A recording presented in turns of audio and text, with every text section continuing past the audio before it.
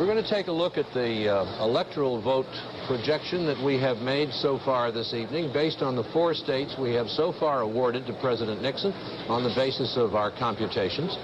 You will see there that those 4 states, Ohio, Kentucky, Tennessee, and Indiana, give President Nixon 57 electoral votes so far. McGovern, so far, none.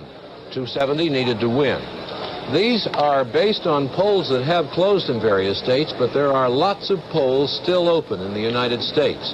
They are closing in some eastern states, but in those states that you see identified there on your screen, those polls are still open, and if you haven't voted, go out and vote.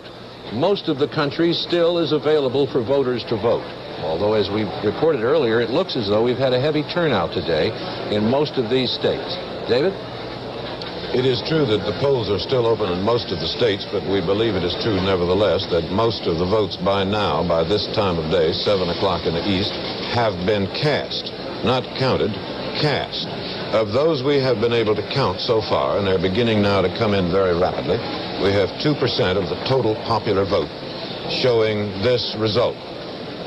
Nixon leading by almost exactly 2-1. These returns are almost entirely from the states of Indiana, Kentucky, and Tennessee, where the president was expected to do well, but there was no expectation that he would do that well. That's the popular vote figure up to this point. John? We're going to take a look now at the returns that are coming in from those states where polls have closed, and we've awarded those 4 states to President Nixon. As you can see, in Ohio, it's 25 electoral votes. We have awarded to President Nixon with 57% of the vote, better than he did last time. In Kentucky, Nixon did not this well the last time. He only got 43% of the vote, but then George Wallace was in the race then. In Tennessee, 10 electoral votes, we see that the president is far, far ahead. I'm not sure that that lead will hold. And finally, in Indiana, which was regarded as a certain state for the president, he is better than 2-1 now over George McGovern with 12% of the vote in. So as we see on our victory boards here, these boards which show us what states our projections have declared winners, it's Nixon, Tennessee, Kentucky, Indiana, Ohio. 4 important states, quite a sizable number, 57 electoral votes there given to him so far in the early hours of this election. Heavy turnout, lots of ticket splitting. We'll be reporting on that. But now here's Edwin Newman covering the House races. Well, John, if what you and David have been saying is correct, and there's certainly no reason to think that it isn't, the main interest in this election is going to be the size of the president's margin and the effect that has in the House and the Senate, and the possibility that the Republicans will capture control of the House and the Senate. So what we're looking for tonight is evidence of how strong and how long the president's coattails are, as the saying goes, and whether there's going to be much ticket splitting. Now, let's look at the returns we have from the House so far, which show the Republicans with 16 seats and the Democrats with 6, but this is a figure substantially without meaning. There's been no change, and those seats have gone as they were expected to go. But we want to look at 2 particular races. First, the 6th district in Tennessee. Now, here, William Anderson, the Democratic representative, is running 8% behind his Republican opponent, Robin Beard, who, by the way, has never run for office before. This was a Democratic area by about 66% with about 66% of the Democrats in the last election. So here it looks as though the president definitely is pulling a Republican along with him. Coattails here for the president. The other one we want to look at now is in Indiana, 3rd district in Indiana. Now, this is Bradamus, the Democrat, is the incumbent, and he is doing, as you see, extremely well on the basis of about 1/4 of the vote in so far. Last time, Bradamus got 60%. This time, he's running so far about 64%. So it appears that for his Republican opponent, Newman, the president does not have any coattails, and so it appears neither do I. Now for the Senate races, Garrick Upley. Yes, and as we reported earlier, we do have one winner projected by NBC News. Senator Baker, the Republican incumbent in the state of Tennessee, we project that he will win with 57% of the vote tonight. This comes as no real surprise. As of right now, Baker is leading his Democratic opponent, Congressman Ray Blanton. The vote shows that Baker has 58% of the vote to 42% for Representative Blanton. Busing was a big issue here in Tennessee. Representative Blanton tried to charge that Baker was soft on busing. Baker denied that. Blanton tried to win the Wallace vote, the black vote. He failed to do that or didn't get enough of it, and we think now that Senator Baker will be the winner tonight in Tennessee. Kentucky is another state where we have a lot of returns in, and they show really a close horse race. There it is, with more than half of the votes reported. Louis Nunn, a former Republican governor of Kentucky, and Walter Huddleston, the Democratic challenger, are neck and neck. Huddleston just slightly ahead of Nunn. This is a Republican Senate seat, and so the Democrats can win here. It'll be the first Democratic senator from Kentucky in 18 years, and will be something of an upset. It will also set back Republican hopes that they can capture the Senate this year in today's election. What is especially interesting here is that Richard Nixon is carrying Kentucky by quite a large margin, more than 60%, 65% as of now. It shows simply that people in Kentucky are splitting their votes. Louis Nunn, the Republican Senate candidate, tried to associate his opponent, Huddleston, with George McGovern, and it hasn't taken among the voters. Huddleston is running very strong and, in fact, may win there tonight, although it's too close to call right now, of course. Let's look at the rest of our board. The one victory we have in Tennessee is that of Republican Howard Baker. That board tonight will show changes, pluses or minuses in the Senate seats. The Republicans, as you know, have to win 5 Democratic seats to gain control of the Senate. That would give them 50 seats to 50 of the Democrats, and Vice President Agnew would then cast the tie-breaking vote. The 33 Senate races do not include 27 Republicans and 41 Democrats who are already in the Senate. These are people who are not standing for election this year. Now, let's go over and see what's happening in the governor races from Cassie Mack. In the governor's races, there are 18 governors running. We have one projected winner, and that's Dr. Otis Bowen in Indiana. Dr. Bowen is a Republican. He is a physician and a state legislator. He is Speaker of the House in Indiana. And this race was thought to be a lot closer than it turned out to be. He was running against Matthew Welsh, the Democrat there. Right now, with 14% of the vote in, Dr. Bowen has 59% of the vote, and Welsh 41%. The third candidate there is the American Independent Party candidate. In this state, apparently President Nixon is winning all over the entire state, with the single exception of the area around Gary, Indiana. There he and Senator McGovern are running neck and neck, and this must have something to do with the way Dr. Bowen is running. Dr. Bowen said during the election out there, during the campaign, that the major difference between himself and Mr. Welsh was that his opponent supports President Nixon, and that Mr. Welsh did not. Now we go on to Vermont, where the returns there show that Luther Hackett, the Republican, in Vermont, Luther Hackett, the Republican, is ahead. There's just 1% of the vote in there. Vermont is traditionally a Republican state. Thomas Salmon, the Democrat, has 33% of the vote, and Bernard Sanders, the Liberty Union candidate, just has 1 vote, 0%. Finally, in New Hampshire, we have 2% of the vote in, and there Malcolm McLean, who is the independent candidate, has 64% of the vote, which is still very early. Melvin Thompson, the Republican, has 29%, and Roger Crowley, the Democrat, has 7%. And now back to David. Thank you. On the basis of figures we have received and counted from 4 states where the polls close early, beginning at 4 in the afternoon in one and 6 in others, 6 and 7, we have now projected 4 states as having gone to President Nixon. They are Tennessee, Kentucky, Indiana, and Ohio, with a total of 57 electoral votes. Now we're going to look at the popular vote total. That is the number of votes cast by people going into voting booths and marking ballots or pulling machine handles. And this is what we get with 2% in and counted.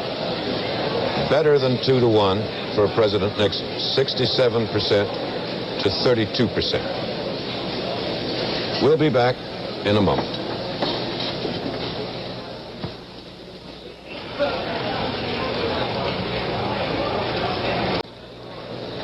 With the indications that the voter turnout today was heavy, both the Republicans and the Democrats were saying early, that's good for us.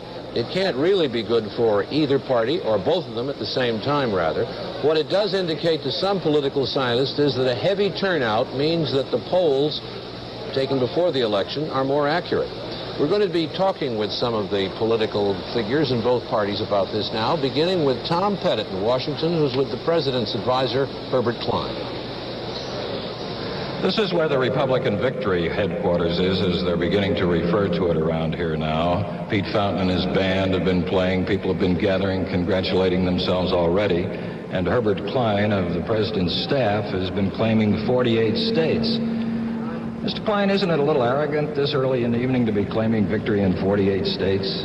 I didn't claim it, of course, in the evening. I made that prediction yesterday, and looking at information with both Bob Finch and myself had collected in the examination of states that we've been in, and looking, I think, very factually at where the polls were. Other point I made, and I think it's very important because there are a lot of people yet to vote tonight, and I think that the decision really whether I'm correct or not will be determined by whether people continue to vote as heavily as they have thus far today, and I predict it'll be a record vote. What kind of hard information do you have from your people out in the states that your prediction will hold up? What are you going on? First, we had the urging by the president to have a lot of volunteers working for a heavy vote, and we've had a heavy vote. Secondly, looking at some of the key areas which I look at as bellwether areas. For example, it's just been projected that the president is carrying Kentucky. I think the key there is that he's carried Louisville by a very large margin. One of the close states, which both Mr. Finch and I studied this quite a lot and reached our conclusions independently, but one of the states that we were much concerned about and still are because it's going to be close was Michigan. But in Michigan, I noted in the studies we've made, the vote has been below average in 1968. For example, in Detroit, it's been heavier than average in the suburban areas. So you're not sure about Michigan? Now, I believe the president will carry based on that trend, and therefore I stand by my prediction of 48 states. Thank you. Herbert Klein, advisor to the president. This is Tom Pettit, NBC News at Republican headquarters in Washington. Now to John Cochran at McGovern headquarters in Washington. We're at Democratic headquarters in Washington, and with me is Frank Mankiewicz, the national political director for the McGovern-Shriver campaign. Mr. Mankiewicz, a few minutes ago, some of your people were a little upset. They thought that NBC News had projected a landslide election victory for President Nixon. That actually isn't correct. I believe we've projected a Nixon win in 4 states, Indiana, Ohio, Tennessee, and Kentucky. Any surprises there for you? No. The surprise is that you'd project Ohio with less than 900 votes cast. I think that's very premature. Polls have not closed in a number of places in Ohio. Some of the smaller towns like Cleveland. We anticipate that Ohio is a close race. The other 3 states are not a surprise. They're just about what we thought they'd be. Okay. Do you have any indications that you're going to have a strong vote elsewhere in Ohio from those places that have already reported? We have not analyzed that. All we've been getting, as I'm sure you have too, is just the raw vote. And as I say, there's less than 900 votes counted, and largely from outlying areas. But the reports we're getting of voting in Ohio, and particularly in the other states where we think we're going to win, have been rather encouraging. We think it'll be a long night and a close election.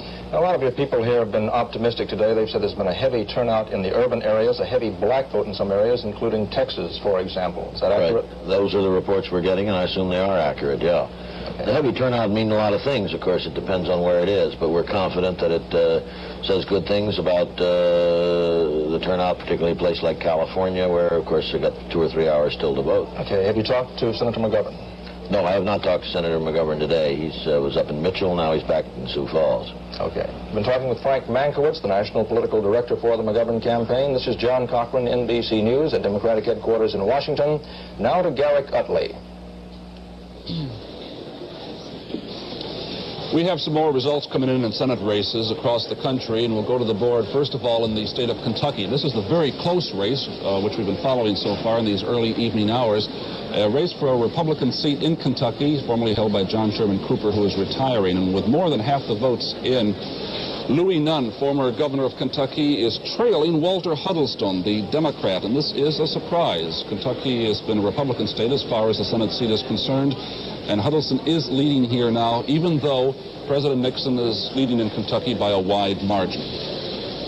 Alabama, southern state, just a handful of votes in there. John Sparkman, the Democratic incumbent, who's been in the Senate for a long time, approximately, well, more than 25 years, is way ahead of Winton Blunt, former Postmaster General of the United States. Sparkman, of course, expected to win there in Alabama. Now to John Chancellor.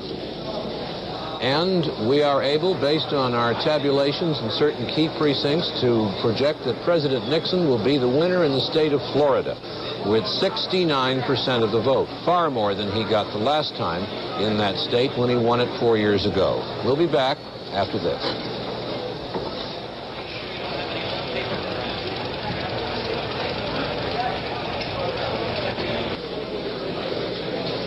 A minute ago, as you heard, we had enough returns from Florida, where the polls closed, to project that Mr. Nixon would win Florida with 69% of the total vote.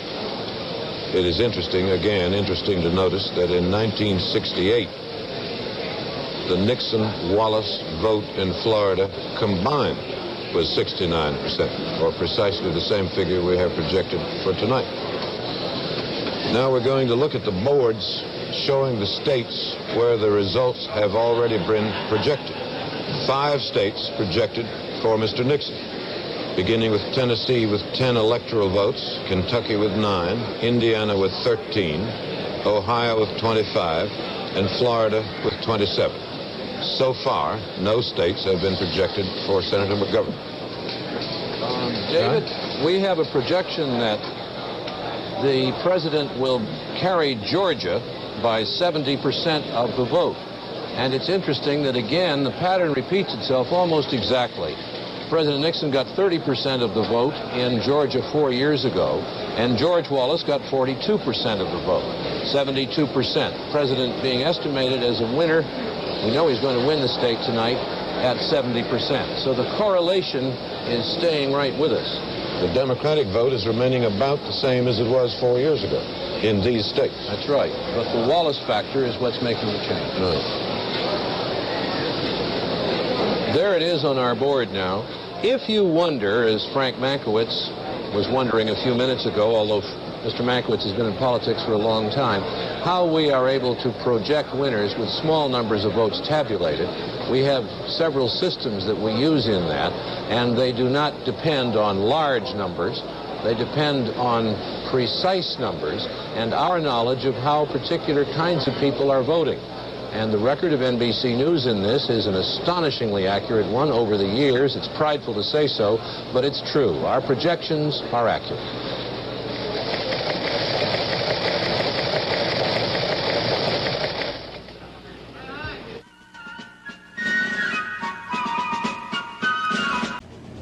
Well, they're still voting here in the 5th District, which includes Metro, Nashville, and Robertson and Cheatham counties. Obviously, no local returns will be available until after the polls close at 7 o'clock.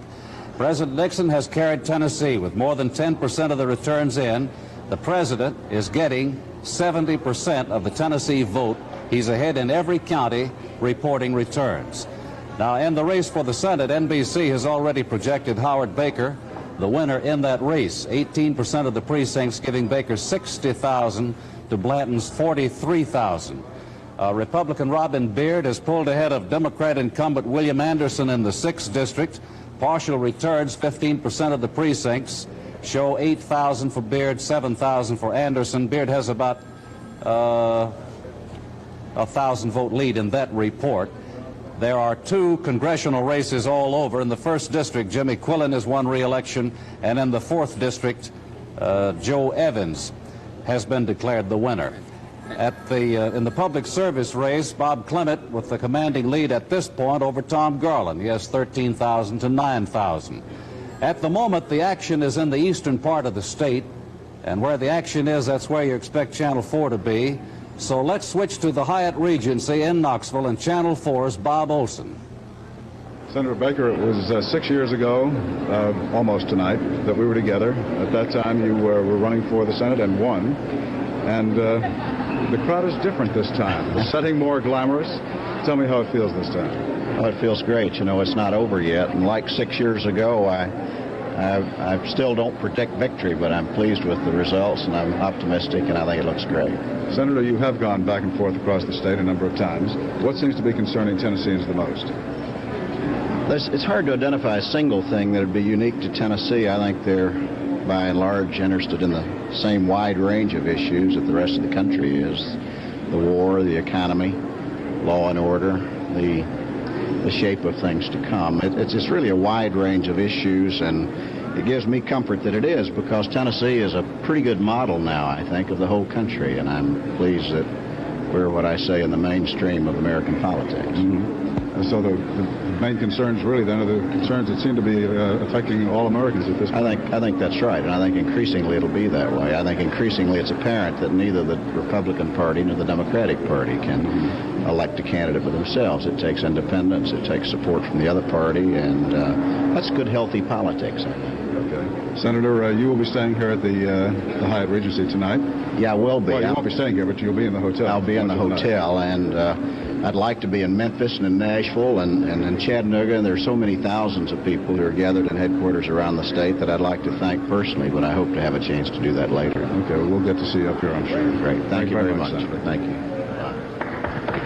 Now, this is Bob Olson at the Baker headquarters in Knoxville. U.S. Representative Ray Blanton is Senator Baker's principal opponent, and we'll be hearing from Blanton headquarters after this message. We'll be right back.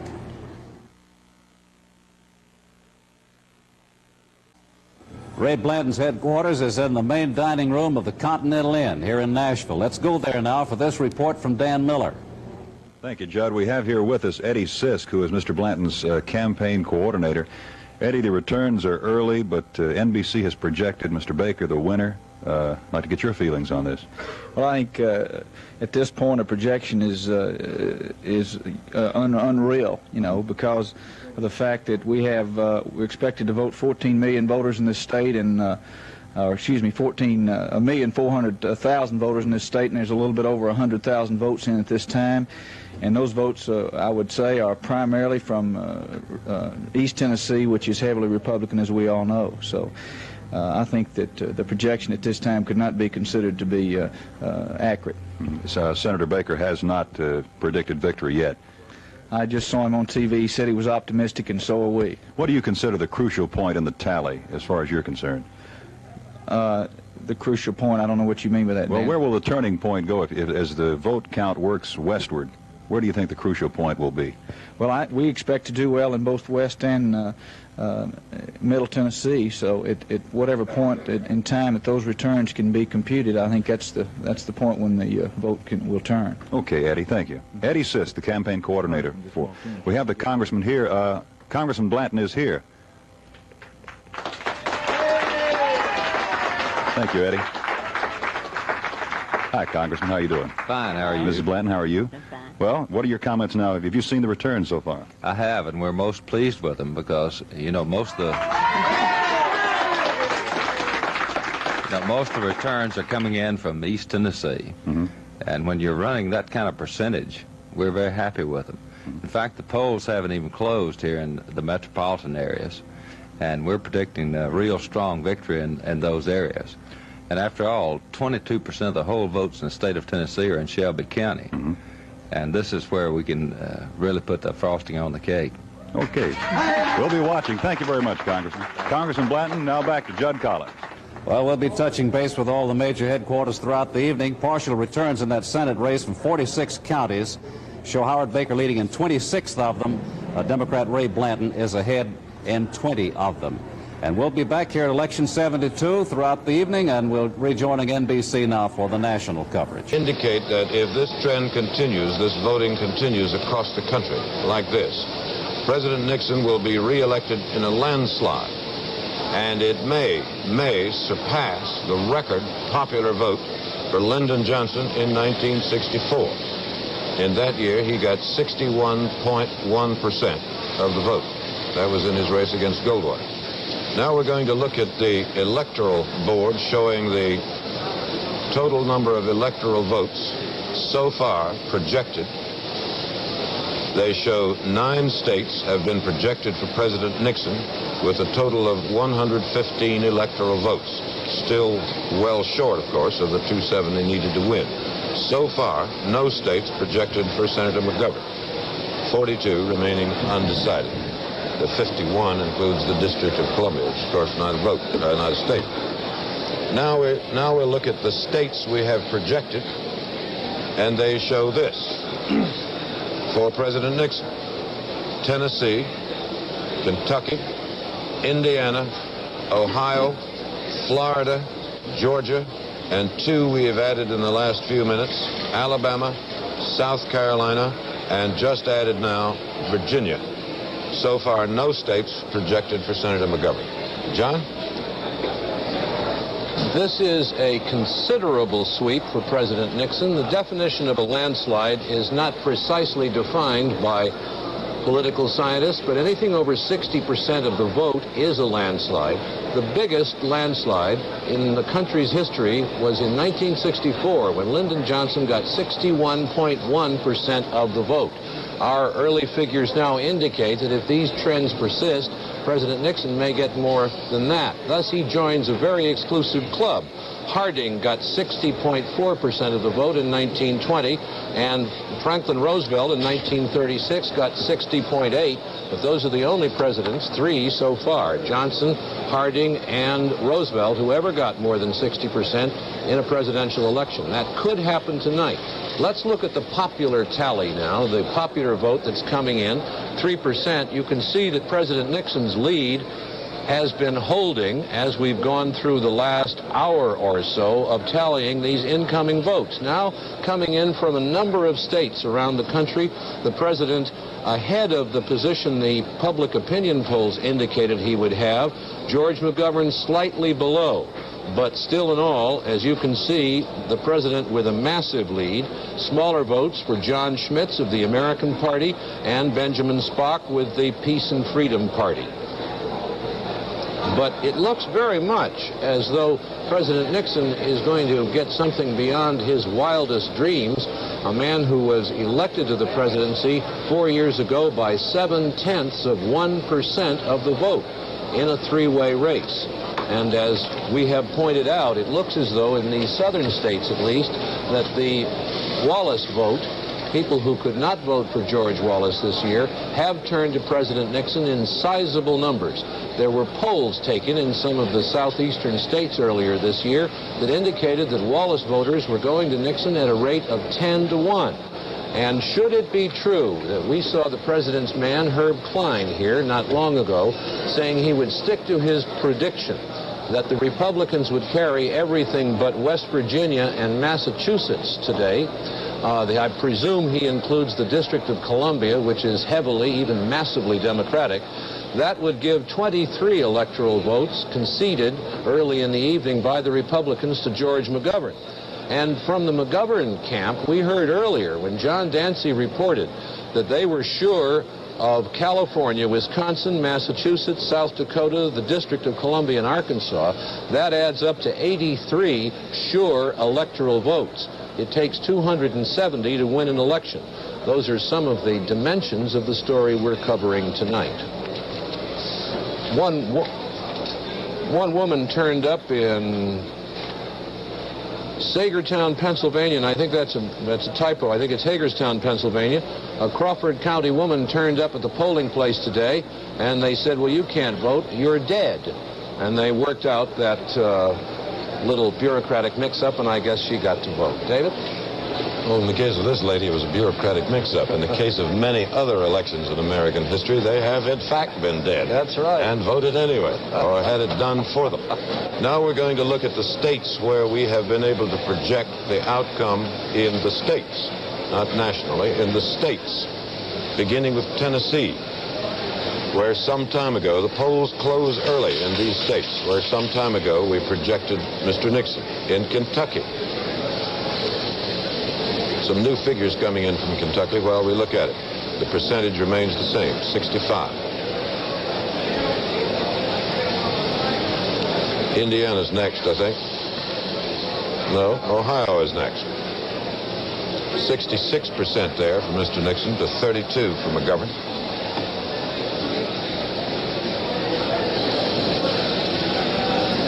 Florida, one we've added in the last few minutes. 8% of the vote is in. It appears to us, having analyzed the figures we have, that Mr. Nixon will win that and will win Georgia with 77% of the vote, 23 for McGovern. That's the state-by-state popular vote as we have it now. Now we're going over to Garrick Utley. Garrick? David, one of the most active areas in the Senate races tonight is the South and the border state area. There are 13 races in all, and we're going to look at 5 of them right now. First of all, in Kentucky, where we have 78% of the votes in, and this has been a close one all night. And the Democratic candidate, Walter Huddleston, has been holding on to a slim lead over former Republican governor of Kentucky, Louis Nunn, 51 to 49%. It's too early to call that one, though, but as we've been watching the figures come in, Huddleston has held on to his lead. Virginia, just a handful of votes in, but what we have is interesting. William Spong is the Democratic incumbent, and he is trailing William Scott, the Republican challenger in Virginia. At the start of the campaign this fall, it was felt that Spong was not in any real trouble, but in the closing weeks, Scott, the challenger, was able to associate Spong with George McGovern, and it has paid off. Scott has waged a very heavy television and radio campaign there in the closing days of the race, and he is now leading, but with very few votes in from Virginia. Alabama, a state down south where John Sparkman is the Democratic incumbent, and no surprises here. Sparkman, with 1% of the vote in, has a wide lead over Winton Blunt, the former Postmaster General in the Nixon administration. Georgia is another southern state where we have an interesting race. It's a Democratic seat formerly held by Richard Russell, who died a year ago. Fletcher Thompson, Republican congressman, is trailing Sam Nunn, the Democratic candidate, by a fairly wide margin with just 2% of the votes in. We expect that the race here will be much closer than that as additional reports come in. But this is one of the seats the Republicans have hopes of winning away from the Democrats. Tennessee, we already have a winner, Senator Howard Baker, the Republican incumbent, with 61% right now. We project that he will win with about 57%. Now, we're going to go over and see what's happening in the governor's races from Cassie Mack. Probably 2 of the most interesting governor's races being held tonight are in Illinois and in West Virginia. The reason is there are 2 very strong Democratic candidates trying to defeat 2 Republicans already in office. In Illinois, there is Dan Walker, the Democrat, who has walked all over the state of Illinois, walking Dan Walker, they call him, who is trying to unseat Richard Ogilvie. Governor Ogilvie's in a little trouble in Illinois because he imposed the first state income tax there. And in West Virginia, a Rockefeller who is a Democrat, John D. Rockefeller IV, calls himself J. Rockefeller, is trying to defeat Arch Moore. Moore is trying to be elected to a 2nd term as governor of West Virginia, and he's been a politician in West Virginia for a long time and has always been rather popular. In both of those states, Illinois and West Virginia, the races are so close that none of the poll takers or the experts would call how they would come out. We don't have any returns yet from those 2 states, but we do have live reports. First, in West Virginia, Steve Delaney.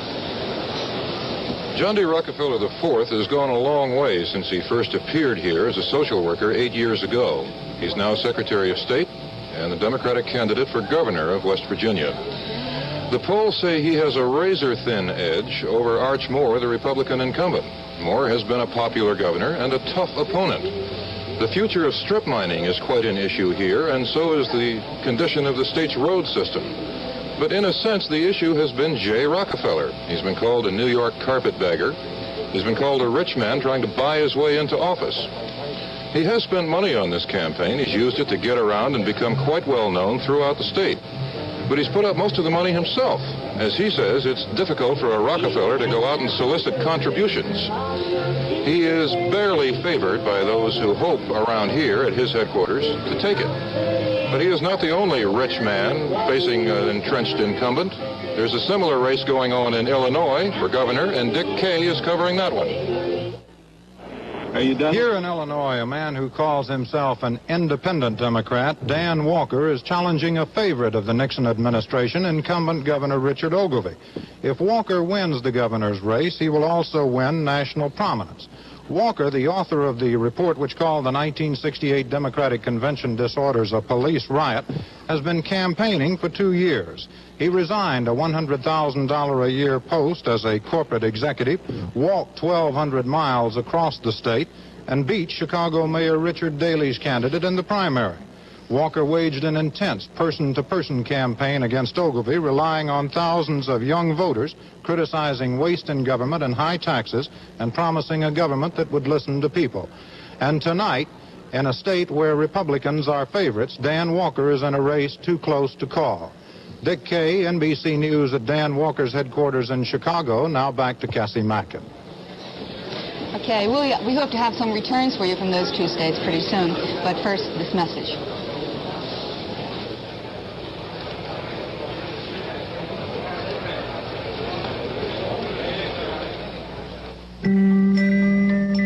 She's a young lady. She's a little girl. She likes to run and jump. She likes to wear pretty grown-up dresses. JCPenney has a whole new collection of young holiday fashions for her, so we can make you both happy for $5 to $15. Yes, she wants to look grown-up, but we know she's still a romping kid. At JCPenney, we know what you're looking for. This is the new JCPenney washer, built to handle up to 18 pounds of heavy clothes, or to machine wash fabrics you normally wash by hand. Just set the dial to the right wash program. It'll do the rest. And this is the matching dryer, with a choice of temperature settings and a special timer. When it's through, it tells you. All totally simple to use. And the price is our second best deed of the year. Our best deed? That's our guarantee. The kind you've always looked for. No ifs, ands, or buts. No small print. During the first year after purchase, we provide home service parts and labor to repair any defective surface finishes, which are guaranteed for 30 days. During the second year, we provide replacement parts. Labor is extra. During the third, fourth, and fifth years, we provide replacement parts to repair the washer transmission. Labor is extra. Contact us for our service. At JCPenney, we know what you're looking for. There are 2 reasons that seem to be apparent tonight for the fact that President Nixon is doing so well, and indeed his returns are showing all the elements of a landslide, perhaps even a greater landslide than Lyndon Johnson got against Barry Goldwater 4 years ago. One of the reasons for this is the fact that the Republicans spent a great deal of money and effort and time this year contacting voters. They believe that by Election Day, it was their plan to have contacted up to 40% of all the eligible voters in the country with a personal visit or a call. This is enormously expensive campaigning in terms of politics. You can buy a television or a radio spot and hope that you have reached a certain number of people. But individual contacts are quite expensive, and they apparently are paying off for the president tonight. For example, during the campaign, Clark McGregor, the president's campaign manager, cut $3.5 million out of the Republican advertising budget so that money could be spent on contacting voters personally. As I say, that is probably one of the significant reasons for the president's showing tonight. The other is the blue-collar vote. For example, let's look at the returns in Ohio as we see them now with 4% in. Nixon doing about twice as well as George McGovern, and the reason for that is that the president is doing well with blue-collar workers. In other states, we find with middle-income workers as well. And Douglas Kiker has an analysis of this theme for us in Washington. The preliminary indications are that there's going to be a sizable switch in blue-collar voting all over the nation, from Democratic columns to Republican columns. And this could contribute significantly to President Nixon's lead. The blue-collar vote is a swing vote in presidential elections. It represents about 40% of the national total. And it's even higher in the big swing states. For example, in Michigan, it's 60%. In Pennsylvania, it's 61%. In Ohio, it's 60%. The polls showed that President Nixon was ahead 55 to 45% among blue-collar workers. Well, we have our first blue-collar results in now from Indiana and Ohio. We'll take a look at them. All the blue-collar results are in from Indiana. That represents about 1/3 of the vote in Indiana. And President Nixon is getting 58% of the blue-collar vote, an increase of 23%. George McGovern is getting 42%. It appears in Indiana about all the blue-collar vote is going, the Wallace vote is going to President Nixon. In Ohio, where the blue-collar vote is 1/3 of the vote, President Nixon is not doing so well. He's getting only 42%, but that represents an increase of 19%.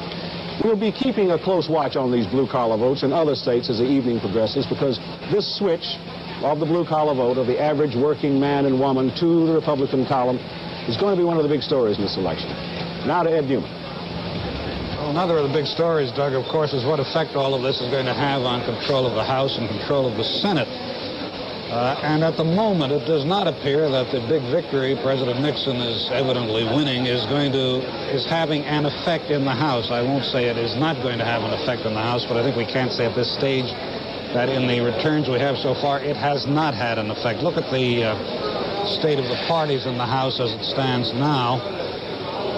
There has been a change of 1 seat from the Democrats to the Republicans, and the magic figure for the Republicans is 39. They need a net gain of 39 to take outright control of the House and organize it. So far, they have got 1. Now, these are early times, but there is evidence of so much ticket splitting that it may be that the president's victory is not going to express itself very much in the House. Take the state of Kentucky. There are 7 House seats in Kentucky. The Democrats have held 5, the Republicans 2, and at the moment the Democrats still have 4 of them and appear to be on their way to victory in the 5th, which would mean no change in Kentucky. Look further at the 3rd district of Kentucky, where Romano Mazzoli is the Democratic candidate. In 1970, Mazzoli won by 200 votes. There was no closer race in the country. Now see what he's doing this time. He was helped by redistricting. He happens to be also an extremely effective candidate. But you can see that whatever strength the president has not rubbed off on the Republican candidate, Phil Kalin Jr. One last point, the presidential vote is running about 68% to 31% so far for the president. In the national computation in House races, it's about 51% for the Republicans and 48% to the Democrats, which is quite a difference. Now, if we look at the Senate races, Garrett up. And Ed, we have 3 winners, NBC News projects. First of all, in Mississippi, none of the 3 are surprises. In Mississippi, least of all, Senator James O. Eastland is projected to win with 67% of the votes. This is the way the vote stands right now. It shows that Senator Eastland is leading his opponent by a wide margin. Gil Carmichael never really had a chance. Not only was he low on campaign funds, but President Nixon wouldn't endorse him. President Nixon said that he liked Eastland's voting record and that the White House was backing the Democratic candidate. Senator Eastland will be returning to the Senate for his 6th term. He's been there since 1942. In Alabama, we have another winner, John Sparkman, the incumbent Democrat. We project that he will win with 61% of the vote. Sparkman, of course, 20 years ago tonight was the Democratic vice presidential candidate running with Adlai Stevenson. He lost in 1952, but he'll be going back to the Senate for another term. And we also have returns from West Virginia. And in West Virginia, it shows that Senator Jennings Randolph, the Democratic incumbent, will win. NBC News projects that he will win by 63%. Right now, he is just 1 percentage point under that. His opponent is Louise Leonard of West Virginia, Republican, the only woman challenger in the Senate races this year. And we now have one more result. That is in Illinois, where we project that Republican incumbent Charles Percy will win. He is running against Democratic challenger Roman Kuczynski, a Democratic congressman. Percy right now has 47%. If Kuczynski is 53%, we must say, though, that these first results are coming from the Chicago area. The fact that Percy is running so strong, we think means that he will win. We project he will win with 63% in Illinois. That's the situation right now in the Senate, and we'll have more election returns after this message from J.C. Penney.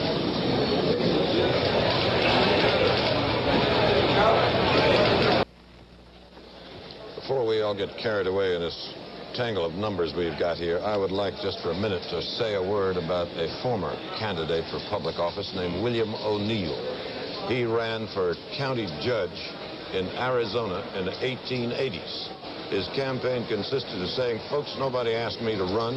I don't have any special qualifications. Anybody in the county could do the job as well as I can, but it's an easy job and it pays well, and I'd like to have it. And he won. There's a statue of him now in the county courthouse, more than happens to most politicians. Honesty will get you a long way in politics.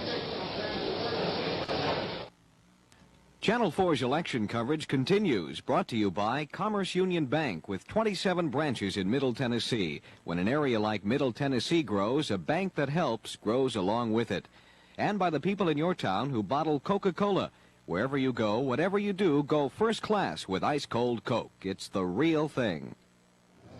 38% of the precincts in Tennessee give President Nixon 211,000, McGovern 84,000. In the state Senate race between Howard Baker and Ray Blanton, Senator Baker has 185,000, Blanton 114,000, 38% of the precincts in that report. In the contest for Public Service Commissioner, Bob Clement with 29,000, Garland 26,000, and 11% of the precincts in that report. Right, Judge. We have a projection on the Public Service Commission race where Bob Clement, according to our projection precincts, will get 58% of the vote, and it appears that Bob Clement will be the next Public Service Commissioner. And as you've seen, the lead that Beard has over his opponent, Bill Anderson, at the moment. The polls still are not closed in the 5th District. However, the Adams headquarters is the scene of much activity, as is the Fulton headquarters. We're going to switch to the headquarters of Alf Adams at the Mediterranean Room of the Sheraton downtown, and here's Dave Daughtry.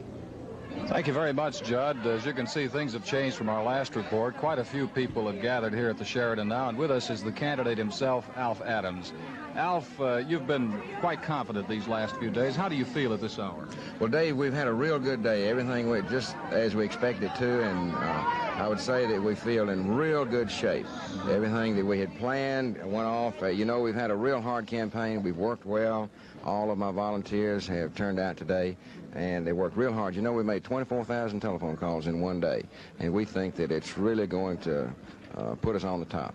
There are some indications in the first initial return, something like 26 precincts in the absentee voting, that you are trailing at this time, but it looks to be fairly close. Well, I understand it is fairly close, and the absentee ballots don't worry me. They're not a very big factor in the total count, and I don't believe they've even counted the absentee ballots in the part of town where we expect to run good and strong. Where do you expect to run good and strong? Well, I was raised out around West End High School. I would say from Charlotte Road all the way around to Franklin Road, something like that. But we've got a lot of support all over the whole district, including Robertson and Cheatham counties. So we just feel real good about it. You said earlier that you felt you also needed to carry that area around Charlotte Pike. We do. We're counting on that area around Charlotte Pike quite a bit. There are some indications today that there may have been a lighter black vote than expected. Alf, do you expect this to help your campaign? Probably so. I heard Mr. Fulton say on television or radio just yesterday that he usually gets a large black vote, which is true.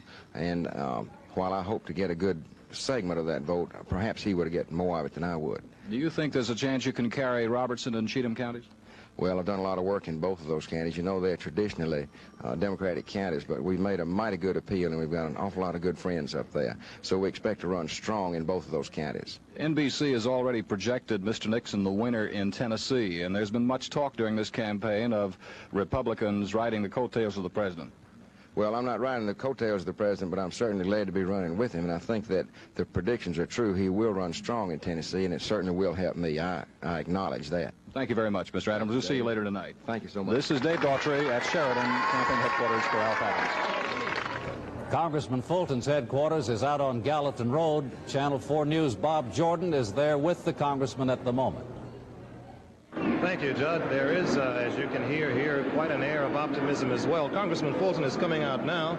Good afternoon, Congressman Fulton. As of yet, no returns have come in so far, but I know you all have been watching key precincts. What do you expect for tonight? Well, I'm expecting, Bob, without sounding overly confident. After having visited over 25 precincts today, both in East Nashville, West Nashville, South Nashville, and North Nashville, I must say that I was just so pleased with the reception that I had at the polls, with the workers at the polls, as well as with those that were going to vote. It's just been most gratifying. Now, there is some indication, some slight indication that the absentee ballots are in your favor. What do you see this as an indication? Well, yes, because I think historically the absentee ballots normally have been cast more by Republicans than they have by Democrats, and at least that has been so in previous elections. And if that is so, and I am running in the neighborhood of 2.5 to 3 to 1 in the absentee ballots that have been counted thus far,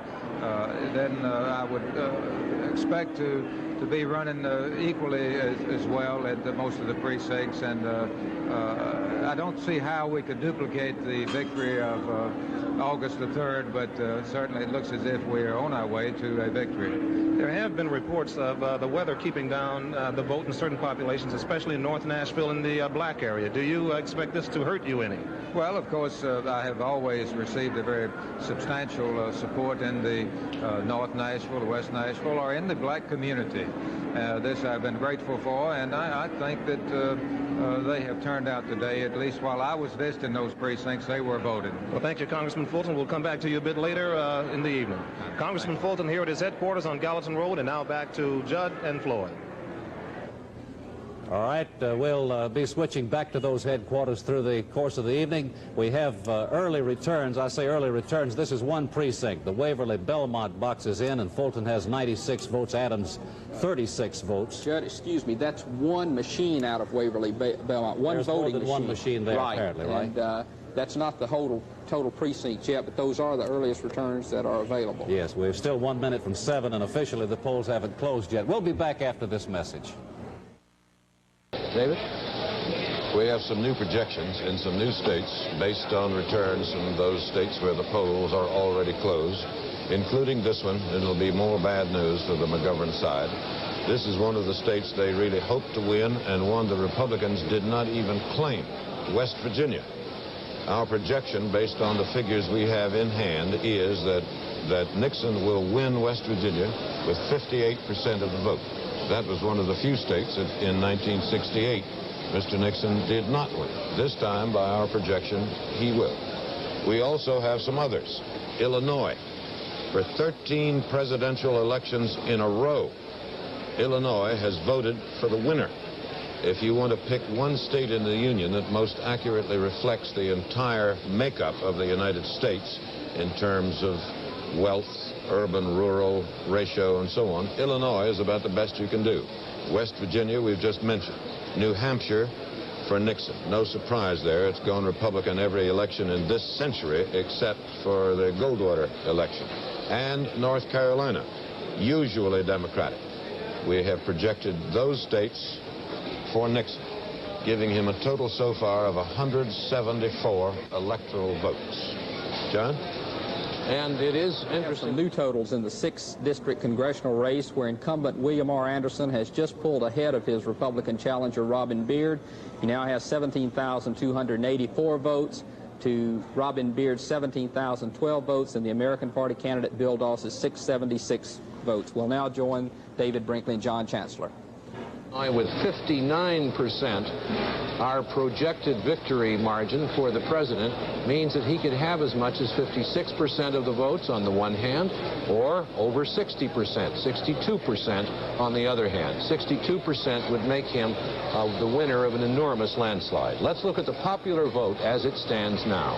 5% of it in, mainly in the East, the South, and the Middle West.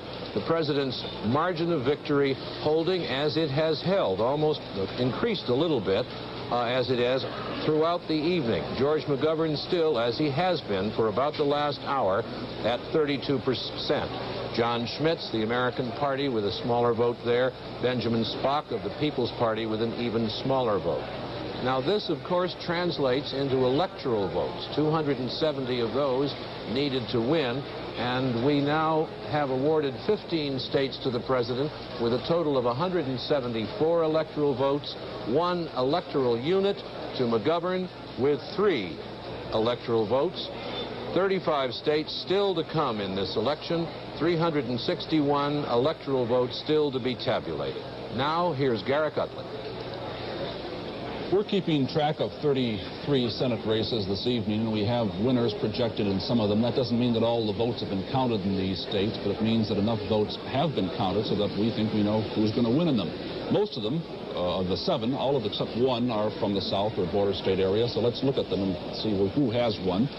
First of all, in the state of Tennessee, Howard Baker, the Republican incumbent, won. We project that he will win with 57% of the vote, which is about what he got last time when he ran.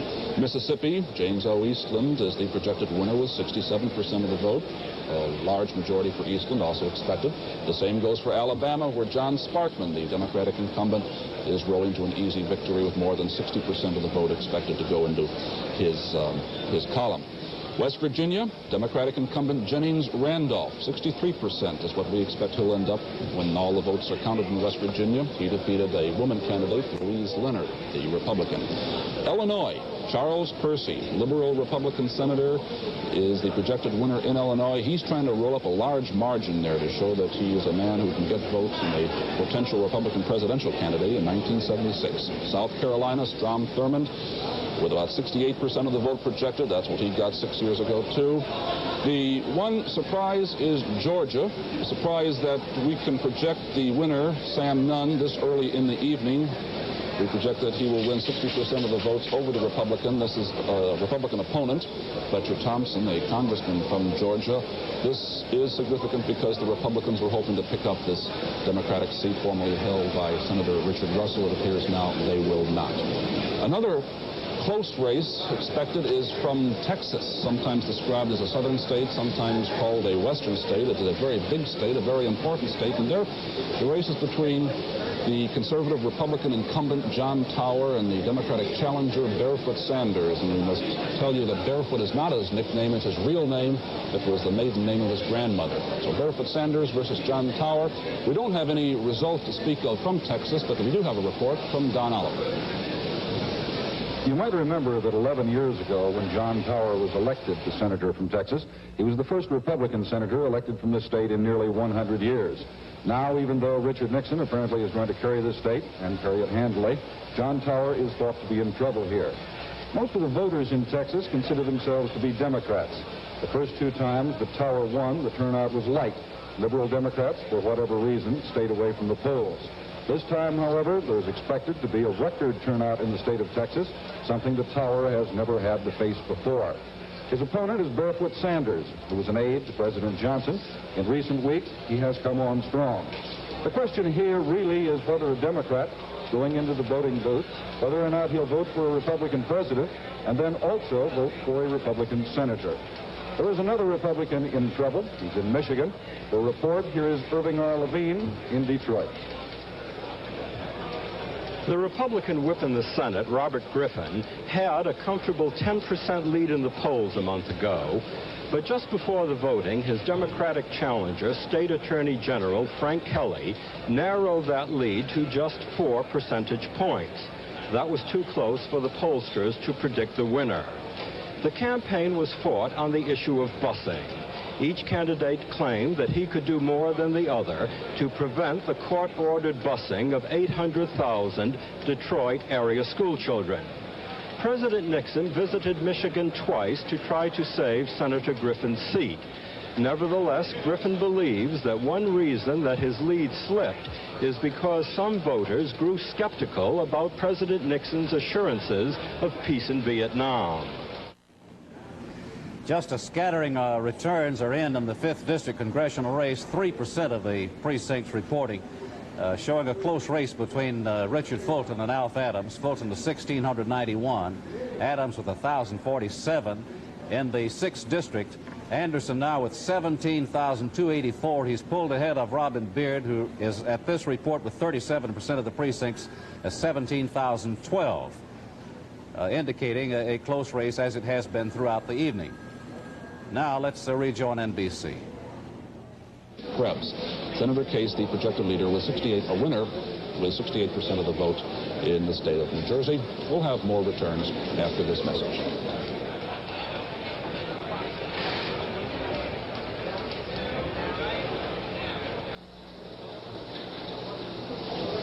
We're back. And John, I've been looking at some of the states where the polls are closed, and we have fairly substantial numbers of figures. And in Illinois, for example, as in nearly all of them, it is interesting to note, as we did note earlier, that the Republican vote in this case, this year, by our projection, the Republican vote is roughly the same as the combined Nixon and Wallace vote 4 years ago, which is to say that the Democratic vote this time has remained approximately where it was 4 years ago, but the Wallace votes and the Nixon votes combined are what Mr. Nixon is winning this time. I don't mean to say, of course, that everyone who voted for Wallace last time is voting for Mr. Nixon this time, but it is apparent that the percentages come out about the same. Well, and what's apparent is that the president has, through his policies and his perceived policies, won the Wallace vote. Yeah, no question about that. I think we knew that ahead of time, polling and other techniques. John? We have another state of which we are awarding to President Nixon. No real surprise here. New Jersey. We project that President Nixon will carry the state of New Jersey with its 17 electoral votes with 56% of the vote. This broadcast that you're looking at is being seen all over the world. Our pictures and our projections and our numbers are being carried in Britain, throughout Scandinavia, in every country in Western Europe, in Switzerland, in Austria, in Israel, in Mexico, and in Japan. And some of those are carrying parts of us in English, and so we can't handle hello or good evening or whatever it is in your time zone in most of those languages, but we're very happy to have all of you overseas watching our program tonight. We've been making some tabulations on what used to be one of the solid political cliches in this country, the solid Democratic South. It is no longer solid Democratic. It hasn't been for a while, but it's very interesting when you look at all of the statistics. From the year 1880 until 1964, just about, the Republicans did not carry a single southern state in a presidential election. That's a colossal record in a large and important part of the country.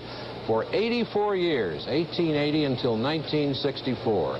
It began to break apart, the solid South, when Harry Truman, running in 1948, lost 4 states to the States' Rights Party.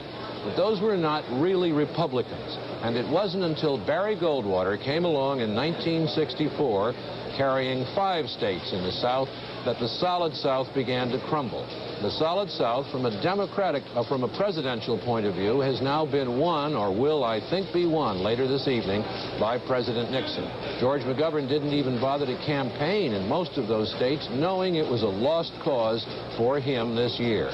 And the South may be, you can't say for sure, a lost cause for the Democratic Party for a long time to come. It is just possible, given the size of the apparent presidential victory tonight.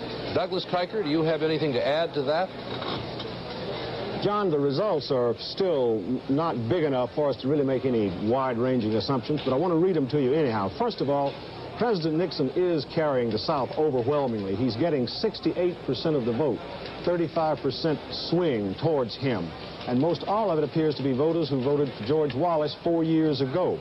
However, in the South, where the Republicans hope to help capture control of the Senate by taking some seats down there, they don't appear to be doing very well. Senator Sparkman, Senator Eastland, Senator Thurman, Sam Nunn of Georgia, Jennings Randolph of Virginia are all pretty much carrying their weight. However, the very interesting thing is in the House races. In 1968, in the House races, the South voted 64% Republican, 64% Democratic, 35% Republican. This time, it's splitting about 50-50.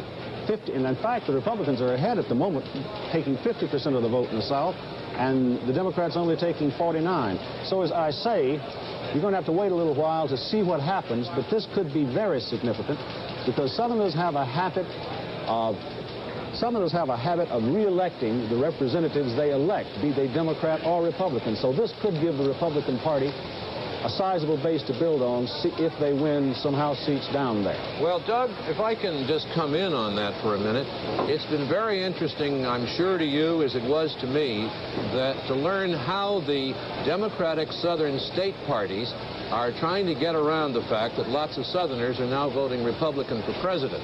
It used to be fairly easy to vote a straight ticket in the South. Quite easy in the Democratic days when Democratic presidents were pulling in Democratic congressmen and senators and governors.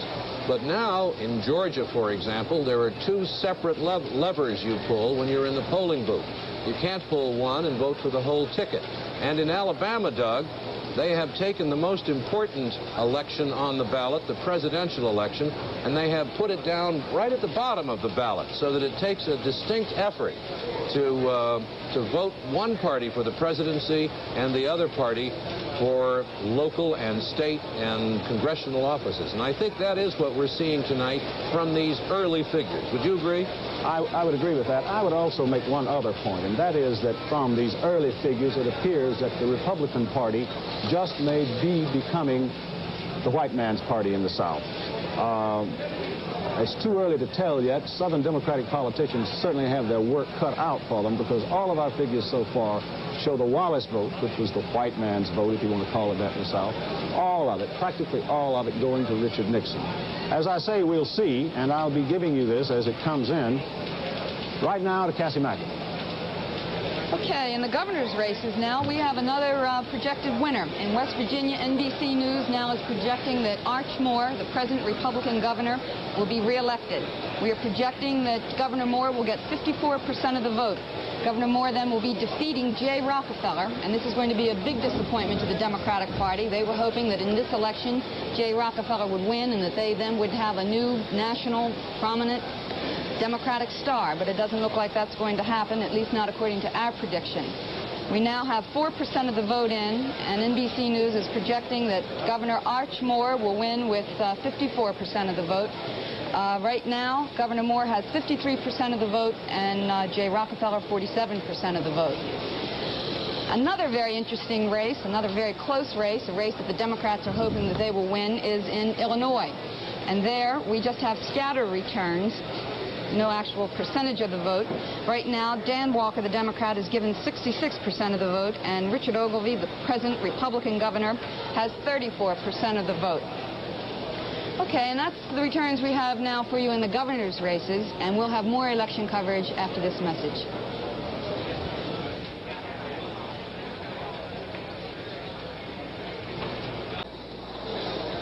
At this hour, NBC News is able to project President Nixon as the winner in the state of Maryland with 62% of the vote. That could be called Agnew's revenge. Vice President Agnew, a Marylander, saw his state go to Hubert Humphrey 4 years ago, but this time with 62% of the vote, it's safely in President Nixon's column. We'd like to look at the Kentucky returns now to show you something interesting that's going on in terms of coattails. On our board, we can see with 89% of the vote in, and that's the vote, President Nixon holding with 64% of the vote in the state of Kentucky, George McGovern with 35%. That, incidentally, that 64% was our projected margin of victory for the president. But if you go to the Senate race in Kentucky, you find that Mr. Nixon's coattails may not be working quite that well. And here's Garrick Utley to talk about that. They aren't, John. Kentucky's Senate race has been the closest and most exciting race all evening. The figures tell the story. With 89% of the votes, almost all of them tabulated, we have Walter Huddleston, the Democratic candidate, leading barely, 51% to 48% for former Kentucky Governor Louis Nunn, a Republican. Neither man is an incumbent. The incumbent is Republican Senator John Sherman Cooper, who is retiring. And, of course, what makes this interesting is that it shows that President Nixon has not been able to help Louis Nunn very much in Kentucky. In fact, we see that Huddleston, the Democratic candidate, is doing well in Louisville. He's cutting into the traditional Republican vote there, although President Nixon is carrying Louisville without any real trouble. Even though we have 89% of the vote in, or 90% of the vote in now, our fearless forecasters still are not at the point where they feel they can call it, but Huddleston is holding his lead. He's been holding it all night. John? We have two more projected states for you. One, President Nixon to win the state of Kansas with 7 electoral votes by 63% of the vote, and President Nixon to win Pennsylvania's 27 votes with 61% of the vote. And I think David Brinkley has just been handed another projection. David? I have, John. It's Connecticut. Our projection is that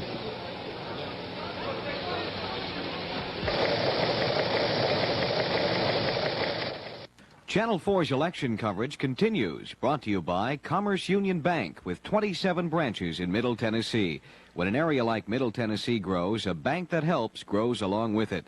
And by Morris Warehouse Showrooms and Morris JVC Sound Centers. There are more than 246,000 voters in the 5th district. Okay. And in the congressional race, Dick Fulton now has 23,886. Adams has 13,261. 40% of the precincts in this report. In the 6th district, a close contest between Bill Anderson and Robin Beard. Anderson with 23,000, Beard 22,000, and 48% of the precincts in the 6th district are in this report. Now let's see how some of the other elections have fared metro-wise. 41% of the precincts give President Nixon 20,000, McGovern 13,000. In the U.S. Senate race, Baker with 17,000 and Blanton 14,000. 41% of the precincts and 39% of the precincts show Bob Clement with 19,000 and Tom Garland with 10,000. Here are some of the legislative races which are of interest to thousands in this area. The incumbent, Charles Robinson, leading Ben Cantrell, 2,400 to 1,100 with half the precincts reporting. That's the 51st district. In the 53rd district, Victor Ellis with 1,300 and Francis Doyle running this time as an independent, 316. 27% of the precincts in the 53rd district. In the 54th, Harold Love, 1,746. 2 independents contesting that race. Dr. Mitchell with 1,172. Dr. D. Brown, 333. In the 55th, Mike Murphy with 1,590. Bob Ferris with 1,054. That's with 33% of the precincts reporting in the 55th district. In the 56th, Mary Anderson, 1,964. Jim Rao, 1,495. 33% of the precincts in the 56th district. In the 57th, Marvin Hopper, 3,656, and Helen Bain, 1,938. That's with 45 precincts reporting. In the 59th, we have Clark with 1,520, Gene Rudisill with 792, 25% of the precincts. And half the precincts in this report show House Speaker Jim McKinney with 2,114, Jim McLean, 1,272. In the congressional race now, 49% of the precincts give Dick Fulton 32,000, Alf Adams 16,000, Douglas 231, and Galvani 56. That's with 49% of the votes in, and 17% of the precincts in this report give Bob Clement 46,000, Tom Garland 36,000. 17% of the state totals in that report. We'll have a report from Republican headquarters in a minute, but right now we're going to pause for this message.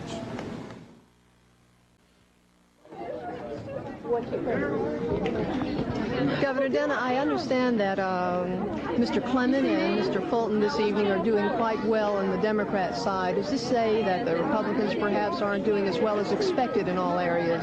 Well, of course, I've expected and hoped for a victory for all Republican candidates. I think the national results and some of the statewide results indicate that things are going relatively well. How they'll go on individual races, I think we're all not in a position to say at this time because the vote is far from being in. I'm very hopeful that Alf Adams, one of the finest men I've ever met in my life, will be elected the congressman from the 5th district. I'm very hopeful that Senator Garland will also do extremely well, but only time will tell. Governor, we've heard in talking to candidates during the race that some Republican senators have been, there's been some dissatisfaction with you over the Supreme Court vacancy and the East Tennessee Medical School. Can you comment on that? Is there a unity problem? Oh, no unity problem at all. I think the Republican Party is probably as well unified as any group of independent people could possibly be. They're not members of any herd, the Republicans. They are very independent, and I respect and admire that. And if I thought they were all going to agree with me, I would figure somebody had quit thinking, and I don't think that's healthy. Well, Governor, I understand the Adams has had a special dinner here this evening. Can you tell us? I understand you had something to do with it. Well, I'd like to give credit to Betty Dunn. We drove over this afternoon and took a beautiful big jug of hot homemade vegetable soup, a beautiful pan of cornbread, piping hot, and a lovely chess pie. And we took it to the Adams for their snack before coming down, because I recall so vividly how wonderful our friends were to us in Memphis, and we wanted to reciprocate. Appreciate it very much, Governor. Thank you, sir. This is Carolyn Lawrence reporting from Republican headquarters at the Sheraton Hotel. Some interesting comments from the governor, and here's some figures on the congressional race. Fulton has now 41,000. Adams has 23,000, and 62% of the precincts are in that report. One item of interest, final unofficial returns in Murfreesboro have given approval to the referendum to legalize the sale of liquor in that city. With all 9 precincts and all absentee ballots counted, those for the proposal registered 1,060 more votes than those against it. That means businesses can legally sell liquor within the Murfreesboro city limits. There are some other referendum questions throughout the state. We hope to have information on that throughout the course of the evening. 64% of the precincts show Fulton with 43,000, Adams with 23,000. In the 6th district, Anderson with 27,000, Beard 25,000, 60% of the precincts in that report. Judd, in looking at the 5th Congressional District now, with the returns that we have, with Richard Fulton at 44,874, with 66% of the precincts in, our projection shows Richard Fulton will get about 62% of the vote totally, to Adams 38% when the final analysis ends. So Richard Fulton has been reelected to a 6th term in Congress, and we're now going to Richard Fulton's headquarters, and here is Bob Jordan. We're here live, Congressman Fulton. We have just projected you as the winner here. Would you like to accept that and make any type of statement? Really not yet, Bob. I'd like to wait until more of the returns are in. Well, if it's all right with you, I'd sort of like to wait till there's really a decisive margin, and wait to hear from my opposition. I think it would be in ill taste for me to say that I accepted victory until I hear from him. All right, thank you, sir. Thank you. That's the way it stands here.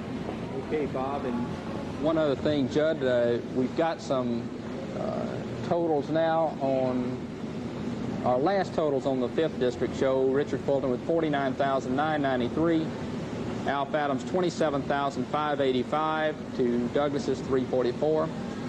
New totals now 50,754 to Adams 28,284. We should say that in looking at one thing, Judd, in the legislature, the Republicans have defeated one incumbent Democrat in Upper East Tennessee. Paris Coffey's been defeated by his Republican opponent, so the governor has now picked up one seat in the legislature. The question is whether across the state he can pick up some more. In the 1st district, Republican Jim Quillen is an easy winner over Democrat Bernard Cantor. In the 4th district, Joe Evans was likewise an easy winner over Billy Joe Finney. And in the 7th district, Ed Jones had no trouble defeating Republican Stockton Adkins. John Duncan was not opposed in his bid for re-election. We now have 74% of the vote in the 5th district, showing Dick Fulton with 52,000, Adams at 29,000. Judson, we should say that in the state Senate, Senator Ernest Crouch has won in McMinnville in his district, beating his Republican opponent by 4-1. And we should make note that here in Nashville, Lloyd McKelvey, now Representative McKelvey, Gentry Crowell in Lebanon, Stanley Rogers in Manchester, John Bragg in Murfreesboro, Marvin Fleming here in Nashville, Charles Pruitt, John Hicks, Cletus McWilliams, Clarence Phillips, and W.R. Spotlow in Lewisburg are all elected to the state legislature without opposition. I guess we also should mention Jim Robertson and Jerry Agee in the Senate. Right. Well, we'll be reviewing the vote for you. We'll not be bashful in giving you the vote totals here during the NBC coverage. We'll return to the network now and be back in a few minutes. The next local and state returns will be brought to you by the people in your town who bottle Coca-Cola. For the taste of your life, enjoy ice-cold Coca-Cola. It's the real thing. And by the bank with 27 branches in Middle Tennessee, Commerce Union Bank. They'll keep building branches until there's one convenient to everyone. That's where the popular vote stands at this moment. 3.5 million for Mr. Nixon, 67%. About 1.75 million for McGovern, 32%. The minor parties with minor votes. Some changes coming in now. The ratio remains roughly the same. Again, our projection that Mr. Nixon is the winner with about 60% of the popular vote. John? Now, let's have a look at the victory board, as we call it. The victory board is where we have put the states won so far in our projections by the candidates. And here's what it looks like. Here's how it came in this evening as the votes unfolded across the country. Tennessee, Kentucky, Indiana, Ohio. Ohio, McGovern was in 13 times and Nixon 1 time during the campaign. Florida, solid Nixon country. Georgia, part of the new Republican presidential South. Alabama, South Carolina, Virginia, Mississippi. Vermont, no surprise there. Illinois, always a hotly contested state and a barometric state. West Virginia, a surprise, going to the Republicans. New Hampshire, not a surprise. North Carolina, not a surprise. Oklahoma had been predicted for President Nixon, as had New Jersey. Maryland, lost by the Republicans last time. Agnew's revenge back in the Republican column. Pennsylvania, a decisively important state for the Democrats, gone tonight to the Republicans. Kansas, no surprise. Connecticut had been predicted. Texas, the Democrats had hoped to carry, but Nixon took it without much trouble. And finally, Tom Eagleton, Senator Eagleton's home state, he possibly having had something to do with what's going on tonight. Missouri in the Republican column. 289 electoral votes now with Missouri added. 23 states for the president. 1 electoral unit, the District of Columbia, going to George McGovern, giving him a score of 3 electoral votes to 289 so far, according to our projections. Now, here's Edwin Newman. We want to see what effect President Nixon's victory is having on the setup in the House, where you will recall if the Republicans ought to gain outright control, which means organize the House, name the committee chairman, they need a net gain of 39. And if we look at the big board that shows how the House is going so far, you see that so far the Republicans have gained 3. And at this rate of gain, obviously, they are not going to get control of the House. Now, you may wonder how, if the Republicans have gained 3, the Democrats have not lost 3, at least that the board doesn't show them losing 3. Well, please take our word for it. It has to do with the changes in the size of state delegations because of the 1970 census and redistricting within states because of the Supreme Court's one-man, one-vote ruling. As I say, the rate of gain so far would not give the Republicans control. It wouldn't bring them close to control. But we'll have to wait and see what happens when other states come in. Let's take a look at the state of Indiana, which was one of the first to be declared for the president. 11 seats. So far, there has been 1 change. And the Democratic loser there is one of the more stalwart liberals in the House, Andrew Jacobs. He has gone down. He has lost to a Presbyterian minister. The Reverend William H. Hudnut III, a 39-year-old Presbyterian minister on leave from his church in Indianapolis. And Andrew Jacobs is leaving the House after 4 terms. We now have in Washington Clark McGregor, who's the director of the committee to re-elect the president, which the committee appears to have done. And with Mr. McGregor is Tom Pettit. Tom? Thank you, Ed. McGregor, your reaction to the NBC projection? Well, we're thrilled.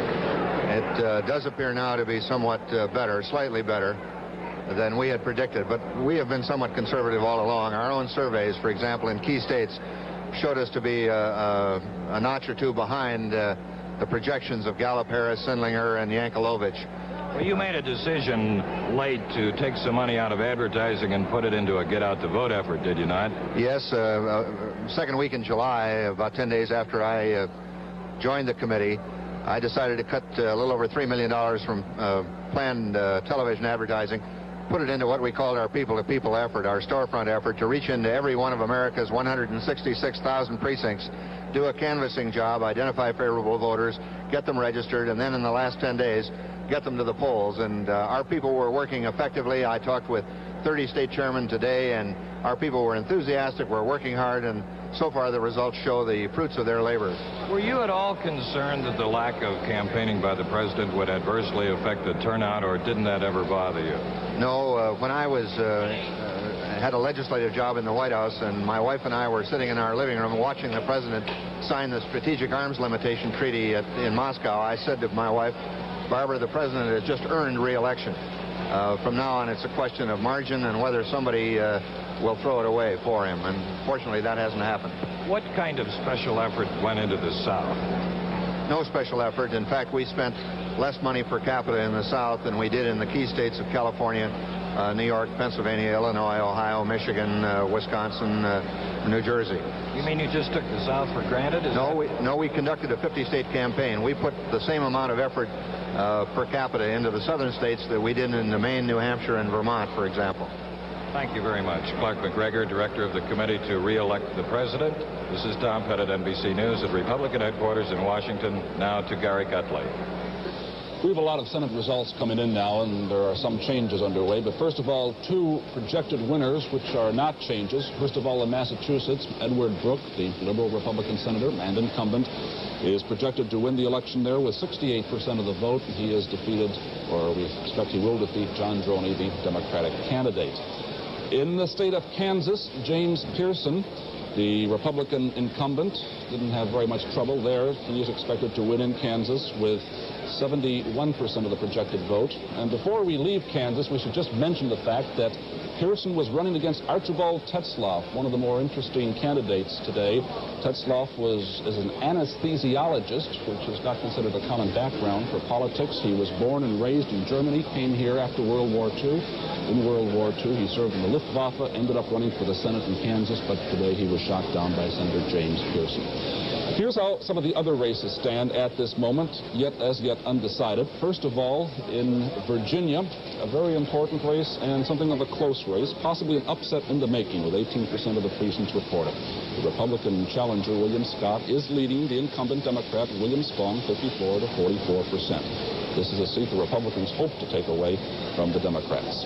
North Carolina, another southern state, and a race watched closely, a Democratic seat.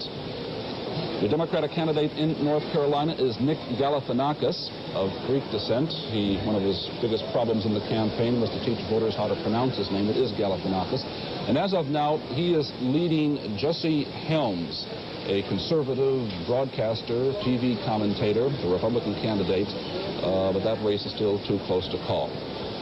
The state of New Hampshire has an interesting race between the Democratic incumbent Thomas McIntyre and Wesley Powell, who is the former governor of New Hampshire. With 8% of the vote in, we now can report that Powell is leading McIntyre 64% to 36%. That with 8% of the vote in. If Powell indeed does win New Hampshire, it'll be another Democratic seat won by the Republicans. Oklahoma, a state the Republicans hope to win and win another Democratic seat. Oklahoma's Senate seat was occupied by Fred Harris, who has resigned or retired. The candidates there are Ed Edmondson, they're a Democratic member of the House of Representatives, and Dewey Bartlett, a former governor of Oklahoma. And in Oklahoma, at this moment, with 7% of the precincts reported, Bartlett, the Republican, is leading Edmondson 54 to 46%. If he wins there, that would be yet another state the Republicans would take from the Democrats. And Delaware, a small state. Not many people paid much attention to the Senate race in Delaware. It's between Caleb Boggs, the Republican incumbent, and James Biden, a Democratic challenger. And in Delaware now, the latest report we have that shows that with 11% of the precincts reported, Biden is leading, Boggs, the incumbent, 55% to 45%. That's with 11% in. That could really be an upset. That could be a state where the Democrats take a Republican seat. Biden, by the way, is the youngest candidate running for the Senate. In fact, he is not old enough to enter the Senate. He is 29 years old today. He will not be 30, the minimum age, until the 22nd of November. Caleb Boggs, as of right now, as we said, is trailing James Biden in the state of Delaware. That with 11% in, there's about a 10% margin between the two. Biden is 10% ahead. Let's go to our board now and see how it stands. These are senators already elected, 6 Republicans and 4 Democrats. You see there's been no net change yet. The senators who have won have all rewon their own seats. There's been no change of seats, although, as we just mentioned, in the several states, there is a possibility that the seats will change hands. The magic number tonight is 5. It takes 5 seats lost by the Democrats or gained by the Republicans to change control of the Senate from the Democrats to the Republican Party. If the Republicans can pick up 5 Democratic seats, they would then have a 50-50 split in the Senate, and Vice President Agnew would cast the tie-breaking vote on behalf of the Republicans. We'll have more after this message.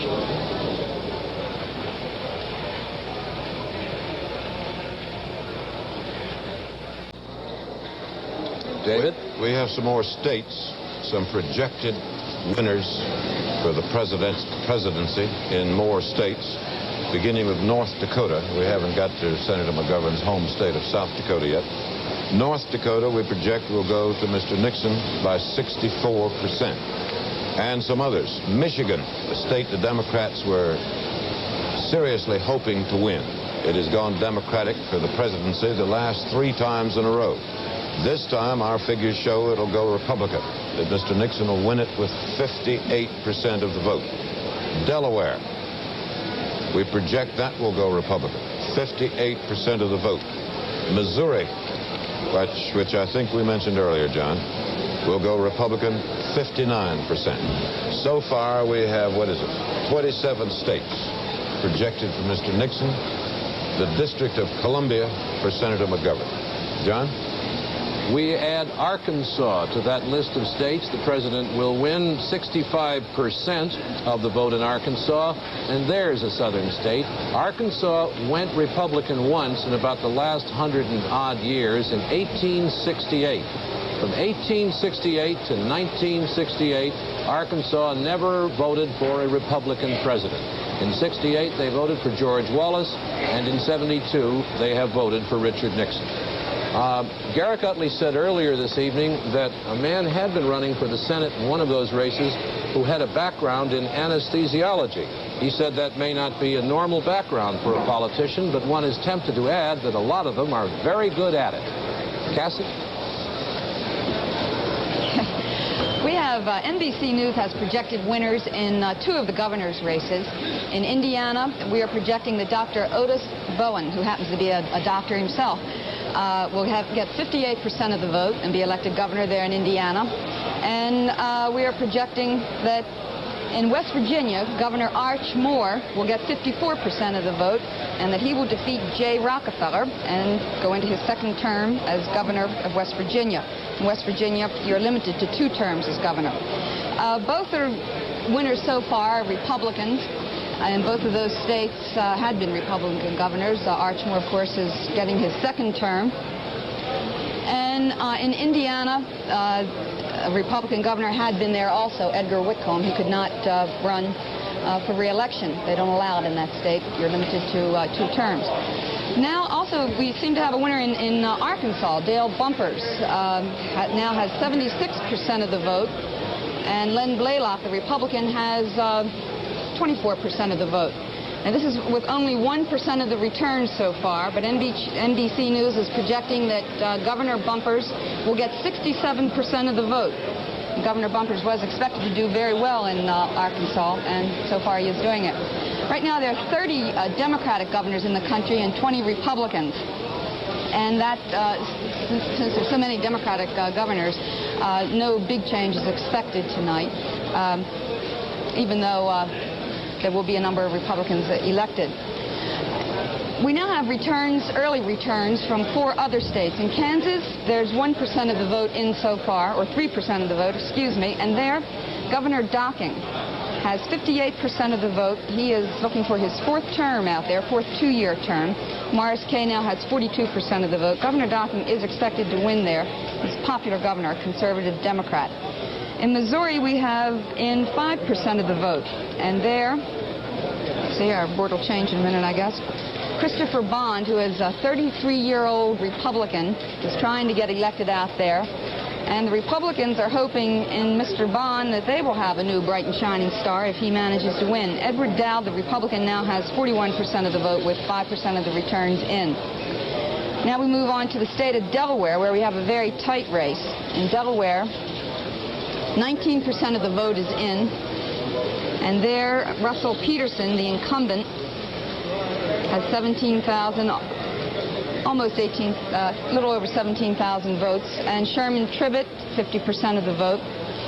Governor Peterson has had a little problem in Delaware concerning income taxes, and that's why that race there is so close. NBC News now is projecting that Robert Docking will be reelected, will be elected to his 4th term in Kansas, and that he will defeat Morris K.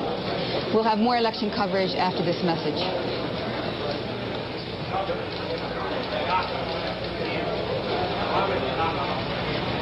We have 96% of the votes in the 5th district race for Congress.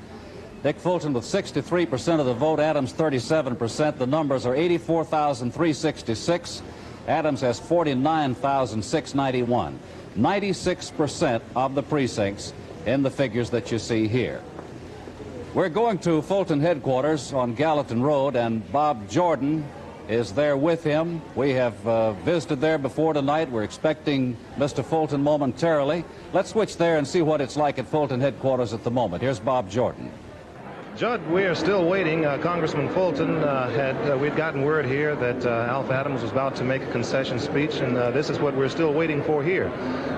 Congressman Fulton is here and standing and waiting just for that. He's standing here next to me. I have the ear set. If in the meantime you'd like to speak to him, Judd. Can you hear me? Yes, Congressman, can you hear me? This is Judd Collins. Yes, I can. You feel pretty good about the race at this point? Yes, I do. Very, very good, Judd. Thank you. Dick, has it gone followed the pattern that you expected? Well, I had, of course, hoped for this margin of victory, but being a very practical politician, I really had my doubts that it would go to this margin. I had thought that a 55-45 would be a great victory, but it appears that we are going to exceed that by several percentage points. Well, Dick, is it just about the way the other 5 races have gone for you? Well, I have, with the exception of 1968, when there was a very active third-party candidate, I have normally won by approximately 60% of the vote. Yes, so this campaign and this voting pattern has just about followed the other races in which you've been involved for the race. Yes, but this is the first time that I've been involved and had this margin of victory when we have had a presidential candidate that ran rather weak in the 5th Congressional District. So I really consider this the greatest victory we've had. Yes, I'm sure that you had thought about the possibility of a strong coattail vote for Mr. Nixon, which is not evidenced in the congressional race in this district. Indeed, I have given that very, very deep thought. A landslide for Mr. Nixon tonight. Did that surprise you? Dick? Also, in the meantime, Judd, we're still waiting if you might have any word from... he's going to give his concession speech right now. Then here we come, Judd.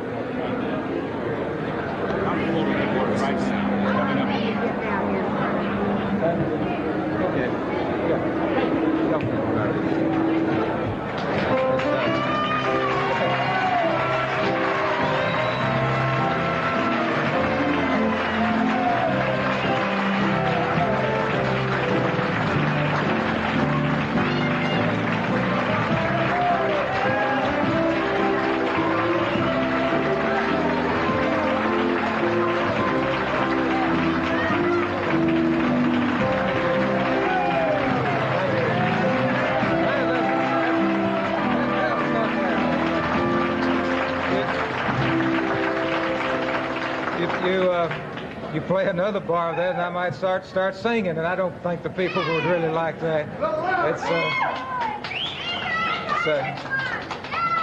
I want to thank each of you that are here. Those of you that worked at the precincts today in the cold rain and the cold drizzle.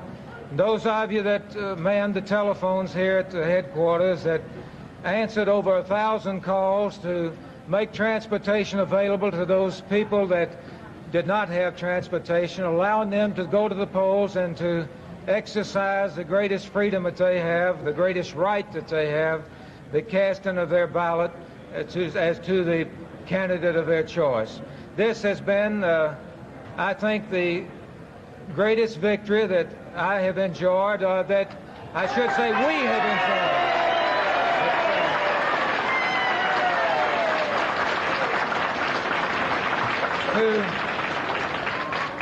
To be running for the 6th term in the United States House of Representatives, and to be running at a time when our national Democratic candidate for the presidency did not run well in the 5th Congressional District. I think this makes the overwhelming victory that we have enjoyed even more significant.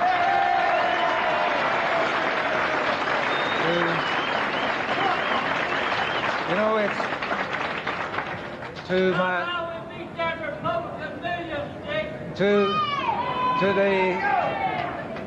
to the many thousands of people that have in the past and again today given to us their confidence, I can pledge to each of them that I will continue, as I have in the past, to promote legislation, to support legislation, and to vote for legislation that I think enhances the dignity of the people of this district, of this state, and this nation.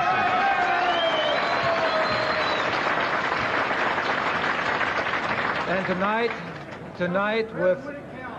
tonight with all humility, with all honesty, I ask the supporters of Casey Jenkins, and I ask the supporters of Alf Adams, and I ask Casey and Alf to join with me and to join with us in making the next 2 years the most productive years that the 5th Congressional District has ever had.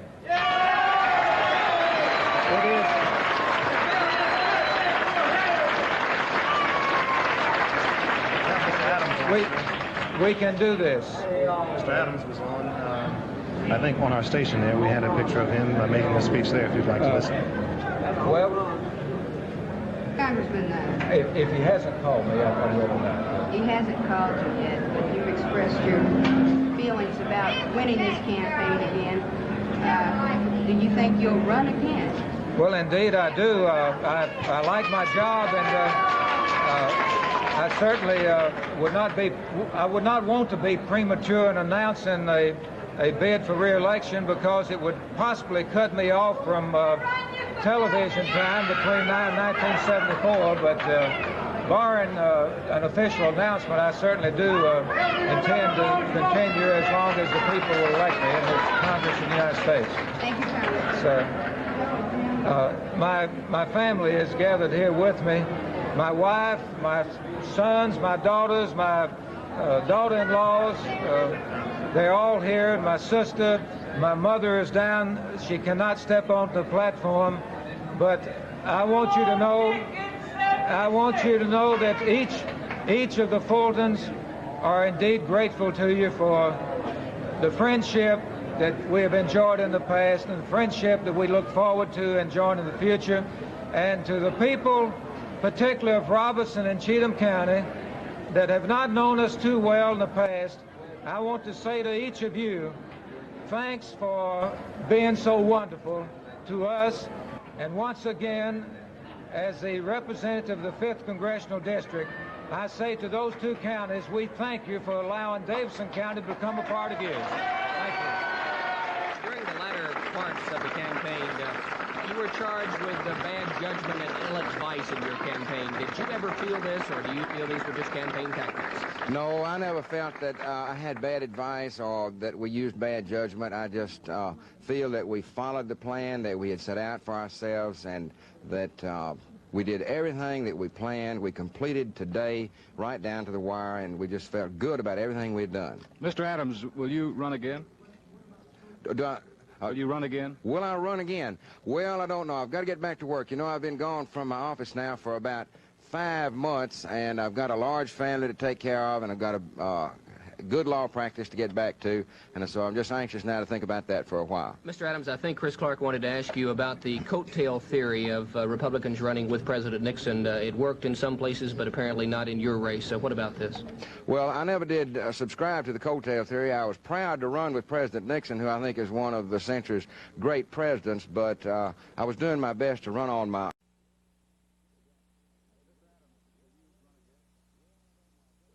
Mr. Adams, will you run again? Will you run again? Will I run again? Well, I don't know. I've got to get back to work. You know, I've been gone from my office now for about 5 months, and I've got a large family to take care of, and I've got a good law practice to get back to, and so I'm just anxious now to think about that for a while. Mr. Adams, I think Chris Clark wanted to ask you about the coattail theory of Republicans running with President Nixon. It worked in some places, but apparently not in your race. So what about this? Well, I never did subscribe to the coattail theory. I was proud to run with President Nixon, who I think is one of the century's great presidents, but I was doing my best to run on my own and not on the coattails of the president, whom I admire. Do you think it was a dirty campaign as was charged in the latter stages? No, it was not a dirty campaign on the part of myself or any of the staff or any of the people working with me. It was a very clean campaign. There were some accusations that Casey Jenkins had conducted a smear-type campaign by Mr. Fulton. Do you feel that Mr. Fulton tried to carry this over as far as your campaign's concerned? Well, I didn't feel like that there was any relationship between the campaign that Mr. Jenkins ran and the campaign that I ran. I really can't correlate the two. Mr. Adams, some people said that This is Alf Adams, who has just thanked those who worked for him in this campaign and has conceded victory to incumbent Democratic Congressman Richard Fulton. Carolyn Lawrence, who's here at the Sheridan with me, is standing by at the moment with Robin Beard, and we'll move the camera over and get a brief statement from Robin Beard, who's running against the incumbent. She's over there with him now, I think. But I do try to be a pretty good man.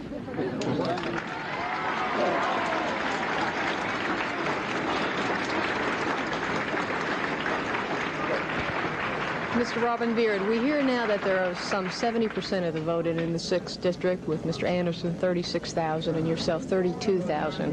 What does that say at this hour? Well, that says to me that we're giving them a real horse race, and I am very optimistic about the outcome. We're very happy with the way the votes have been going, especially the east side of the river. Mrs. Beard said it's not 8 o'clock yet, and we're waiting. What are we waiting for? We're waiting for those votes in Shelby County, and they had a heavy turnout. We feel very encouraged about the response we've received in Shelby County. We've had a great deal of fine support from so many people.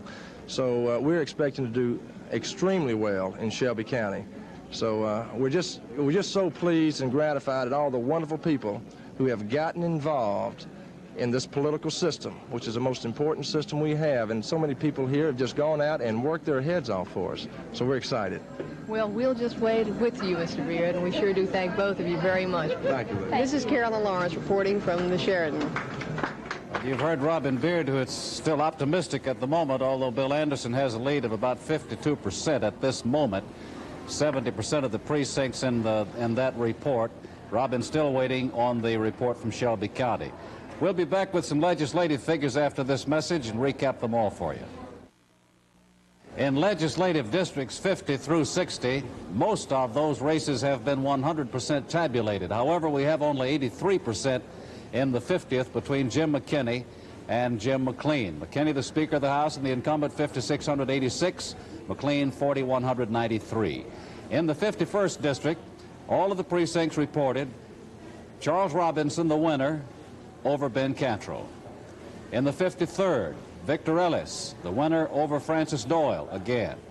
In the 54th, Harold Love has defeated the two independents, Dr. Ed Mitchell and Dr. D. Brown. In the 55th, Mike Murphy repeating and winning over Bob Ferris. In the 56th, Mary Anderson wins over Jim Rao. In the 57th, Marvin Hopper defeats Helen Bain. In the 59th, Richard Clark, the winner over Gene Rudisil.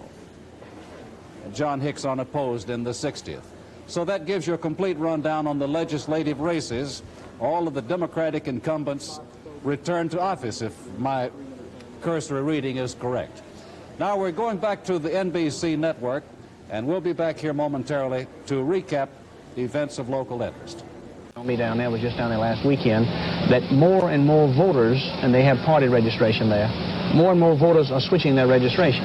And as more and more voters switch their registration and start voting Republican, then you're going to see more and more political leaders do the same thing. So I think between 72 and 76, and it'll take a little while in here, you're going to see a transition in the South beyond being presidentially Republican. The Southern strategy worked, is what you're saying. I'm saying that if it's a Southern strategy, it worked.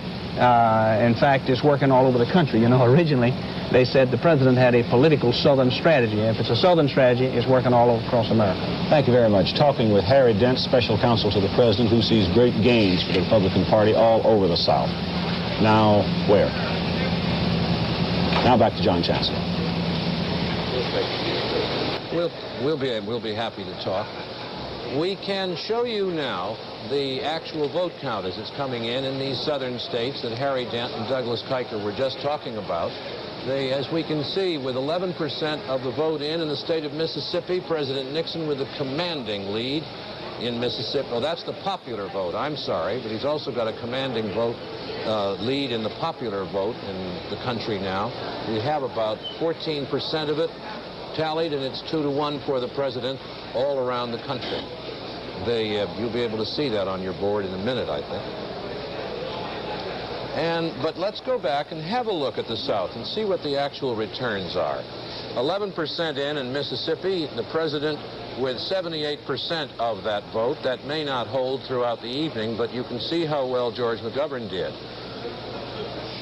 In Alabama, it's 9 electoral votes going to President Nixon, almost the same percentages. And you'll see them again coming up in Georgia. This is a region voting. These are the people of a region making a judgment on a candidate or two candidates. We see it as it comes up in Florida as well. A lot of that is the panhandle, but earlier there were indications that Miami was not going well for the Democratic candidate. South Carolina, we see again 71% to 28% with almost half of the votes counted. The important thing here is those are people of the South behaving not within the boundaries of a state, but people voting regional votes for the president, and those states all very soundly in President Nixon's column tonight. The president has assembled a group of policies in this election that enabled him to hold on to the Republican vote while attracting the George Wallace vote. There are many, many Wallace votes in those southern states you just saw on your screen that voting for Nixon.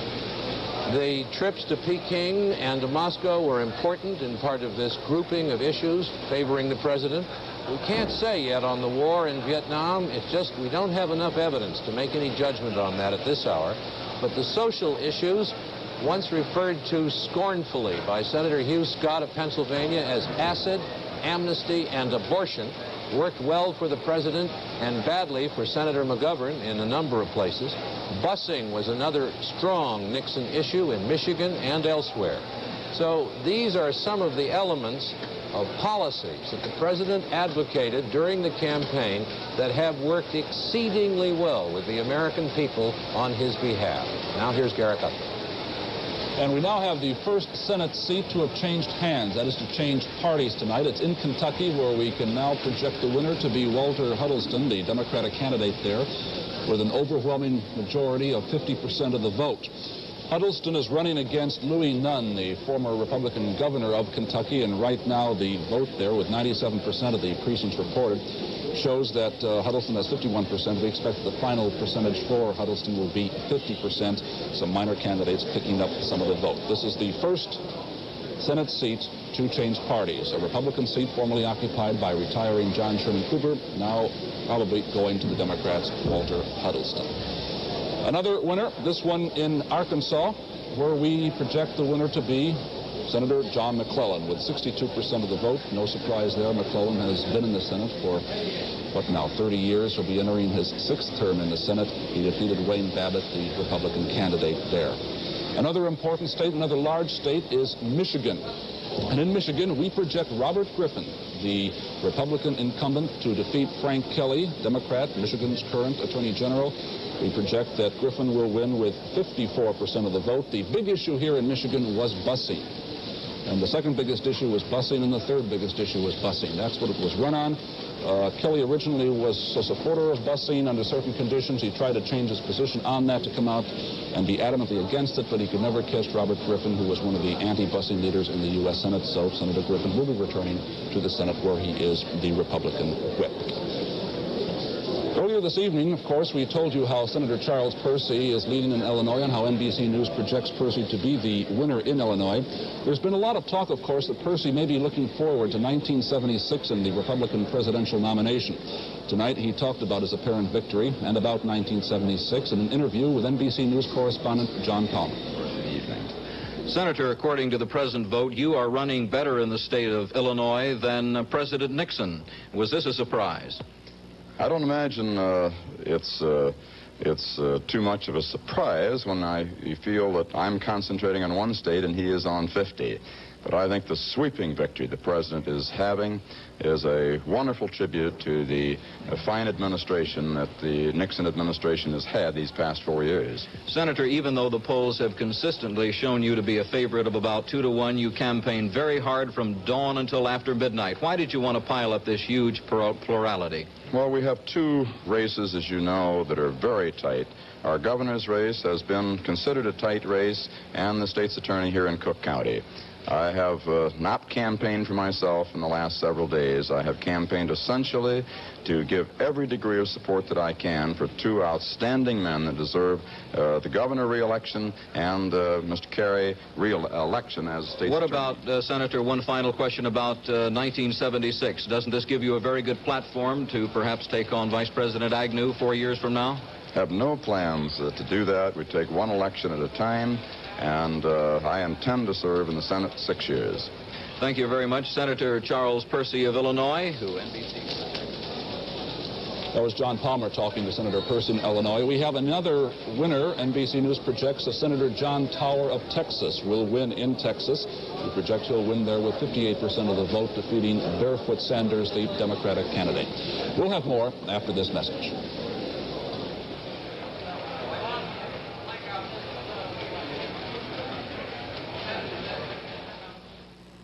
Introducing JCPenney Roadrunner cycles. We make them of steel so they're tough and sturdy. They've got wide track wheels to help prevent tips and spills. You'll like that.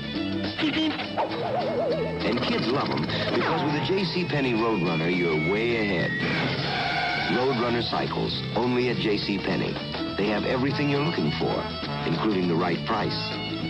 At JCPenney, we know what you're looking for. Meep, meep. Once there was a lady who fell in love with JCPenney robes at the JCPenney store in King of Prussia, Pennsylvania. She loved the colors. She loved the styles. She loved the beautiful fabric. She even loved the price. And finally, she chose the robe she loved the best. When she came out of the store, she got into her car, and she drove, and drove, and drove, until she came to Santa Monica, California, and saw the sunset over the Pacific. And she said, "Oh, no, I should have chosen purple." So she drove right off to the JCPenney store in Santa Monica, California, and she said, "I fell in love with your blue robe in King of Prussia, Pennsylvania, but now I want the purple." And they said, "If we have it, madam, it's yours. If we don't, we'll give you a refund." They had it, at the same price, of course, and she took it. She was last seen trying on a green robe in our store in Amarillo, Texas. At JCPenney, we know what you're looking for. Now for some Democratic Party reaction to tonight's election returns. We're going to our correspondent Ron Nesson in Washington, who is with Mrs. Jean Westwood, the Democratic National Chairman. Mrs. Westwood has just come down to the ballroom at the Washington Hilton Hotel to thank about 1,000 campaign workers and supporters of Senator McGovern and Sergeant Shriver. Mrs. Westwood, why do you think the country has rejected Senator McGovern so massively? Well, I'm not conceding at this point in the evening that they have rejected Senator McGovern. It's always a very uphill struggle against an incumbent in the first place. There has only been twice in this century when a non-incumbent has won. Hoover and a three-way race between Roosevelt, Taft, and Wilson. And we knew from the beginning it would be an uphill struggle. We still do not know how it's coming out. Well, the networks have, on the basis of quite a lot of returns, have projected that the president will win and by a very large margin. You don't think it's only the advantage of an incumbent that has beaten Senator McGovern, do you? I think that's a large share of it, yes. I have to say that no matter what ends up happening tonight, the Democratic Party has still retained majorities in the House and Senate, will very probably pick up governor's seats.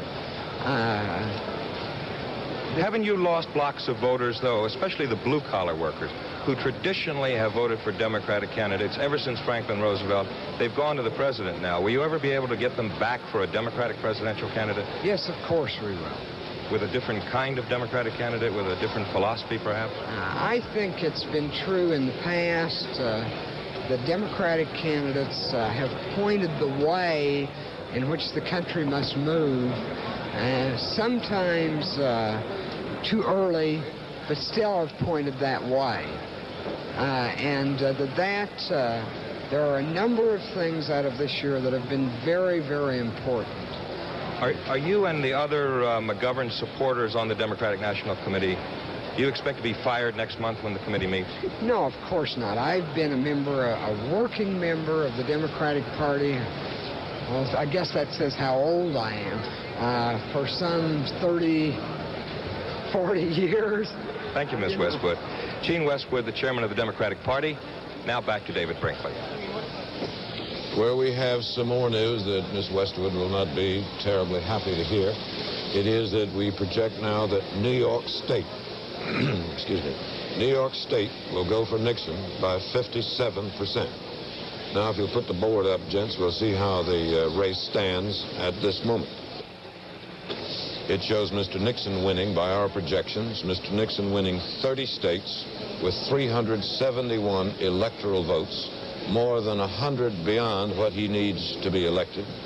2 states for McGovern with 17 electoral votes, 19 remaining undecided. We'll be back after this message.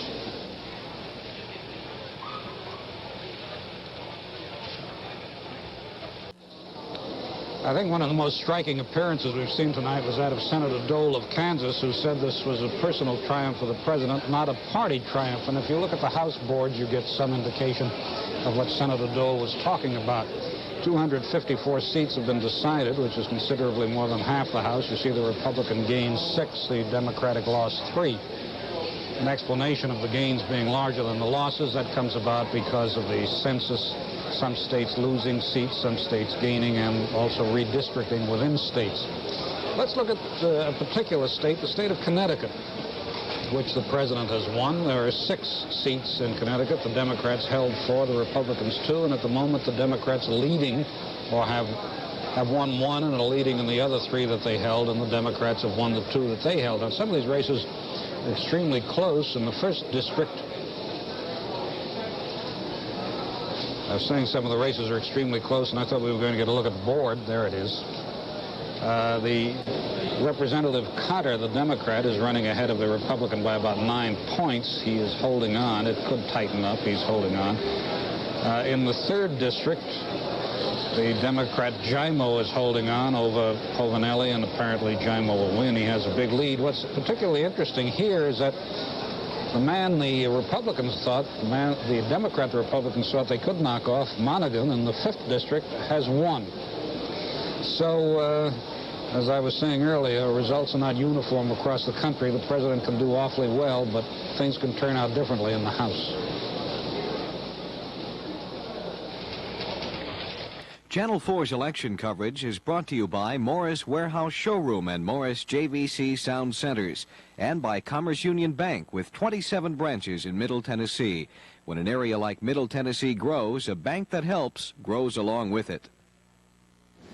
In the 6th district race, incumbent Bill Anderson still has a lead over Robin Beard. 70% of the precincts now reporting Anderson 36,113. Robin Beard 42,178 now in the updated totals that you see. Anderson 47,000, Beard 42, and now 86% of the precincts have reported. Judd, let me interject right there. The precincts, the votes in Shelby County, the polls there closed at 8 o'clock, our time, 8 o'clock instead of 7 o'clock, which the Nashville polls do. So they've only been closed about 23 minutes now, and it will be about another 10 minutes before the influx of the Shelby County vote will be felt. In the 57th legislative district, Marvin Hopper, the incumbent, a Nashville businessman, the only Republican in the House from the county, and he has been returned to his office today. And he's at the Republican headquarters, and he'll talk now with Carolyn Lawrence. Drinking my booze, January. By the way, we have a hospitality room up too. Mr. Hopper, can you tell us how things are looking? I understand they're looking good. Yes, Carolyn, I understand about 75% of the vote is in our 57th district, and we're very happy with it at this point. It's showing us at about a 2-to-1 lead, but we're not quite so elated about what's happening in the rest of Davidson County in the Republican legislative races, and that we had hoped that we might pick up 1 or 2 additional, but at this point it doesn't look quite as well as we thought it might. Yes, I understand you're the only Republican winning for the legislature in Davidson County. Why do you think that's the case? What is the problem here? Well, Carolyn, what happened is, if you will recall, during the last session of the legislature, we were forced to reapportion, and the Democrats certainly drew the lines to their suiting, since they were in control of the House and the Senate both, and overrode the governor's veto on the reapportionment of the legislative districts. They basically conceded 1 seat in Davidson County, drew the lines to suit themselves on the other 10, and consequently we think that this is to a large extent the reason that we've again had the landslide of defeat. Well, sir, what do you think this is going to mean toward Republican efforts to gain strength in the legislature in Tennessee? How long will it hold this back?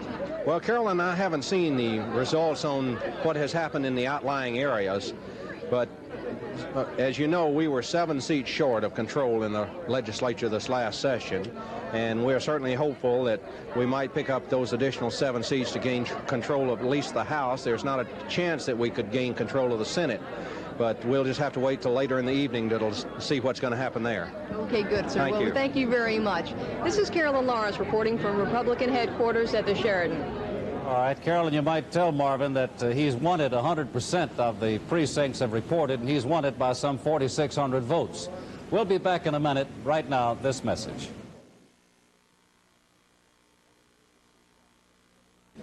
Throughout the evening, Senator Howard Baker has been at his headquarters in Knoxville. NBC projected him a winner rather early in the evening, and he's had a comfortable margin since that time. Let's switch to the Hyatt Regency in Knoxville, Baker headquarters, and this report from Bob Olson. It's quite a different picture now here at the Hyatt Regency in Knoxville. The main hall, which is enormous, the lobby area of this hotel, which follows the theme of all Hyatt houses, is quite large and almost full of people. The effect of the ever-increasing lead that Mr. Baker is showing is having a very strange effect on those people who have worked in the campaign. For example, when the lead appeared to be about a 55-45, they were feeling very good, very excited about it. Then it started to climb a bit more. Right now, the totals that show better than 2-to-1 lead for Senator Baker has put him in a very reflective frame of mind, almost how effective have we been? They didn't expect it to be quite this good. Of course, the votes aren't all in yet, and the majority may not be quite as impressive by the time the night's over. We expect Senator Baker to be down here hopefully within the hour, and if all goes well, why, we will be seeing. I see Sam Bartholomew, who is the state campaign manager. Sam, do you have just a moment? Is there something you had to tell me? Yeah, Bob, Howard's going to be down very shortly. We've started getting the returns in from Shelby County, and they're looking very good. Okay. This is Bob Olson with the Howard Baker headquarters in Knoxville. And perhaps we can get the comment from Tom Garland, who is also reported to be at the Hyatt Regency in Knoxville at Senator Baker's headquarters.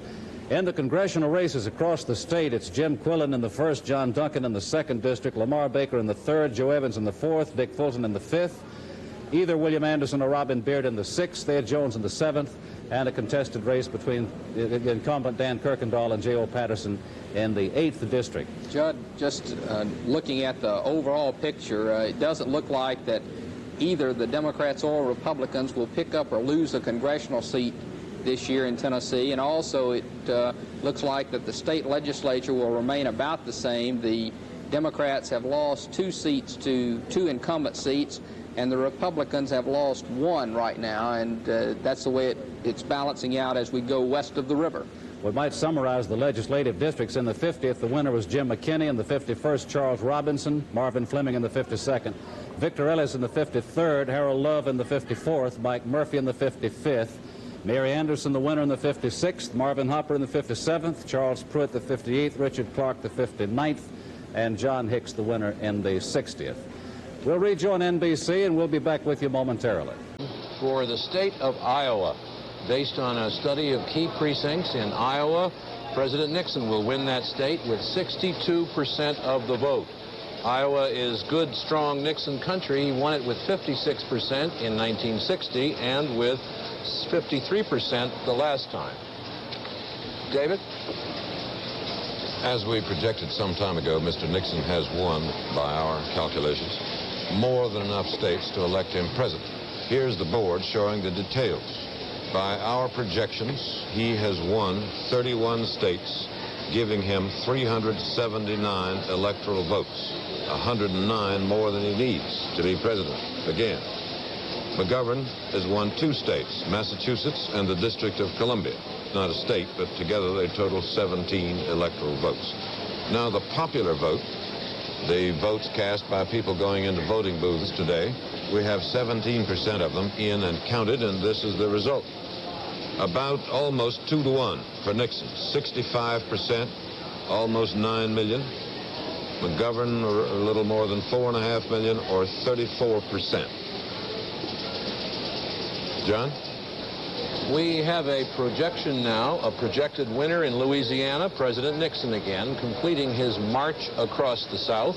64% of the vote is what we believe he will win the state of Louisiana in. Louisiana hasn't gone, has almost always been in the Democratic camp. Since 1960, it has voted for certain other candidates, but this is a very solid Nixon win in the state of Louisiana. We have a man standing by now who knows a great deal about the South and about politics in general. He is the president's most senior Democratic friend.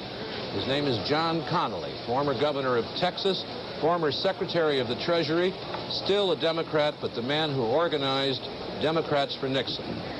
Governor, Secretary, how are you this evening? Mr. Chancellor, I'm just fine. How are you? Well, reporting the election. Well, I'm not reporting it, but I'm very much enjoying it. Well, if you ever want a job, Mr. Secretary, as a correspondent, you look handsome with that microphone.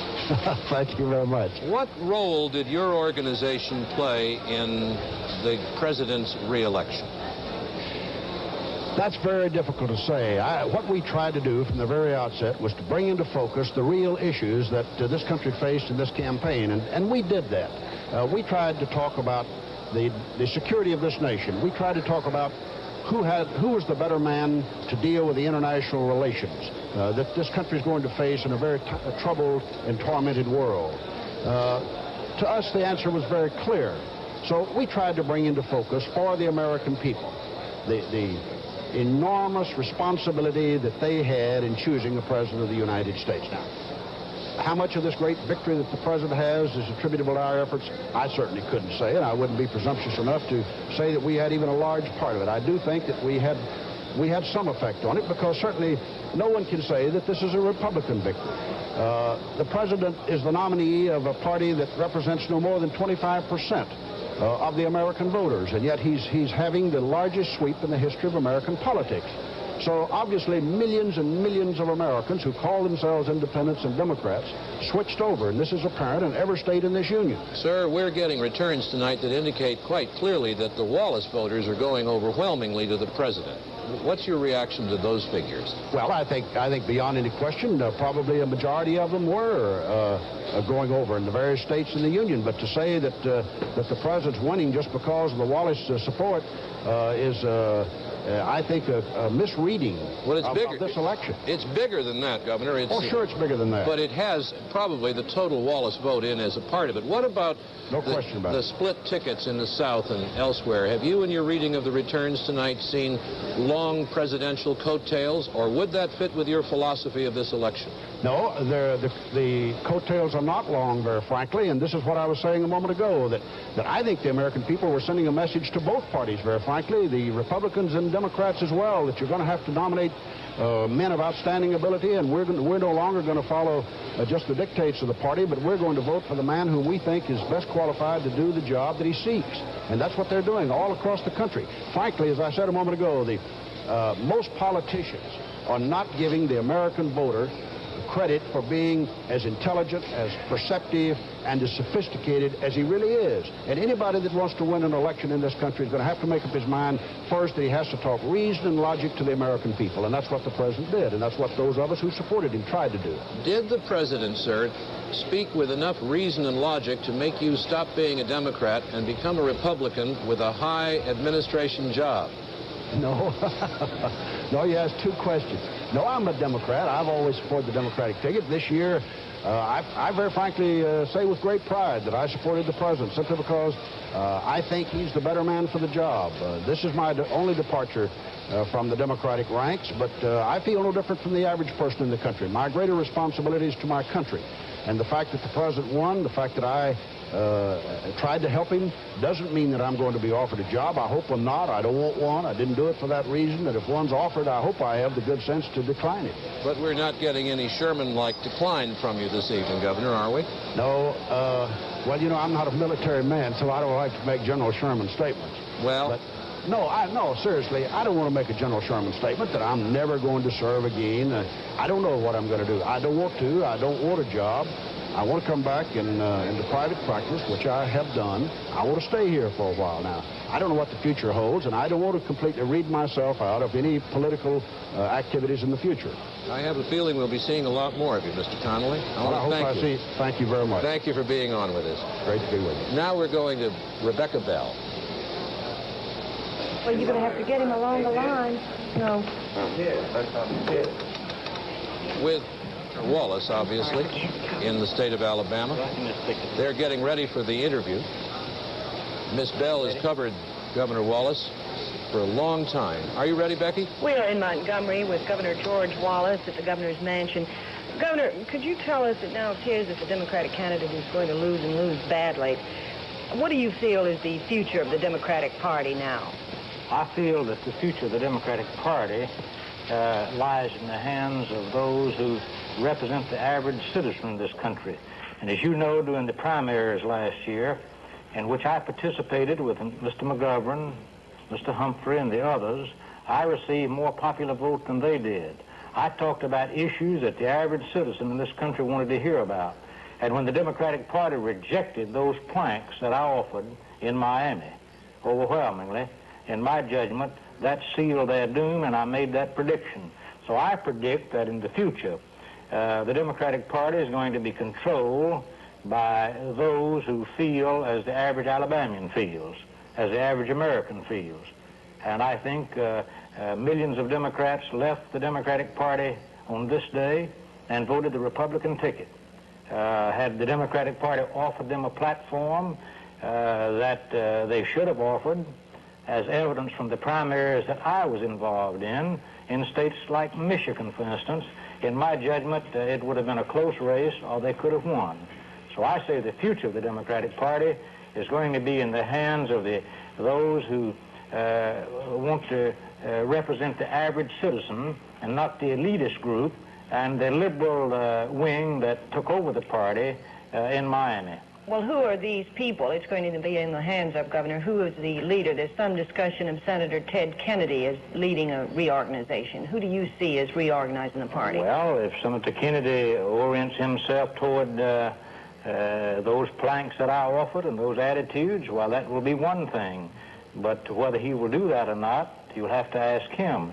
But I would say that people that think as the average citizen thinks, and I would say that I was expressing the viewpoint of the average citizen in Miami when I offered planks on the matter of law and order, on the matter of foreign policy, on the matter of foreign aid, on the matter of welfare, on the matter of local control of democratic institutions, that is, back in the local government that the Republicans talked about, the matter of this senseless busing of little school children. I said, that's going to seal your doom, and it was one of the issues that did seal the doom of the Democratic Party on this day. And in my judgment, whoever takes those viewpoints in the future will have something to do in the restructuring of the Democratic Party. Do you, Governor, plan to take an active role in the reorganization of the party nationally?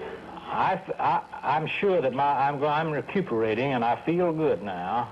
And I feel that between now and 1976, that my health will be such that I will take part in it. I feel that I ought to, in view of the fact that I received such a tremendous vote in states like Michigan and Maryland and Pennsylvania, states like Florida, and of course all the others, states like Wisconsin.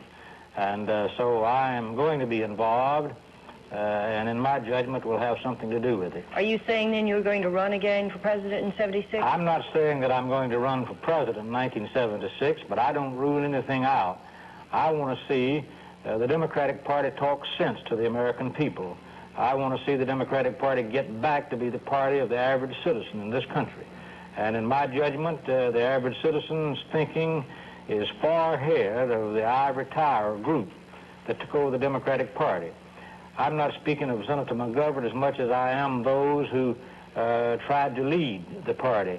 Senator McGovern himself, I think, even is a little more conservative than some of those who pushed him and some of his followers.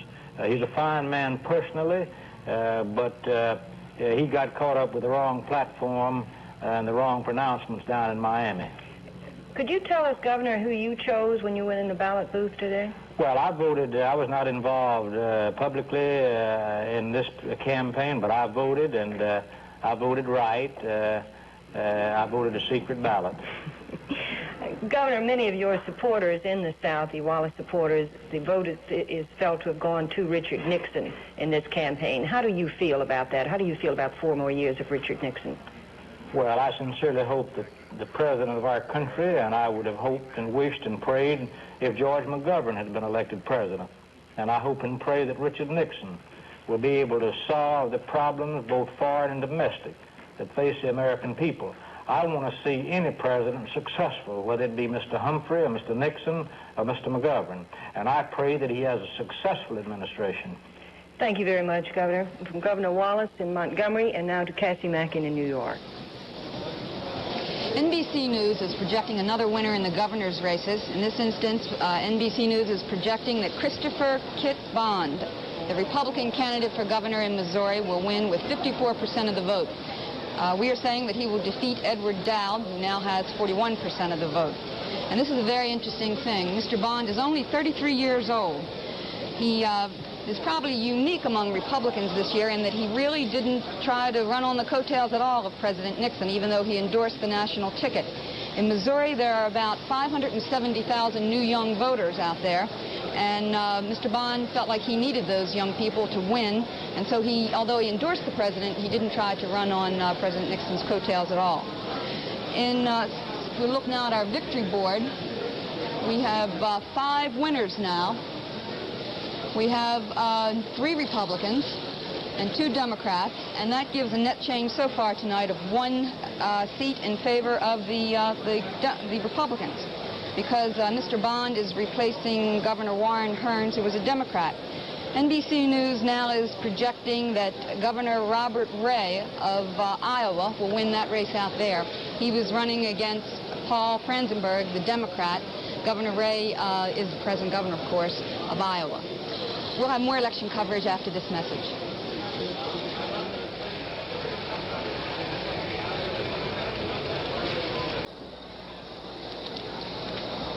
we have made projections in 2 other races.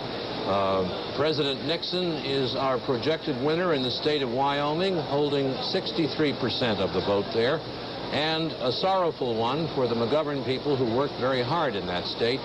Our projection shows President Nixon the winner in the state of Wisconsin with 59% of the vote. These patterns are showing up in places where Democrats traditionally have had considerable strength. We talked about the South earlier, but now let's look at some of the industrial states that make a band of industrial and normally Democratic states across the country. You see on your screen Connecticut. McGovern visited there 5 times, and Shriver 2, and they lost. This pattern held true in New Jersey. McGovern was there 11 times. Shriver 4 times. President got 65% of the vote. New Jersey, they had believed they would lose. But they've fought very hard in some of these other states because this is the heartland of the normally Democratic vote. Now we can see it coming up now in Pennsylvania. Pennsylvania, 58% of the vote. That's one of the president's smaller margins tonight. McGovern was there 17 times during this campaign. In Ohio, McGovern campaigned made 13 appearances, Shriver 11. The president went there once for a motorcade on a weekend afternoon. He's coming out with 61% of the vote.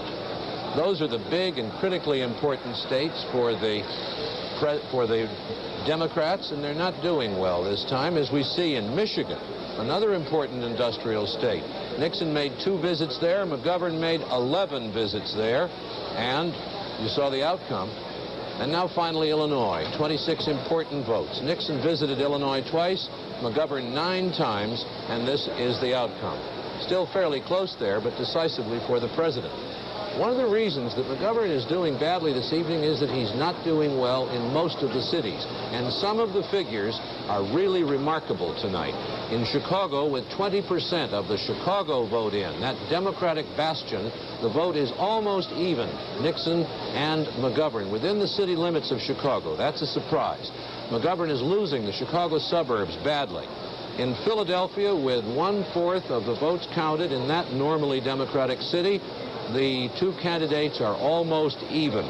In Pittsburgh, they are absolutely even now with a smaller percentage of the vote in. McGovern is doing extremely well in the city of Boston and in the suburbs of Boston, almost doing as well there as President Nixon is doing elsewhere in the country. McGovern is not doing well in the New York suburbs. The New York City vote is not yet in. But the most astounding figure on our chart so far is that Nixon has about 56% of the vote in Cleveland. Cleveland, with a high black population, a Democratic city if there ever was one, President Nixon carrying it as of now this evening. We'll be back with more.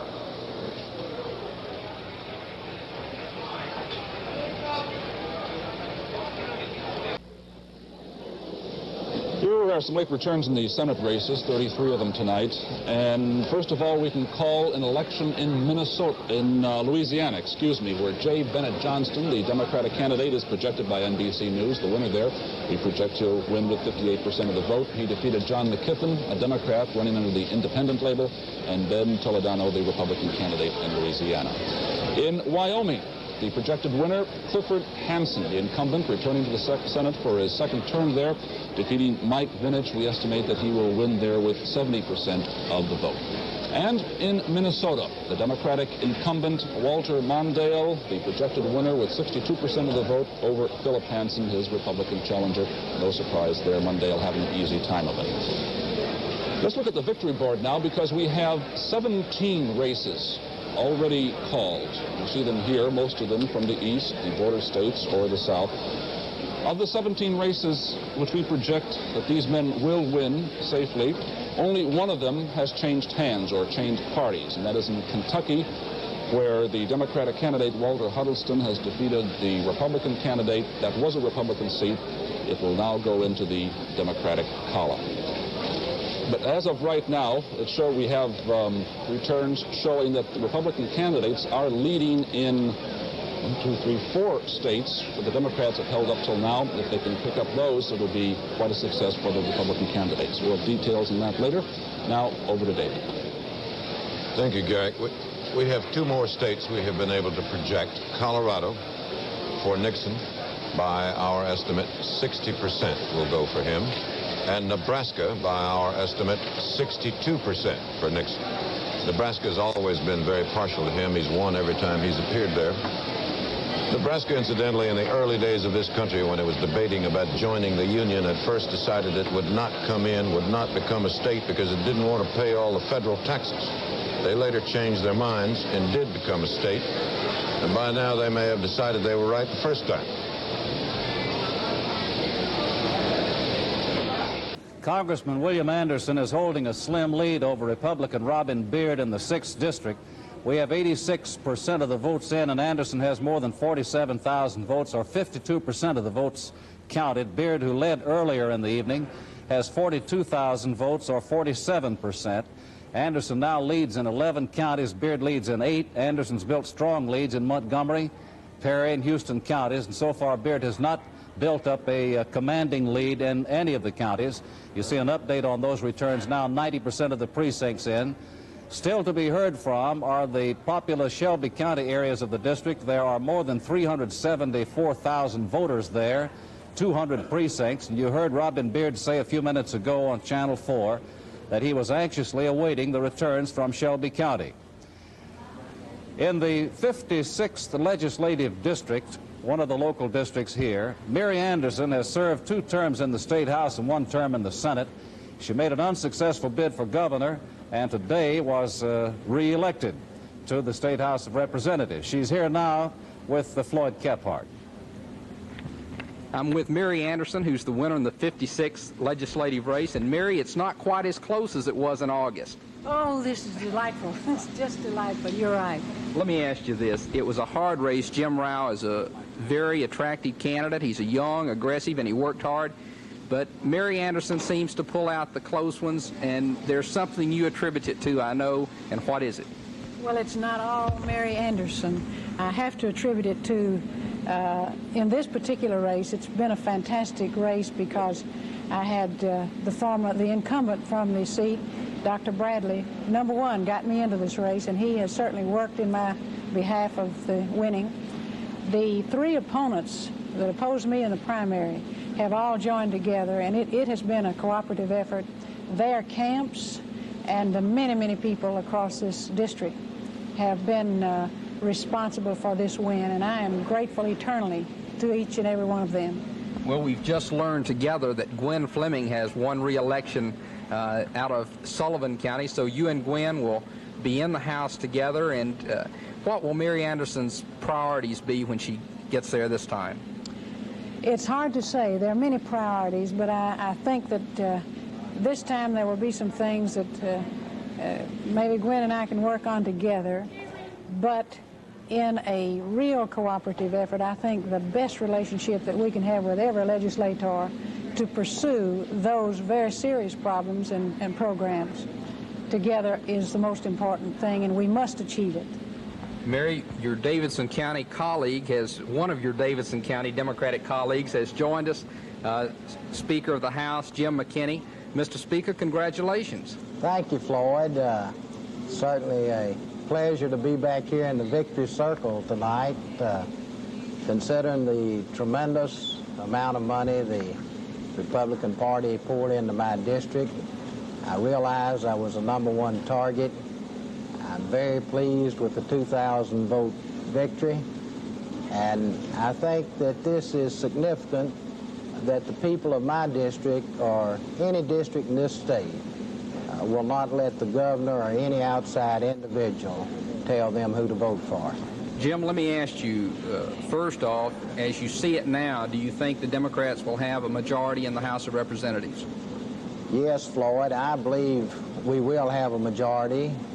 It will probably not be as great as we had originally anticipated, but I do believe that the Democrats will maintain a working control in the General Assembly. Let me ask the second question, and I guess it's the question I should have asked first.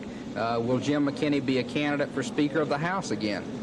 Yes, I plan on being a candidate for Speaker of the House again, Floyd. Jim and Mary, congratulations, and we'll look forward to seeing you in January when the legislature reconvenes, and congratulations on 2 hard victories. Thank you. Thank you, Floyd.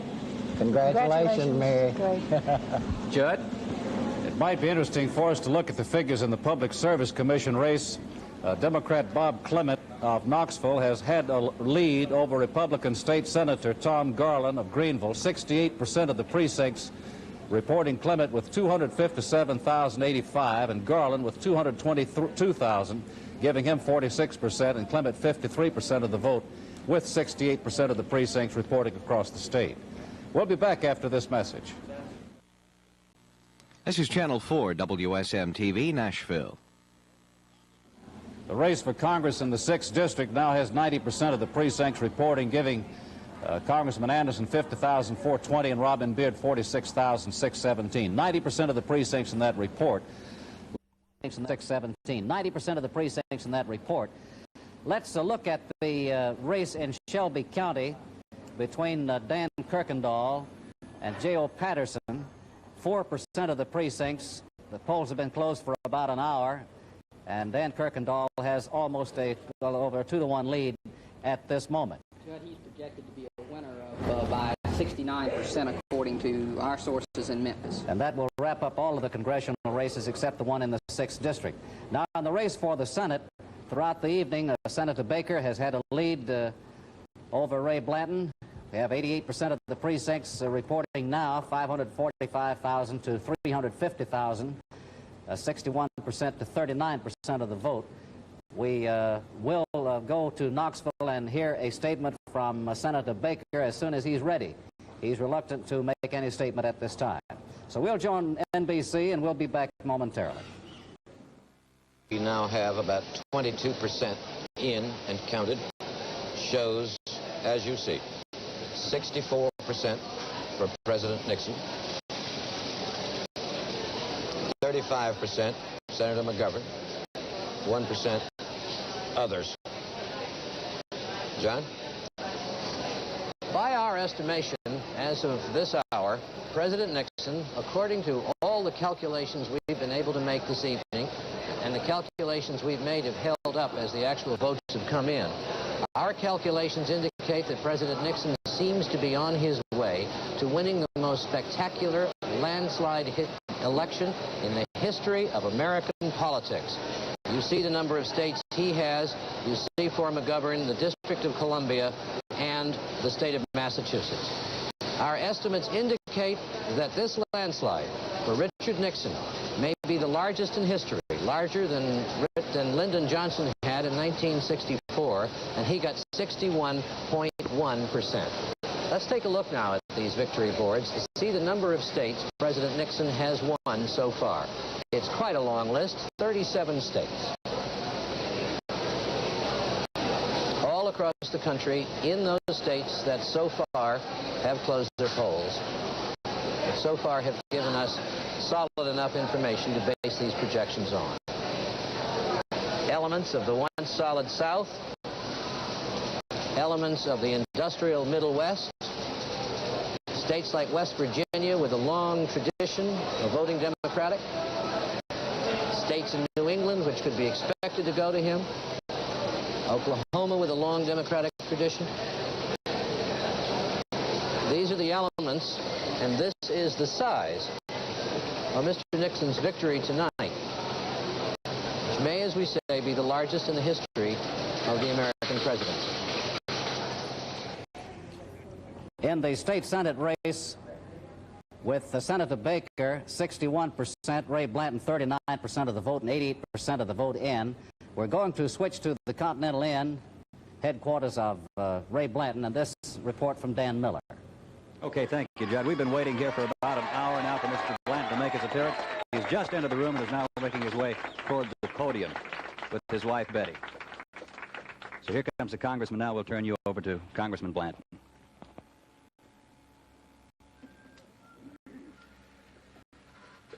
The very first thing I want to do this evening is introduce my hard-working family that's worked so hard during this campaign.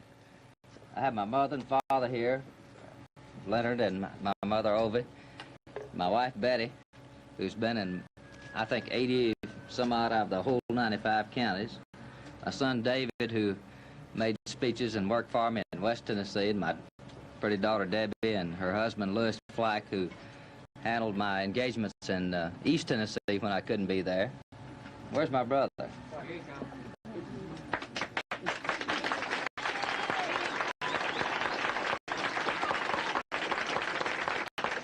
My brother and his wife, Wayne, and he's had all the problems in the campaign. I just worked. He took care of all the work, all the problems. Where's my sister?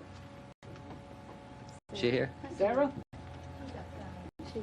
She's not here, maybe. But most important of all, I have my friends here, which I think makes up the finest delegation of workers in the whole state of Tennessee that's ever been put together. And one thing that we've accomplished, very proudly of, is the fact that we have established unity in the Democratic Party across the state.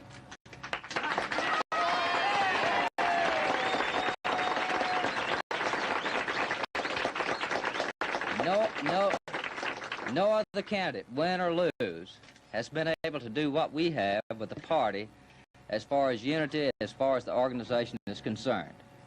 We still believe that the Democratic Party is the greatest party that this state or this nation has ever produced as far as the people is concerned. The only thing we had trouble with, well, you've heard of 3 M's? Our problem was 2 M's, McGovern and money.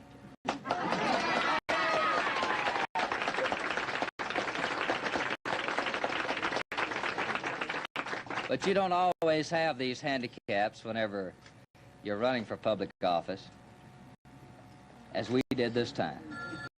But we have the greatest asset that we've ever had as far as people are concerned in Tennessee, and that is the support of the people. And this is one thing that I intend to start at tomorrow, is to tell the people of Tennessee and this nation that we intend to restructure this party, to keep it a party of the George Wallaces on one hand, and the blacks on the Kennedys or the blacks on the other hand. That the Democratic Party is a great umbrella that encompasses one purpose, and that is the development of this nation, the development of what we need in honesty in government, truthfulness in government, total goal dedicated for our people's government. This is one thing that we have missed, one thing that I have been remiss in reminding the people that the Democratic Party has always been honest with the people. They've been forthright with programs. They have never been negative. And this is, I regret to say that I haven't brought this out enough, because we offered an aggressive, positive program, but we didn't offer it enough. And we intend to see in the future of this state and this nation, to see that our voice is heard in putting forth these programs and putting forth the fact that we are honest, we're truthful, we intend to be a party of the people, we intend to work together to see that the Democratic Party is responsive to the people. We intend to work together to see that the Democratic Party can win in the future. And when...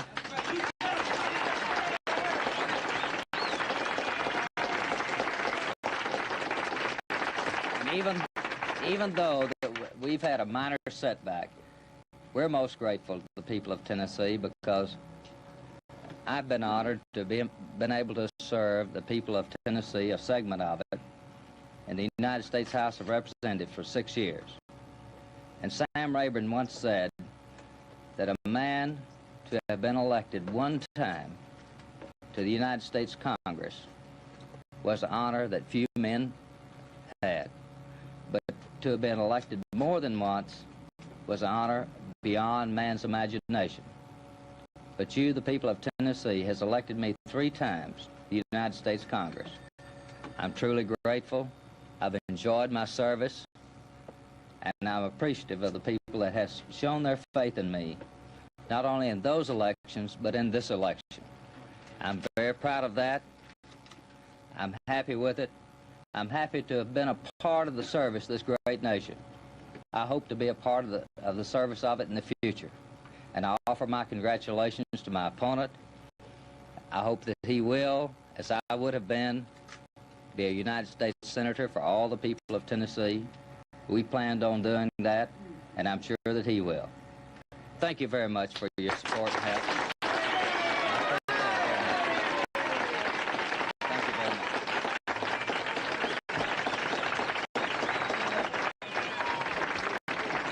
Congressman Blanton, may I ask you just a question about your political future? Are you ruling out the possibility of running for governor in '74? Well, I want to make one thing. I shouldn't say this word perfectly clear, should I? Okay. Clear. Because we don't use dirty words like that. I want to be perfectly honest with you, as I've always been. And that's one word that's not in their vocabulary, I'll have to admit. And that is, I'm not removing myself from the political scene because I'm still concerned about Tennessee's future in government, our nation's future in government, and I'll be a part of it as long as Tennesseans want me to be a part of it. So you're not ruling out any possibility? No. How about the campaign? Has it been a fair one?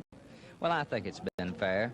As I said, we had the problems with the two M's, and that's money and McGovern, and we knew that in the beginning. There was a lot of crossover voting between the Democratic and Republican side. How would you account for a man like Bob Clement coming through with a victory on the Democratic ledger, but then Howard Baker winning the senatorial race? Well, and crossover, yes, but you'll have to remember that, as I've said repeatedly during the campaign, that Tennesseans don't, they're not a coattail state, they're not a ticket state, and they didn't correlate the Public Service Commission's office with the presidency as they did the senatorial office. So that's where I got caught up in the sweep. Has it been for you personally a difficult campaign? Difficult financially, I should say. Well, you better believe it, because we've got to start out tomorrow to try to pay off a debt that we've incurred. If Governor Wallace had been running for president this time around, would this have had an effect on your election or your campaign? I think without question, you know, whenever you have a running mate that's taking 68 or 70% of the vote, it has to have an effect, and I think we've seen it very well this evening. And because we ran much better than McGovern did in Tennessee. What about the rumors that Howard Baker may be considering running for president in 1976? Well, I hadn't heard that rumor yet, and frankly, I think you know, there's always a possibility that anybody can run for president. Richard Nixon got elected this evening, you know. Okay, so we'll be looking for you on the political scene in the future. Thank you, Congressman Blanton. Congressman Blanton conceding to Senator Howard Baker and thanking his many friends here. This is Dan Miller reporting from the Blanton headquarters. Now back to Judd and Floyd. All right, thank you, Dan. A handsome, smiling, and articulate Ray Blanton. No bitterness, and if indeed he has, to use his words, established unity in the Democratic Party in Tennessee, that is a major accomplishment. One of the interesting legislative races today centered on the 55th District. Mike Murphy was the winner, and he's here now with Floyd Kephart. Mike, let us offer our congratulations first to you. Thank you, Steve. In looking at the election, when this election began, you and I had a little chat about how the election might go, and everybody said Mike Murphy's in trouble. And yet you win 9,000 votes to 5,000 votes against what has to be one of the best Republican politicians in this county. Well, there's no doubt that Bob ran an outstanding campaign. He's got a lot of friends. I feel like the main issue in the race was the record that I tried to establish as an independent and responsible legislator to try to create constructive and positive alternatives. I think that we need a state legislature that's independent and that tries to try to project this image, that tries to make state government a responsible body. And I think, you know, I offer my congratulations to Bob and all the people who worked for him, because they ran just an outstanding race. They ran a good race. And I have to take this opportunity to thank everybody who helped me, because the margin is just unbelievable. Everybody who helped out, there's no way to thank everybody who helped out. Let me ask you this. There are two things. First of all, your slogan was, there's still a lot to be done, I believe. And I want to know what Mike Murphy plans on doing in the 88th General Assembly. Well, there is a lot more to be done in terms of urban problems like transportation, rapid mass transit, problems that the state has ignored for years. And that, I hope we can begin to turn the state to be concerned with some of these problems and try to solve our problems on a local level. I think that we need to try to make state government this sort of body, a responsive body, one that tries to solve some of these problems that the cities face so desperately. One final question, Mike. It appears now that the Democrats will have a net loss of anywhere from 2 to 6 seats in the House of Representatives. That being the case, what are the prospects for the Democrats retaining control of the legislature? Oh, I think that despite the fact we lost a few seats, I think that's to be expected considering the overall trend in the election. But I think the fact that we held as many as we did, and particularly say here in Davidson County that we did as well as we did, that's an indication that the people want an independent legislature, and I think that the Democrats are going to try to project this kind of image. I think we'll be able to maintain the kind of positive leadership that the Democrats need to offer in the legislature this next 2 years. Mike, thank you, and again from WSM, congratulations. Representative Mike Murphy, representative from the 55th Legislative District. Judd? Let's get the 6th district returns now 90% of the votes in here.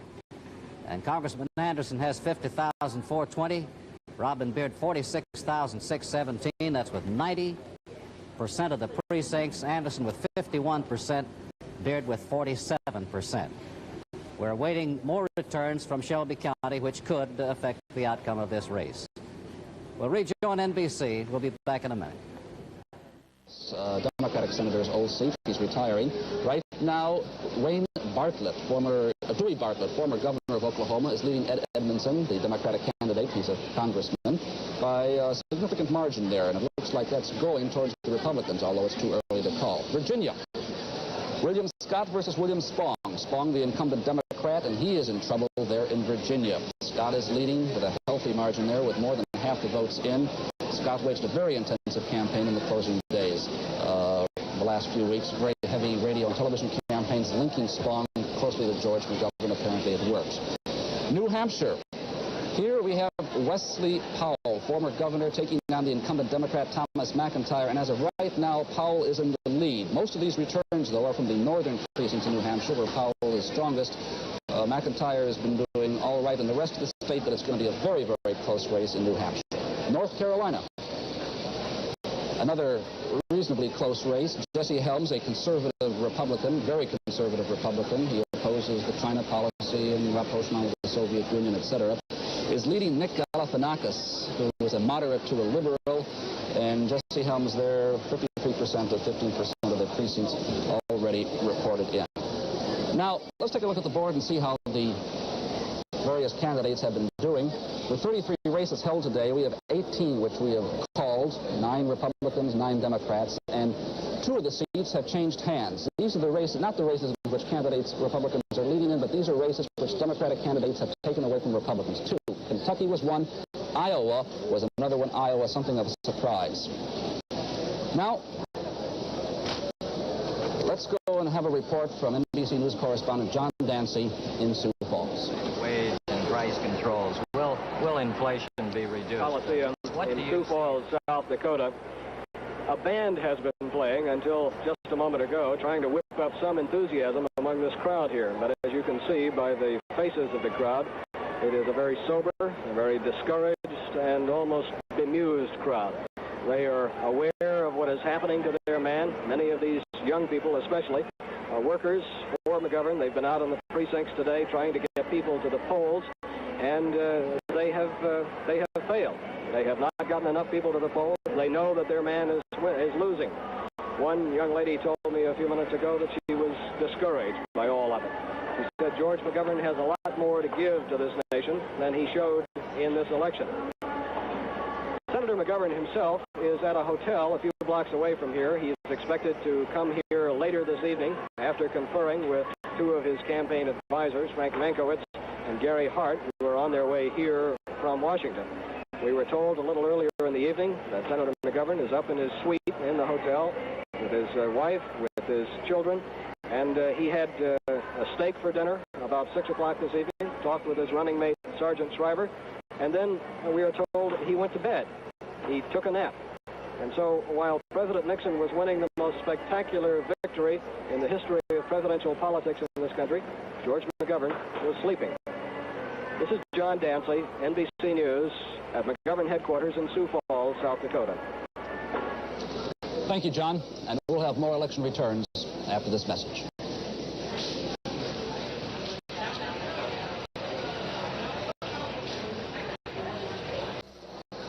Earlier, I think one of us said that the polls in New Jersey were all closed. They're not yet all closed. In Hudson City, because of some difficulty, Hudson County, because of some difficulty, they are open until 11 p.m. David? We went out to South Dakota a minute ago, as you saw, to the McGovern headquarters and found people not terribly happy, somewhat disconsolate. Senator McGovern still upstairs, had not yet come down to have anything to say. We assume he will eventually, and of course when he does, we'll bring it to you. In the meantime, we have some figures from South Dakota, not very many, about 3% of the precincts are in, and we have not made any projection there, but here's what our figures show at the moment. They show Nixon leading in Senator McGovern's home state, 55% to 45%.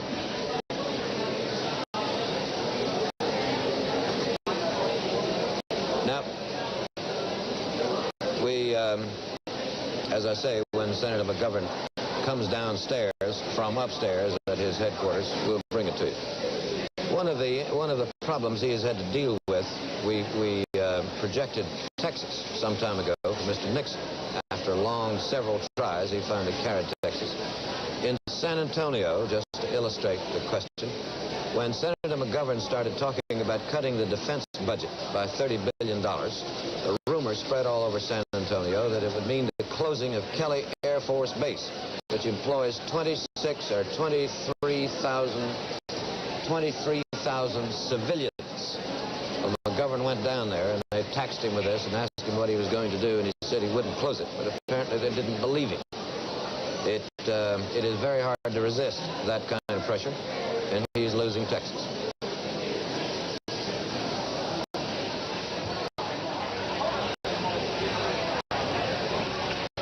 In the 6th district race, the figures you see here indicate Beard has regained the lead over Bill Anderson. Beard has jumped back in the lead with 93% of the returns that we've just been handed. Beard has 51% of the votes and Anderson 48%. Returns are starting to come in from Shelby County, and these could strengthen Beard's lead. This is a surprise turn of events here in the last few minutes. We're going to switch to headquarters of Howard Baker in Knoxville, and this word from Bob Bolson.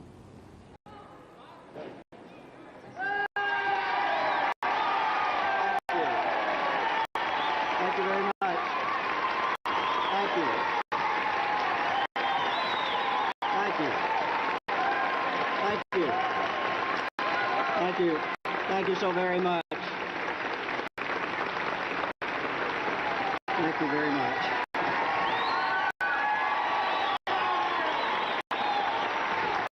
Thank you. Thank you very much. Thank you. Thank you. Thank you. Ladies and gentlemen, thank you so very much. Not only just for that warm welcome, but thank so many of you for so much that you've done for such a long period of time. It's been a great race.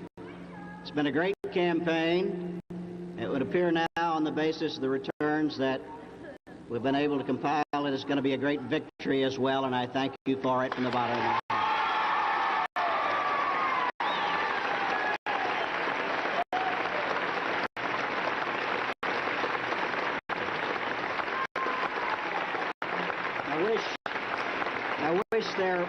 I wish there was an opportunity to thank each one of you personally, not only here in Knoxville, those on the platform who've done so much, Bob Campbell, my state campaign manager, so many others on my staff, Ron McMahon, so many others that are here who've done such a great deal for such a long time, for Congressman John Duncan on my left, and for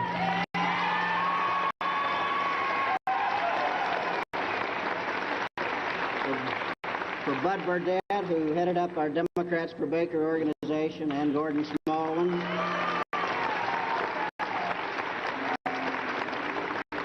To Sarah Moore Green, to so many.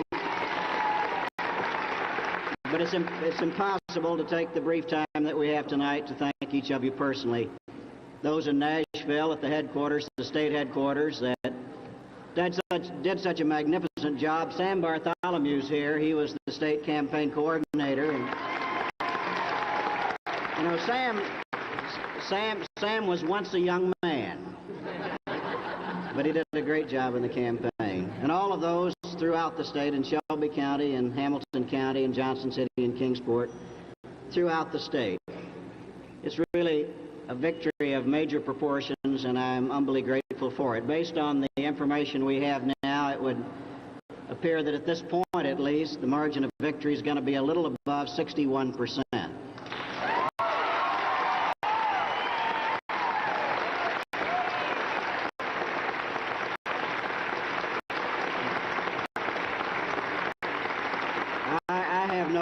I have no personal illusions about why that was possible. It was possible because of a magnificent Republican Party, the efforts of Congressman Jimmy Quillen, Congressman John Duncan, Congressman Lamar Baker, Congressman Dan Kirkendall, Senator Brock, Governor Dunn, so many others. But you see, it is the matter of extraordinary pride to me, if you'll permit me to use that expression, that in this campaign we had a broad base of support from all sectors of Tennessee. We had the rich and the poor, the black, the white, east, west, and the Middle Grand Division. I hope and I think it augurs well not only for the future of the Republican Party, but for political competition in our state, that the Republican Party has shown itself to be accommodative and to have a place for all men and women, and I'm proud for that opportunity. One thing stands out in my mind, though, with particular clarity, and that is that in this race in 1972, there were over 70,000 young people between the ages of 18 and 24 who were actively engaged in the race, and my special thanks to them for what they did.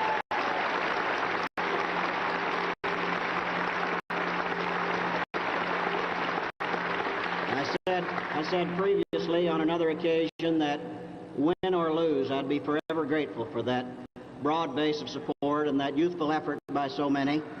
And for one other thing that stands out in my mind, I believe is a first in Tennessee, that I claim no special credit for, but I hope reflects the vitality and the utility of the Republican Party as an instrument of self-government. And that is, in this race, every single metropolitan daily newspaper was on our side, and I'm grateful for that.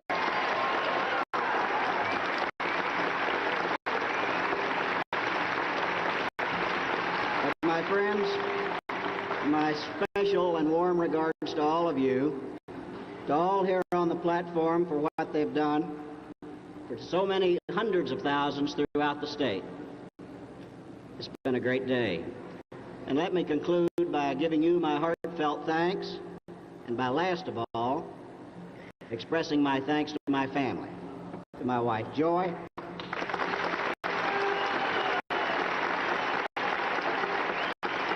my daughter Cynthia, and my son Derek,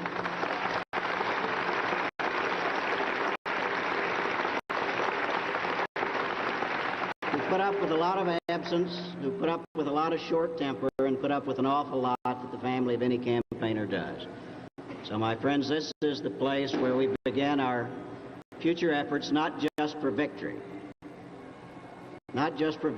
but where we begin our future efforts to make this party a haven and a home not only for Republicans, but for independents and for Democrats who care to utilize it to express their desires and their dissent. Thank you very much.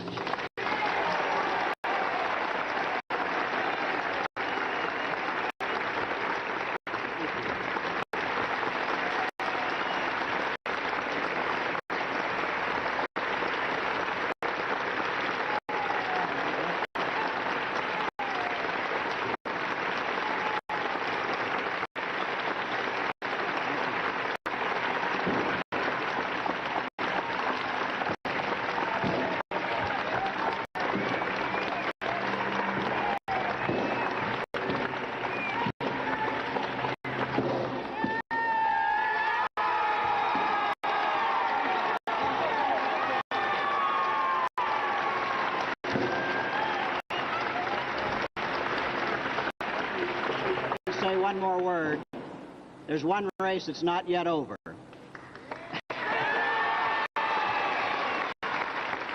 There's one young man who has a brilliant future in the Republican Party and in public service in Tennessee. He's a great friend of mine, and you'll hear more from him. He's Senator Tom Garland from Georgia.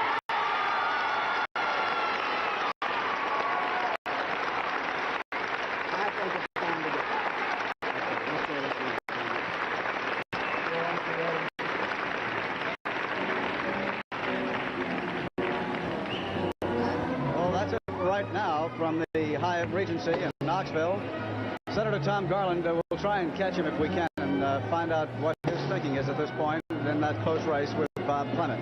Bob Clement's supposed to be in Knoxville as far as we've learned and should be coming by here as well, hopefully within the next hour, and we will interview him and bring that report to you. This is Bob Olson at the Baker headquarters in Knoxville. A warm and happy and grateful expression from Senator Howard Baker, who has defeated Ray Blanton in the contest for the seat for the United States Senate. Let's take another look at that close race in the 6th District. Robin Beard has moved back into the lead in his bid to unseat Bill Anderson in the congressional race in the 6th. 94% of the precincts give Beard 57,301, Anderson 54,440. And we've indicated earlier that the turnaround has been in Shelby County. We'll be back here in a moment. Right now, let's pause for this commercial message. Bob Clement, the 29-year-old son of the late Governor Frank Clement, has a commanding lead at the moment, 76% of the precincts in the race for Public Service Commission. Clement 316,000, Garland 266,000. With 3/4 of the votes counted, I think we can safely say that Bob Clement has won that race. On the ballot here in Nashville today, there was a series of amendments to the Metro Charter, or concerning the Metro Charter. We're going through those and ask Floyd if he will to explain the amendments. Well, Judd, in looking at them, the first 3 amendments all dealt with procedures in terms of amending the charter. How do you amend the charter? What procedures do you use? And the first 3 amendments dealt with different aspects of amending the charter. The 4th amendment to the charter allowed the council, provided for the ways that legal counsel would be employed for metropolitan government. The 5th amendment to the charter provided for another procedure on helping benefits for survivors. The 6th amendment was a situation where it provided more procedures again on the way that people would have appeals heard. The amendment to the 7th provided the similar procedures to the same as the 5th amendment, again on benefits. And the 8th amendment on the charter increased the size of the Employee Benefit Board by 1 from 7 to 8, or from 6 to 7, I believe it was. And that's the way it looks. You know, Judd, in looking at that Public Service Commission race as we were a minute ago, when Senator Howard Baker said that we're going to hear a lot more from State Senator Tom Garland, I don't think he was joshing us. I think that Tom Garland is probably the front runner for the Republican nomination for governor 2 years from now. He's polled better than 250,000 votes against the very popular Bob Clement, run a better race than all the polls said he would and all the political pros said he would. And he's going to be heard from, and it might be an interesting go. I think those percentages will hold up.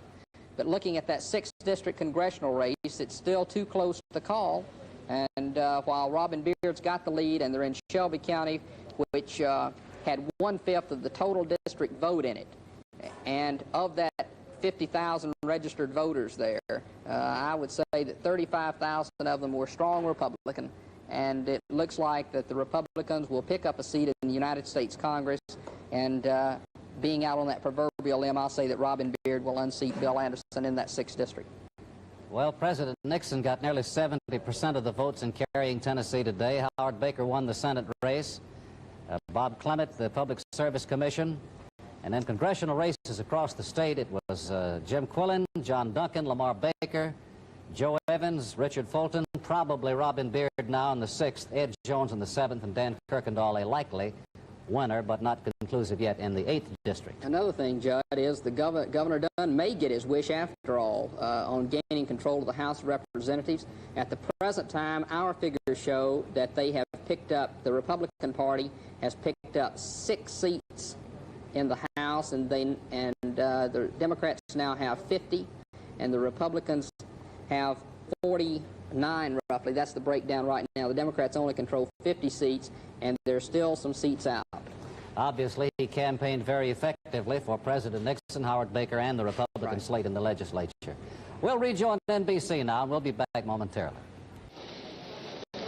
In Texas, there's some interesting developments there. It was thought that the Democrat, Dolph Briscoe, would have an easy time winning, but right now, with 16% of the vote, the Republican, Henry Grover, has 52% of the vote, and Mr. Briscoe has 44% of the vote. The candidate of La Raza Unida, the Chicano Party, Ramsey Muniz, is getting 4% of the vote. And that's really sort of surprising because Mr. Grover was a virtual unknown in Texas. In Vermont, this is another surprising situation up there. The Republican, Luther Hackett, was thought he would have an easy time winning. Right now, Thomas Salmon, the Democrat, has 54% of the vote. There's only ever been one other Democratic governor in this century in Vermont, although this doesn't say that Mr. Salmon will win. 54% of the vote is in, and he's doing very well there. And finally, another winner in the state of Utah. We are projecting that Governor Rampton will be reelected there with 70% of the vote. That's doing awfully well. His biggest vote margin yet. It's hard to do better than that, I suppose. We'll have more election coverage after this message.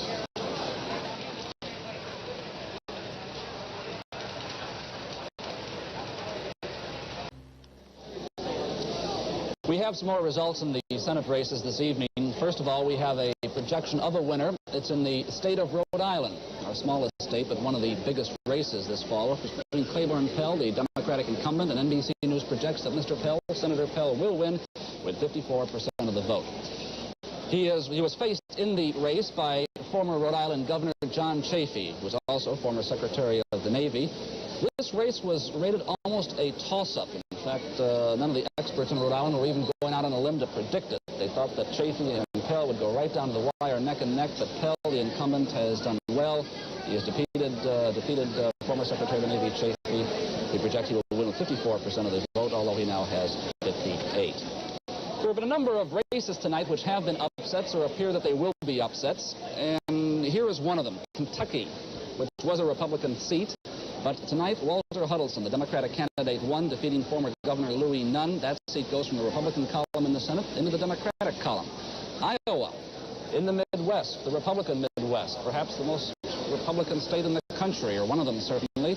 But tonight, the Democrats have staged a stunning upset in the race for the Senate seat there. Richard Clark, the Democratic candidate, has defeated Republican incumbent Jack Miller. 55% of the vote is what he has right now.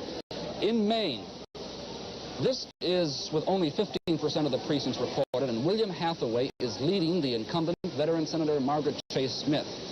I would add only that these results are from the Augusta area, which normally go Democratic. The rural areas, which usually go for Mrs. Smith, have not come in very heavily yet. She could still win in Maine, but the race there appears to be very close. In Virginia, this looks like an upset we're going to have this evening. William Spong, the Democratic incumbent, thought he had little trouble when he started his campaign early in September, but William Scott, the Republican challenger, came on strong in the end, and right now he is leading Spong with more than half the votes counted. That could be an upset, a seat going from the Democratic column into the Republican column. And here is a very close race in Delaware. Caleb Boggs, the Republican senator from Delaware, now is trailing his young opponent James Biden, who is only 29 years old. Boggs also thought he had faced little opposition, but Biden staged a very strenuous, active, colorful campaign, shaking a lot of hands, giving a lot of speeches, and right now with more than 3/4 of the votes in from Delaware, it looks like James Biden has at least a slight lead. How that'll stand up to the night is one of the very close races, of course, that we're going to keep a very close watch on. Of course, one Senate race where there was no upset was in Texas today. There, Republican Senator John Tower was expected to win, and NBC News has projected him the winner with 58% of the vote over his Democratic opponent, Barefoot Sanders. Reports now from both headquarters, or from two headquarters in Texas, starting with NBC News correspondent Don Oliver with Tower. There have been some people in the state of Texas who thought that Senator Tower might not do so well in this election. They apparently were wrong. We are giving Senator Tower a victory. NBC News is with 58% of the vote. Do you believe, Senator, that this is a strong enough indication that you're willing to claim victory now? Well, I think it's a very good indication. I'm one of these people who never jumps to conclusions, and on election night, I like to see a lot of solid returns before I jump to any conclusions, whether they be favorable or unfavorable. And apparently we've got, pretty close to 500,000 votes in, and I appear to be holding it about 56% with that 500,000, so that would appear to me to be a pretty solid indicator. I think, I do think that we've won it. You do think that you have won? Yes. And this is, in effect, then a victory statement? Well, you might call it that. Do you think that President Nixon pulled you in on his coattails in the state of Texas? Well, I think that President Nixon was certainly a very great assist to me. However, I've been a senator now for 11 years. I'm an incumbent. I've done a lot of things for a lot of people in the state. I've worked with community leadership all over the state. I have, I think, pretty accurately reflected the majority views of the people of this state. So I think that there was a strong base of positive support for me that enabled me to be elected. I don't think I could have been elected even on presidential coattails without a strong foundation of positive support. But do you think it played a major role in your victory? That's very difficult to say. I think after the dust is settled and we can analyze everything that's happened, we can probably get a better view of that. I happen to be an academic political scientist by trade. And sometimes coattails are valuable, sometimes they simply don't work. Eisenhower was never able to transfer his charisma off to Republican candidates. I think I was undoubtedly assisted by the president's general acceptability in the state and Mr. McGovern's total unacceptability. But to what extent, I don't think it's possible to gauge. You know. Thank you very much, Senator John Tower, who apparently has been re-elected in Texas. Let's go to his opponent's headquarters, Barefoot Sanders' headquarters in Dallas, where Gordon Graham. We have heard the concession statement from Ray Blanton. You heard a victory statement from Howard Baker a few moments ago. We're going to switch back to Knoxville. Howard Baker is talking with Channel 4 News' Bob Olson. Senator, you have made your way through the crowd, and the crowd got the best of you, it looks like. That's the ending of the campaign. That validates the result. What happens now for you? What happens now is I'm going back upstairs and find some peace and quiet with my family for a little while and see if I can find a little sleep to go with it tonight. Pick up the pieces tomorrow and spend the next few days trying to contact a lot of people around the state to tell them thank you. Did you expect the victory to be of the proportions that it was? I can't really say I expected it to be. I'll confess I had hoped that we might do 60%. And I had times when I wasn't sure that would be the case by any means, but the profile we did for the campaign went fairly well on schedule, and the result wasn't necessarily what we expected, but at least what we wanted and what we hoped for. To the response of the young people, which has been cited by your campaign people as being quite exciting as a prospect for the future, did this surprise you, the magnitude of reaction? Yeah, it really did. I said in my statement a minute ago we had about 70,000, and that's really more than just in petition form and the like. These were by and large assigned to campaign responsibilities, and they really were hard workers, and they know politics and they know issues, And you don't dare give them a bunch of nonsense. They know exactly what they mean, and they know exactly what they want. So they're a good group to work with, but they're a stimulating group, too. Senator, when you were walking over here, I'm sure you were thinking, I hope Bob doesn't ask me this question, which is about to be asked. I've heard more and more recently about Howard Baker and 1976 and national Republican conventions and Howard Baker standing up there accepting nominations. And I want to know what your thoughts are about this. Oh, you know, I confess to being flattered when I hear talk of that sort, even talk among my own supporters and friends, but I don't have any illusions about that. To begin with, I have a strong streak of fatalism about that sort of thing. That either happens or it doesn't, I sometimes think, based on powers beyond your own control. But there's another factor, too. There are only 100 members of the Senate, and at one time or the other, almost every member of the Senate has that spotlight swing briefly by him. So you don't let it blind you, and you continue to plan to do a good job in the Senate representing your state and your country.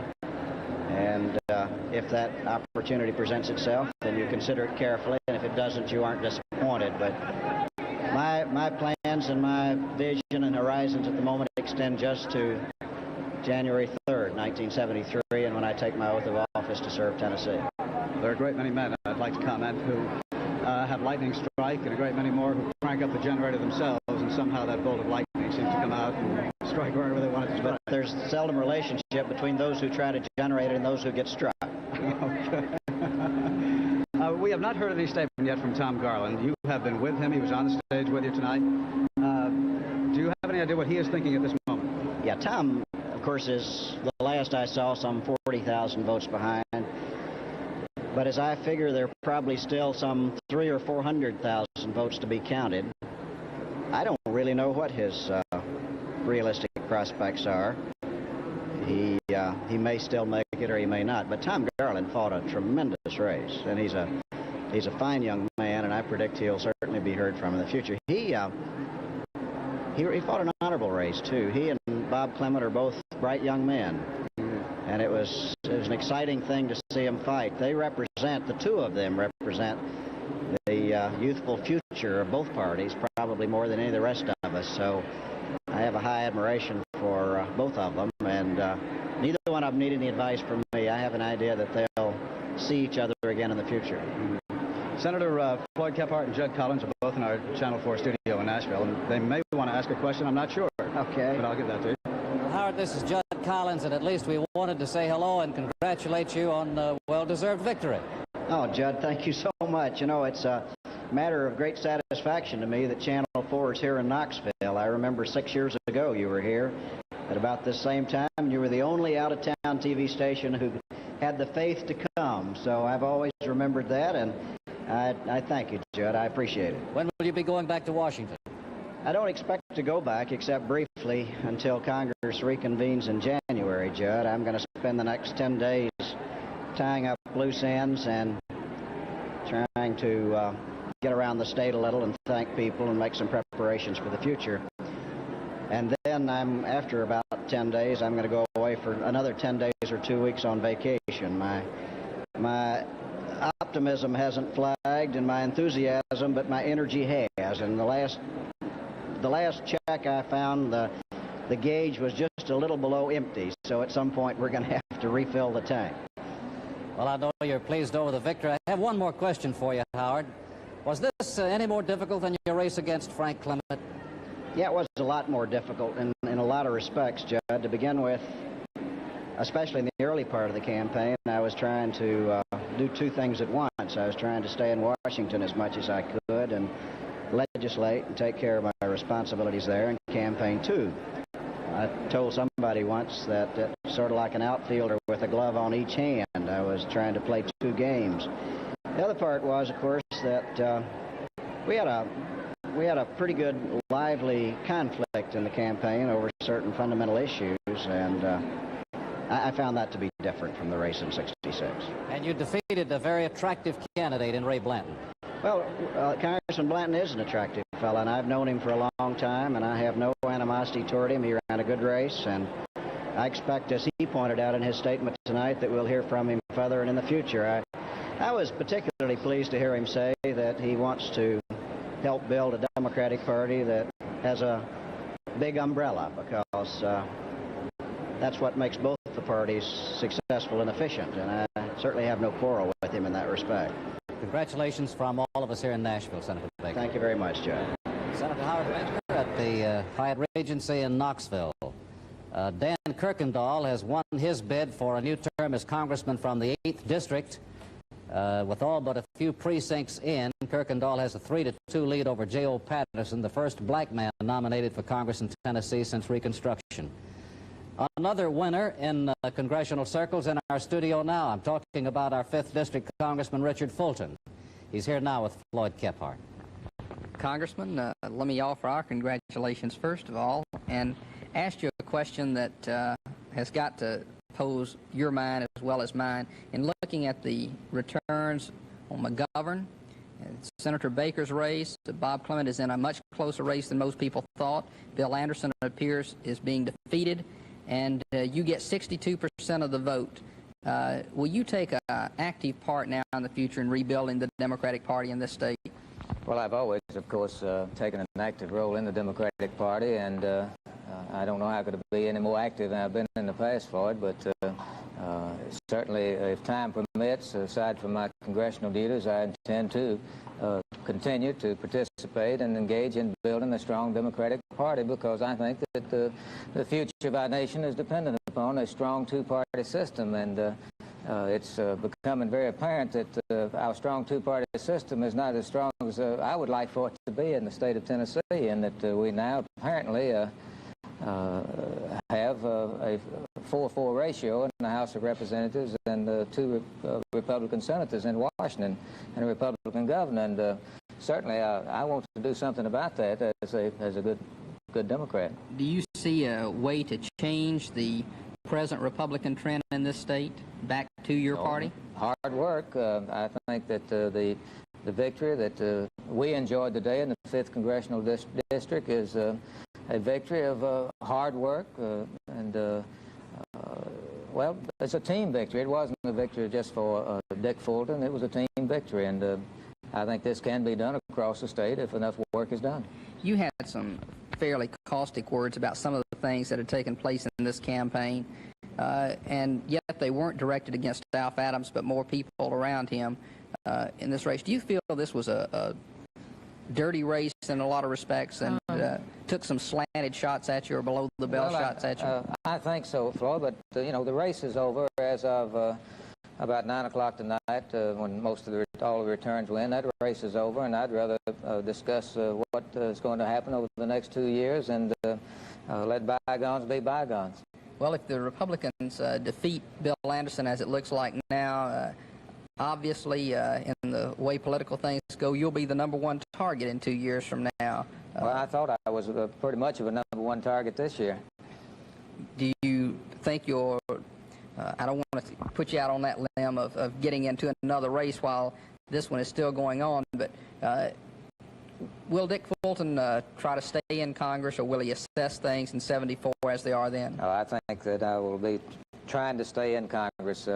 I will, by that time, have 12 years of seniority, and I think we'll move up considerably on the Ways and Means Committee, and this is a very powerful and a committee that is important to the people of the 5th District and indeed the people of the state of Tennessee. And I enjoy my committee assignment. I enjoy my congressional work, and I'm not, of course, announcing for re-election in 1974, but I certainly have every intentions of running at this present time for another term in Congress when 1974 rolls around. Let me ask you one final question. For the past 2 elections, I have underpredicted your vote gap. I wasn't going to say anything about that, Floyd. I just want to know. You at least predicted that I would win. Well, both times I predicted you would win, but you get these big margins. I think I heard last night you predicted 55-45, and I believe in the August 3rd primary, you predicted I would win by 8,000 votes. It seemed like it was something around 50,000. 2,000. But that, I want you to know that most of your predictions are good, but for some reason you have a hang-up on me. My question is, how do you get all those votes? Possibly it's because of your predictions. Okay. Congratulations to the sixth term congressman. Could I just sure. Once again express my appreciation to the viewers and to Channel 4 for the excellent coverage that they give the political campaigns, and to the literally hundreds of volunteer workers that were out at the polls today working in the cold, the drizzle, and the downpour. It's the participation of so many people in our game of politics that I think makes our system work. Congressman, again, congratulations, and we'll look forward to working with you for another 2 years in the Congress of the United States. Thank you, Floyd. Judd?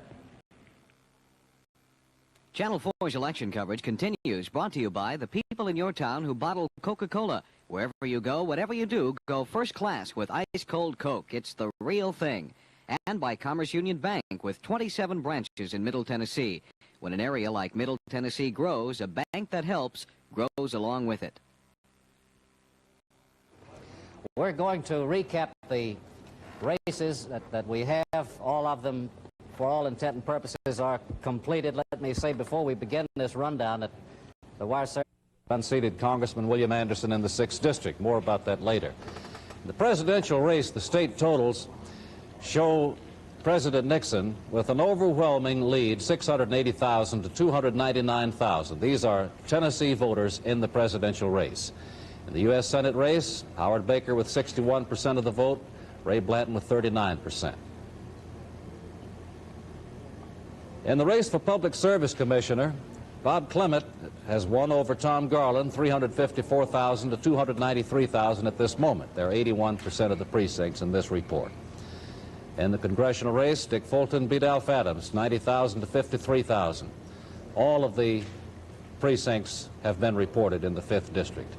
Now, here is the real wing-dinger of the night. The 6th District race for the U.S. Congress between Robin Beard and incumbent Bill Anderson. That race seesawed during the evening. At the moment, 96% of the precincts have reported, and Robin Beard, the apparent winner, 59,699, Anderson 55,599. That's in the 6th District. Robin Beard with 51% of the votes, Congressman Anderson with 47% of the votes. In the 8th District, we've already given the nod to Dan Kirkendall, although only 36% of the votes are indicated here. 33,314 to Patterson's 26,719. A few moments ago, we gave you a wire service prediction that had already given Dan Kirkendall the win in the 8th District. Metro totals in the presidential race, President Nixon almost 2-to-1 over George McGovern. 61% to 36%. In the U.S. Senate race in the Nashville area, 70,000 for Howard Baker, 54,000 for Ray Blanton. 56% of the vote to Senator Baker and 43% to Congressman Ray Blanton. Public Service Commission race in the Nashville area, Bob Clement had 81,000, Tom Garland 45,000. In the legislative races, starting with the 50th District, all of the precincts in this report, Jim McKinney turned back the bid from Jim McLean, 6,500 to 4,500 votes. In the 51st District, Charles Robinson, the incumbent, defeated Ben Cantrell, the Republican. In the 52nd District, Marvin Fleming, the one of the 53rd, Victor Ellis, defeated Francis Doyle again. In the 54th District, Harold Love, again the winner, over Ed Mitchell and Dorothy Brown. In the 55th, it was Mike Murphy over Bob Ferris. In the 56th, it was Mary Anderson defeating Jim Rao. In the 57th, Marvin Hopper defeating Helen Bain. 58th went to Charles Pruitt, and in the 59th, it was Richard Clark over Gene Rudisill. Did I give the Hopper-Bain race correctly? I hope that I did. Yeah, I think so. Hopper, 12,000, Bain, 7,000. I wasn't sure about that. And then Richard Clark defeated Gene Rudisill in the 59th, and in the 60th, it was John Hicks, of course. Now, in the congressional races across the state, we've given these a number of times. I want to make it clear that Jim Quillen won in the first, John Duncan in the second, Lamar Baker in the third, Joe Evans in the fourth, Dick Fulton in the fifth, Robin Beard in the 6th district. 96% of the precincts report him with 59,699. Anderson 55,599. Beard the apparent winner. Ed Jones in the 7th and Dan Kirkendall in the 8th. Judd, I think that Robin Beard, of course, has worked extremely hard during this campaign with the Republican administration strongly behind him.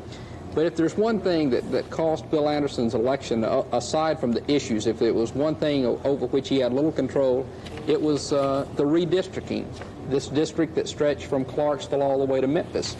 And it added many, many Republican votes, 35,000 roughly in Shelby County alone.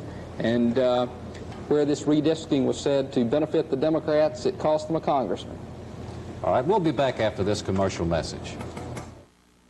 I might mention that voters in Hendersonville have approved a proposal to legalize the sale of alcoholic beverages in that city. The margin of victory was 655 votes. The sale of legal liquor was also approved today in Morristown, in Cowan, and in Murfreesboro. Well, Floyd, you've been looking at the legislative races tonight and the races across the state. How do you feel about today's election? Well, I think that, first of all, it shows that the two-party South has really arrived. You know, earlier in this century, when the South was solidly Democratic, Tennessee was the only southern state to break for Warren Harding in 1920. And since 1952, Tennessee has voted Republican in every national election with the exception of the Johnson landslide, when Tennessee rejected Barry Goldwater. Now the whole South has followed that trend.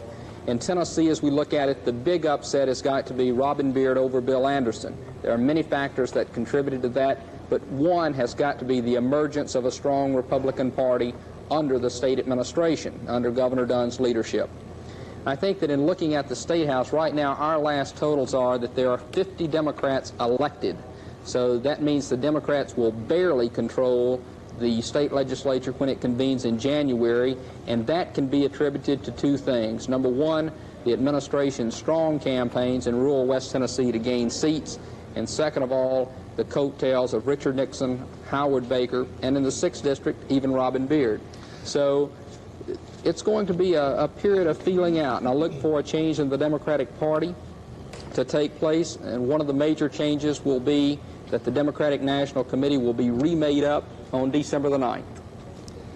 I think it was interesting that between 8 and 9 o'clock, Robin Beard, appearing on television on this station from Republican headquarters, behind at the moment, accurately predicted that the swing of votes in Shelby County would put him in the office.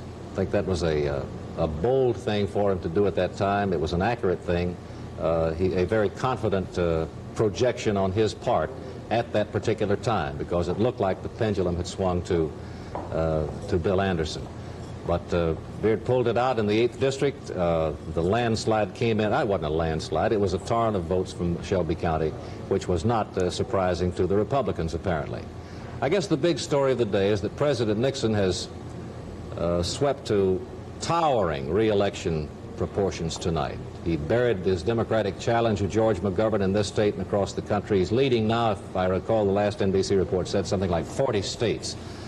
There was some ticket splitting across the country, and this is evidenced by the fact that some of the Senate contests are tight. I'm not sure that that has blunted the impact of President Nixon's victory today, but it certainly has and will have some effect. Some of the complete results on those races will not be known for perhaps several hours yet. NBC will stay with those returns until all of them are complete.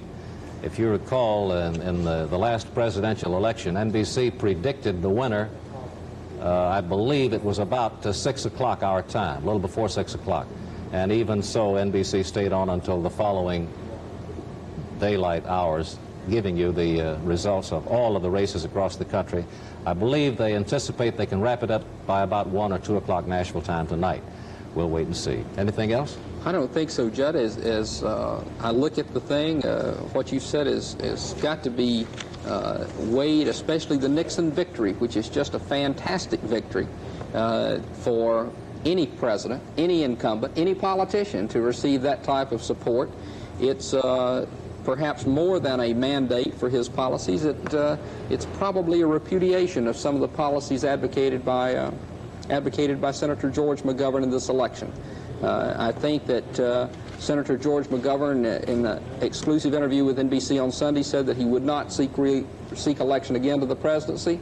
And as far as the Democrats are concerned in this area, as one told me yesterday, that was the best news they had ever had. And I think that Ray Blanton's statement, the two M's, held true in this state. State Representative Spot Lowe, in describing Congressman Blanton's defeat, said that a man, Ray Blanton, tried to swim the Mississippi with a 300-pound albatross tied around his neck, and that was George McGovern. So that's kind of the way it was on Election Day 1972. You going to make a statement tonight? No, I'm not. You've already made your statement. All right. I'm not going to make a statement. I hate to get into naming names of people who are responsible for election coverage on Channel 4 because I cannot name them all. I would like to say that the Channel 4 election coverage is produced by El Morale and directed by Bill Turner and Jim Sowards. Lee Whitehurst is technical supervisor. Our audio director was Terry Ferris tonight. Scores of technicians, some very capable reporters in the field. Returns were gathered by Beta Sigma Phi and special representatives in Robertson and Cheatham counties. And they're under the direction of Margaret Parker, who year in and year out does an excellent job for us, as does Sissy Sobel and Terry Kimbrough, our election coordinators. Judd Collins with Floyd Kephart. Stay with NBC. We have two races hanging now. The 6th District final totals will be on your screen, as well as the congressional race in the 8th District. Good night, everybody. With about a quarter of the vote in. In Cleveland, a great surprise, a traditionally Democratic city, a stronghold of Democratic voters. Mr. Nixon is ahead of McGovern, 220,000 to 170,000 votes. Cincinnati, traditionally Republican, is going 2-1 for Nixon. And in Newark, New Jersey, the Democrats are slightly ahead in the presidential race, while in Boston, the only big city so far to have gone heavily for McGovern, the Boston city vote is 2-1 for McGovern. Now, let's have a look, having seen the city votes, at what the popular vote is at this hour, with 38% of the voting of the precincts reporting so far in the United States. President Nixon with 19 million votes, 63%. Senator McGovern with 11 million votes, 36%. And we'll be back. We're all waiting for Senator McGovern to appear in Sioux Falls. We're waiting for that, and we'll be back after this message.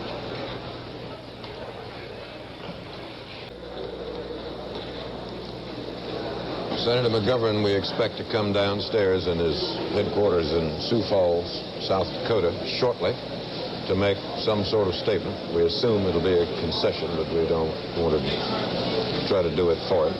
He's free to say whatever he wants, of course. One of the problems that McGovern has had tonight, or today in the voting, is that the blue-collar workers, who never really were terribly strong for him, are not with him tonight. In Illinois and Michigan and New Jersey, President Nixon is carrying our sample precincts made up of blue-collar workers. He is also, in those three important states, carrying the high-income precincts, as expected for President Nixon. And McGovern is, and the president is losing the very low-income precincts. In Pennsylvania and Ohio and Connecticut, the situation is similar, so that the great hoped-for turn to the Democrats of blue-collar union workers, and there was a lot of union support for McGovern this year, did not materialize, and that's one of the reasons for his defeats in the East. Well, the AFL-CIO itself, that is the Central Council, Executive Council, spent $2 million in this election, but spent none of it on McGovern, or for McGovern. They spent it for members of Congress, whom they like, admire, whose voting records they respect. And they spent a little on getting out the vote, but none for McGovern. One of the things, John, that irritated him most in running for president was that he could never get President Nixon to come out of the White House and campaign. The president instead, most of the time, stayed inside and sent out agents, spear carriers, to represent him and speak for him. They came to be called surrogates.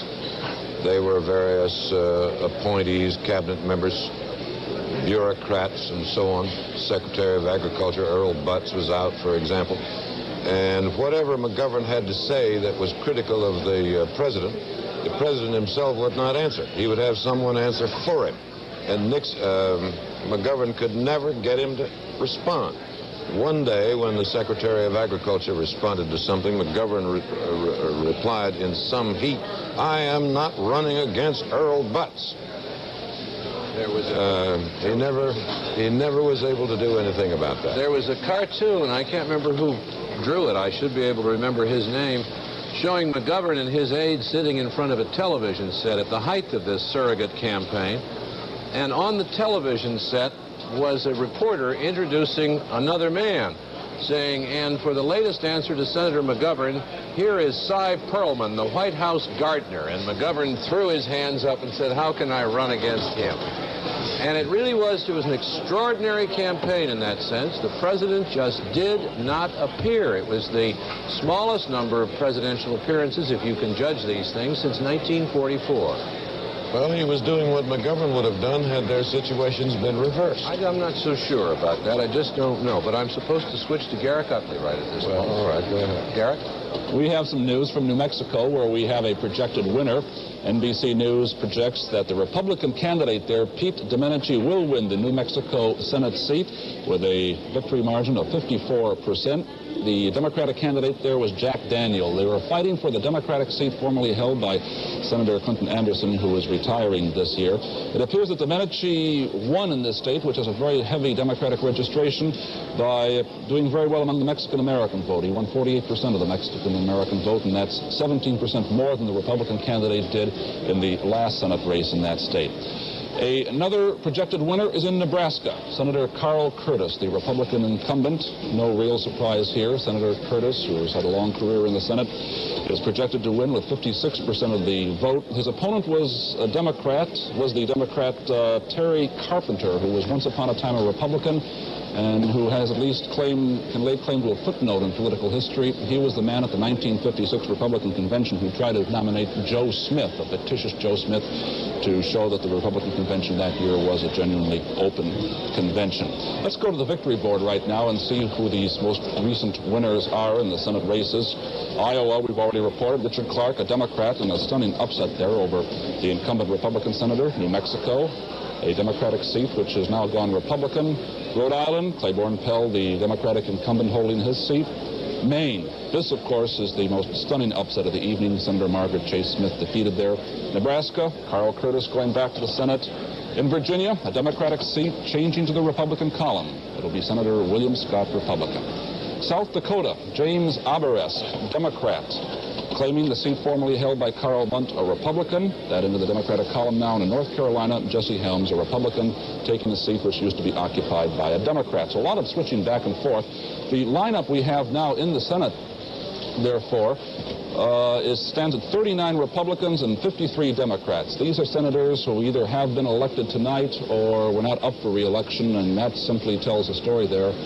In the 100-seat Senate, the Democrats have a clear majority. That is not the final tally, but that's the way it stands right now, and it means the Democrats will, of course, control the next session in the U.S. Senate. Finally, to go back to what I call the most stunning and in some ways most sentimental story of the Senate race this evening. In Maine, Margaret Chase Smith, who served in the Senate since 1948, the ranking member, Republican member of the Armed Services Committee, She was defeated by William D. Hathaway, the Democratic candidate. Hathaway waged a very vigorous campaign. Mrs. Smith did not do very much campaigning. There are a number of possible reasons for her defeat. She was 74 years old. Age was not a big issue, but that may have been it. We'll have more election returns after this message.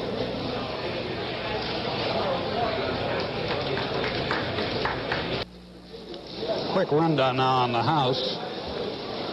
And with, fewer than 100 seats to go, about 80 seats to go, you see the Republicans have a gain of 9, the Democrats a loss of 3. That's because of reapportionment and redistricting that those figures don't quite tally, but they will by the end of the night. One of the big states, of course, is New York, which has 39, and as you can see, the Democrats have dropped 2 there, but actually they've dropped them because of redistricting. reapportionment, I should say. New York lost 2 seats thanks to the last census. Somebody had to lose the seats that California and Florida won, and New York lost 2 of them. But there may be further losses for the Democrats. Some of the races there are very close, particularly where well-known liberals are involved. A couple of them are in very, very serious trouble in New York.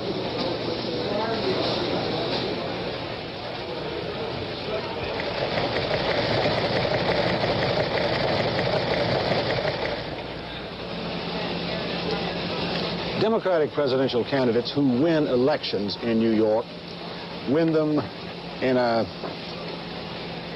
New York City.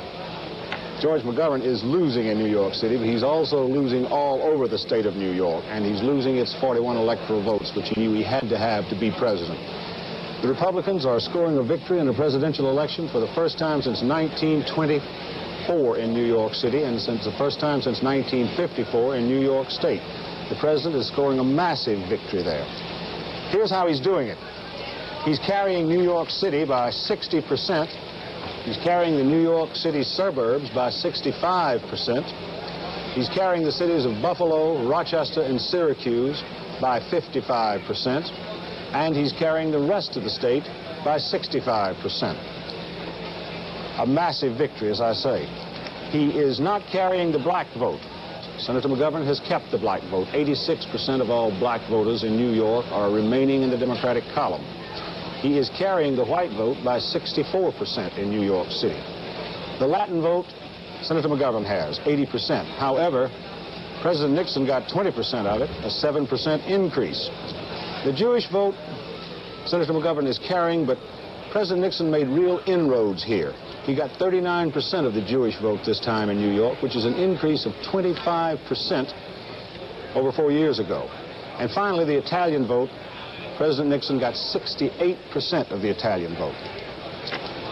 New York State now is in Richard Nixon's column. Ed Newman knows a lot about the House races in New York, so maybe, Ed, you could tell us a little about that. Was ask you a question. Okay. That's Gary Gutley. Okay, ask me a question. I'm over here. The question I want to put to you is this. It appears that the Democrats who are in trouble in New York State because of the Nixon victory are liberals. They're well-known liberals like John Dow, an anti-war man, Richard Ottinger trying to get back into the House again, a liberal Democrat. Is it possible that the president has coattails that work against liberals but don't work against moderates? That's my question.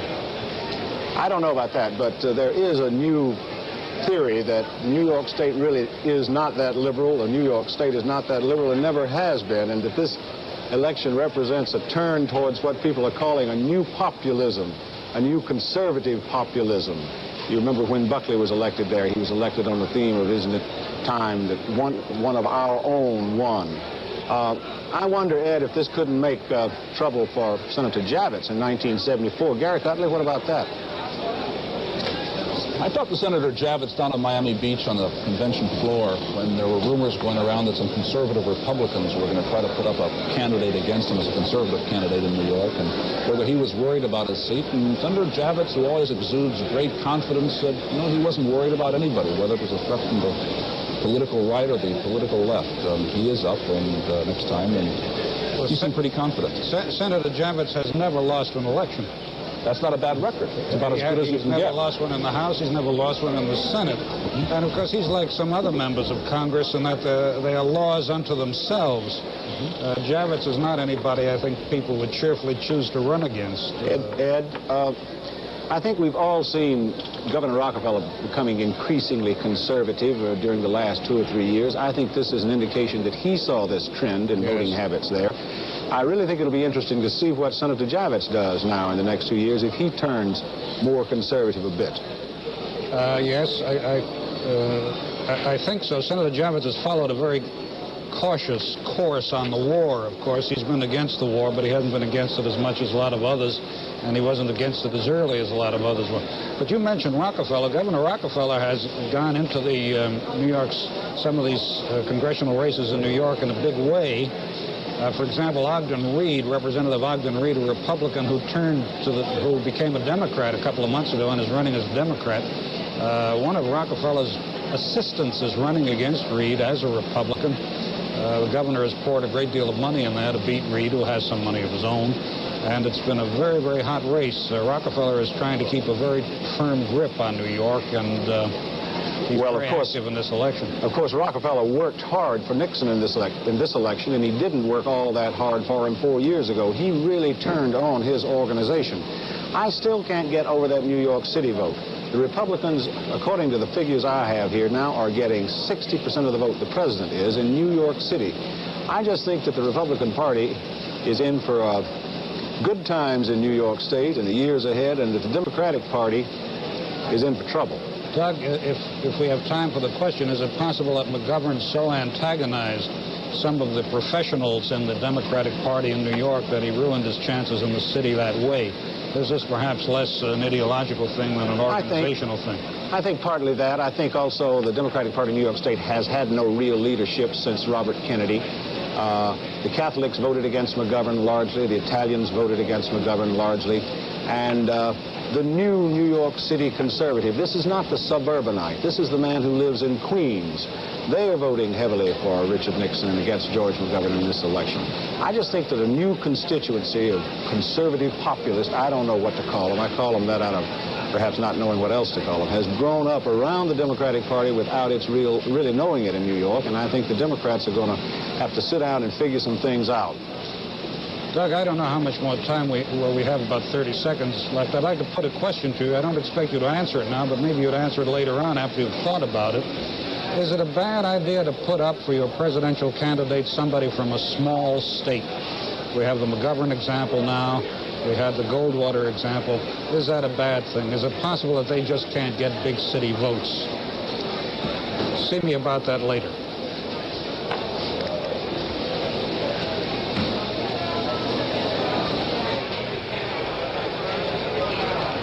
Stay informed every night with the award-winning NBC Nightly News.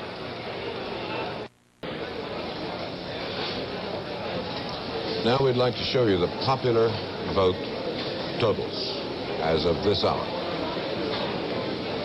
We have 38% of it in, 63% of it has gone to President Nixon, 36% to Senator McGovern. We are told again that Senator McGovern in Sioux Falls, South Dakota will appear sometime soon, in the next few minutes, we think, with a statement. And needless to say, when he appears, we will go there and hear whatever it is. So we don't know just when it is, but stand by and we will take you along. Now, if you want to put the electoral vote board up, we can see the dimensions of Mr. Nixon's landslide tonight. There are only 7 states left to be decided, California among them. 42 states, by our calculations, have been won by Mr. Nixon with 442 electoral votes, far more than he needs to win. 2 states, or the District of Columbia and 1 state, have gone to McGovern with 17 electoral votes. There are not enough left undecided to change the result one way or the other. In New York City, as we have said, for the first time since Coolidge, as we also have said, a Republican, Mr. Nixon, is winning. McGovern, sometime early in his campaign, I think late in September, said, if we lose New York or California, that's the ballgame. Well, California, we don't know about yet. Polls there have just been closed a short time. But New York, we do know about, and he's lost it. And by his own estimate, that was the ballgame. So, having heard about New York, he is, as we say, coming down soon to make his statement. The first isn't just New York, it's everywhere. The first section of the country we had almost in its entirety tonight, because of closing times and so on, was the South. And as you have seen, every state in the South went for Nixon. First time that has ever happened. First time a Republican has ever carried all of it. The McGovern people may not have thought it was very funny, and I'm sure they don't think it's funny now, but when Agnew was down there in Atlanta making a speech about a month ago, He said McGovern couldn't carry the South if he had Rhett Butler on his ticket. Well, he didn't, and he hasn't. John? We have a projected winner. The first of the Pacific states are coming in now.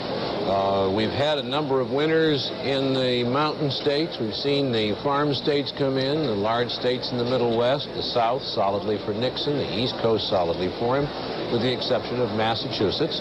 Now we find that the state of Oregon will be, Nixon is the winner in the state of Oregon with a projected 58%. And there is Sioux Falls and George McGovern entering his headquarters at this moment. This is McGovern with him, Eleanor McGovern. Lost 10 pounds in the campaign.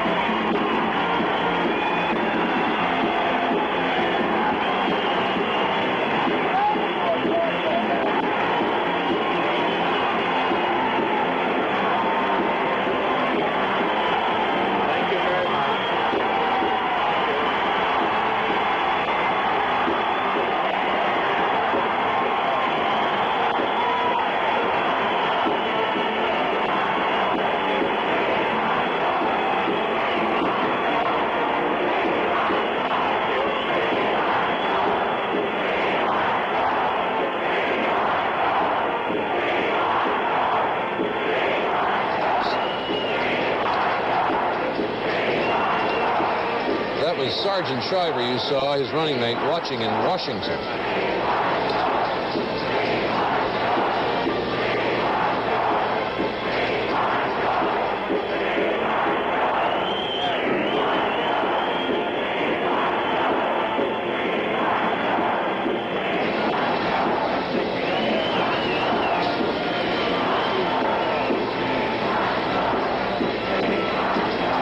Thank you very much.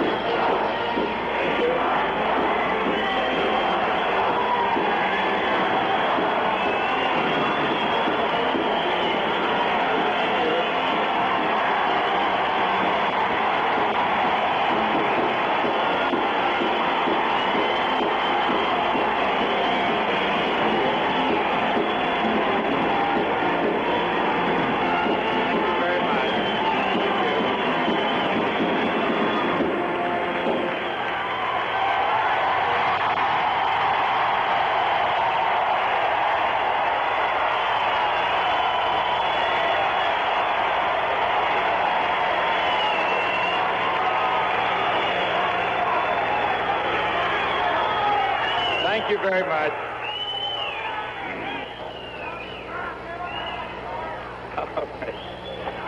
But here among my friends in South Dakota, where this campaign began almost 22 months ago,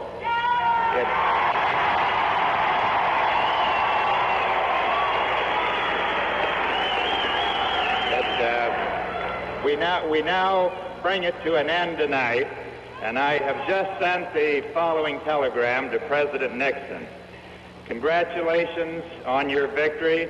I hope that in the next 4 years you will lead us to a time of peace abroad and justice at home. You have my full support in such efforts. With best wishes to you and your gracious wife, Pat. Sincerely, George McGovern.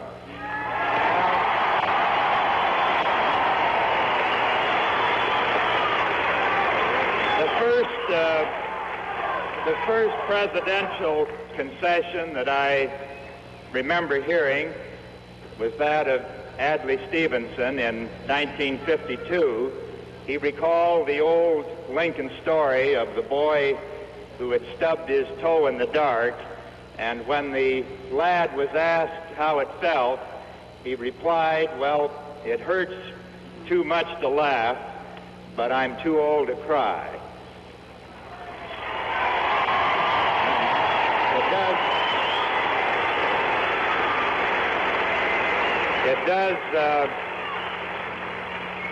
It does hurt all of us in this auditorium and many others across the country to lose, but we're not going to shed any tears tonight about the great joys that this campaign has brought to us over the past 2 years.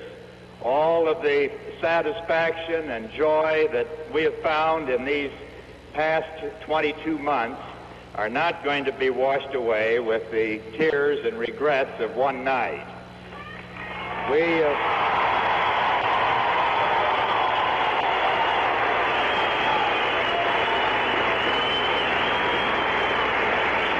have found the greatest outpouring of energy and love that any political effort has ever inspired, at least in my lifetime.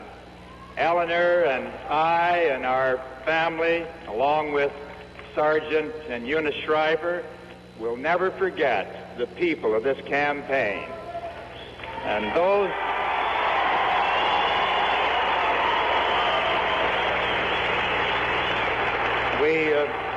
we will never forget those that we have seen in countless meeting places all across this country, those we knew about on the telephone and on their feet, who have worked so hard, so terribly hard, for all these many, many long months.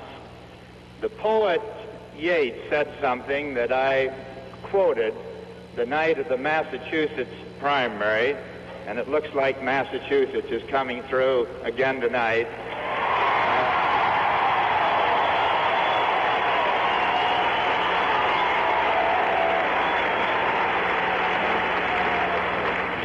Yeats said, "Count where man's glory most begins and ends, and say, my glory was I had such friends." And that's the way I feel tonight. Now, the presidency belongs to someone else, but the glory of these devoted working friends and their dedication to the noble ideals of this country sustains us now, and it will sustain our country. We will shed no tears because all of this effort, I am positive, will bear fruit for years to come.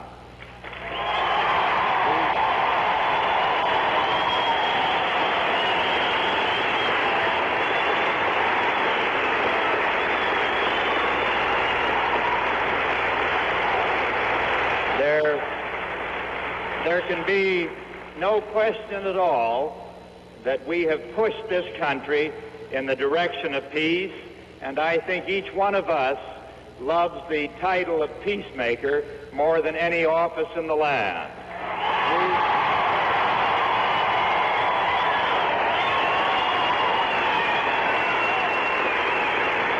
And we will press on with that effort until all the bloodshed and all the sorrow have ended once and for all.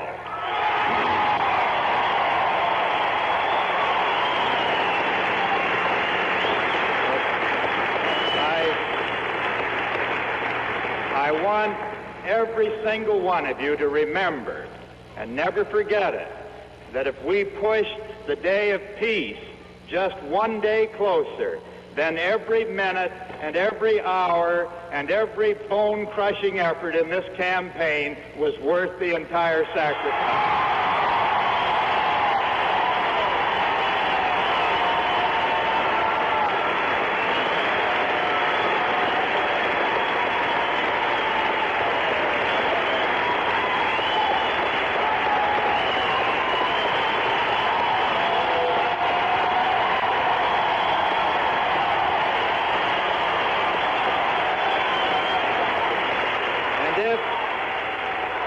If we have brought into the political process those who never before have experienced either its joy or its sorrows, then that too is an enduring blessing. Now the question is, to what standard does the loyal opposition now rally? We do not rally to the support of policies that we deplore.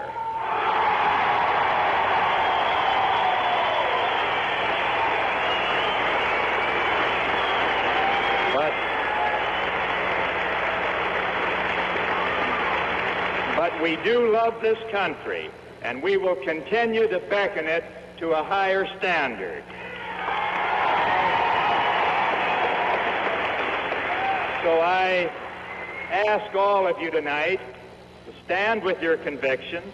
I ask you not to despair of the political process of this country, because that process has yielded to much valuable improvement in these past 2 years. The Democratic Party will be a better party because of the reforms that we have carried out. The nation will be better because we never once gave up the long battle to renew its oldest ideals and to redirect its current energies along more humane and hopeful paths. So let us play the proper role of the loyal opposition, and let us play it in those familiar words from Isaiah that I've quoted so frequently. They that wait upon the Lord shall renew their strength. They shall mount up with wings as eagles. They shall run and not be weary. They shall walk. Talking to many of the reporters. Well, we heard Senator McGovern's concession speech, going back to one that many of us remember covering politics. Adlai Stevenson saying 20 years ago that it hurts too much to laugh, but I'm too old to cry.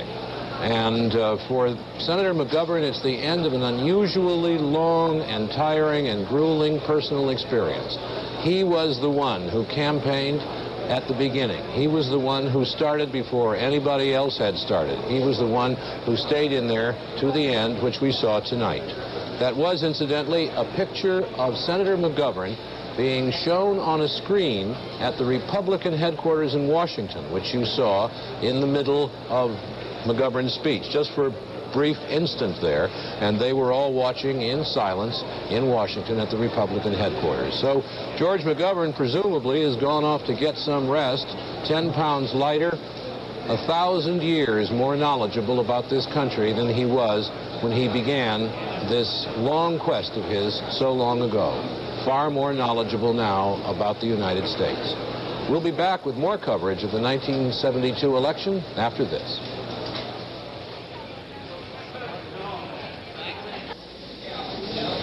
While Senator McGovern was making that speech you just heard, statement, in his headquarters in Sioux Falls, South Dakota, more returns were coming in from the Pacific states, and while he was talking, we were able to project that California will go for President Nixon by 57%. And Washington State for Nixon, 57%. Now we're going to look at the board showing the total states and electoral votes at this point. It's almost over. Out of 50, there are only 5 left undecided. Mr. Nixon has, by our projections, won 44 and 496 electoral votes. Senator McGovern, the District of Columbia, and one state, Massachusetts, 17 electoral votes. Only 5 left to be decided. We'll be back in a moment.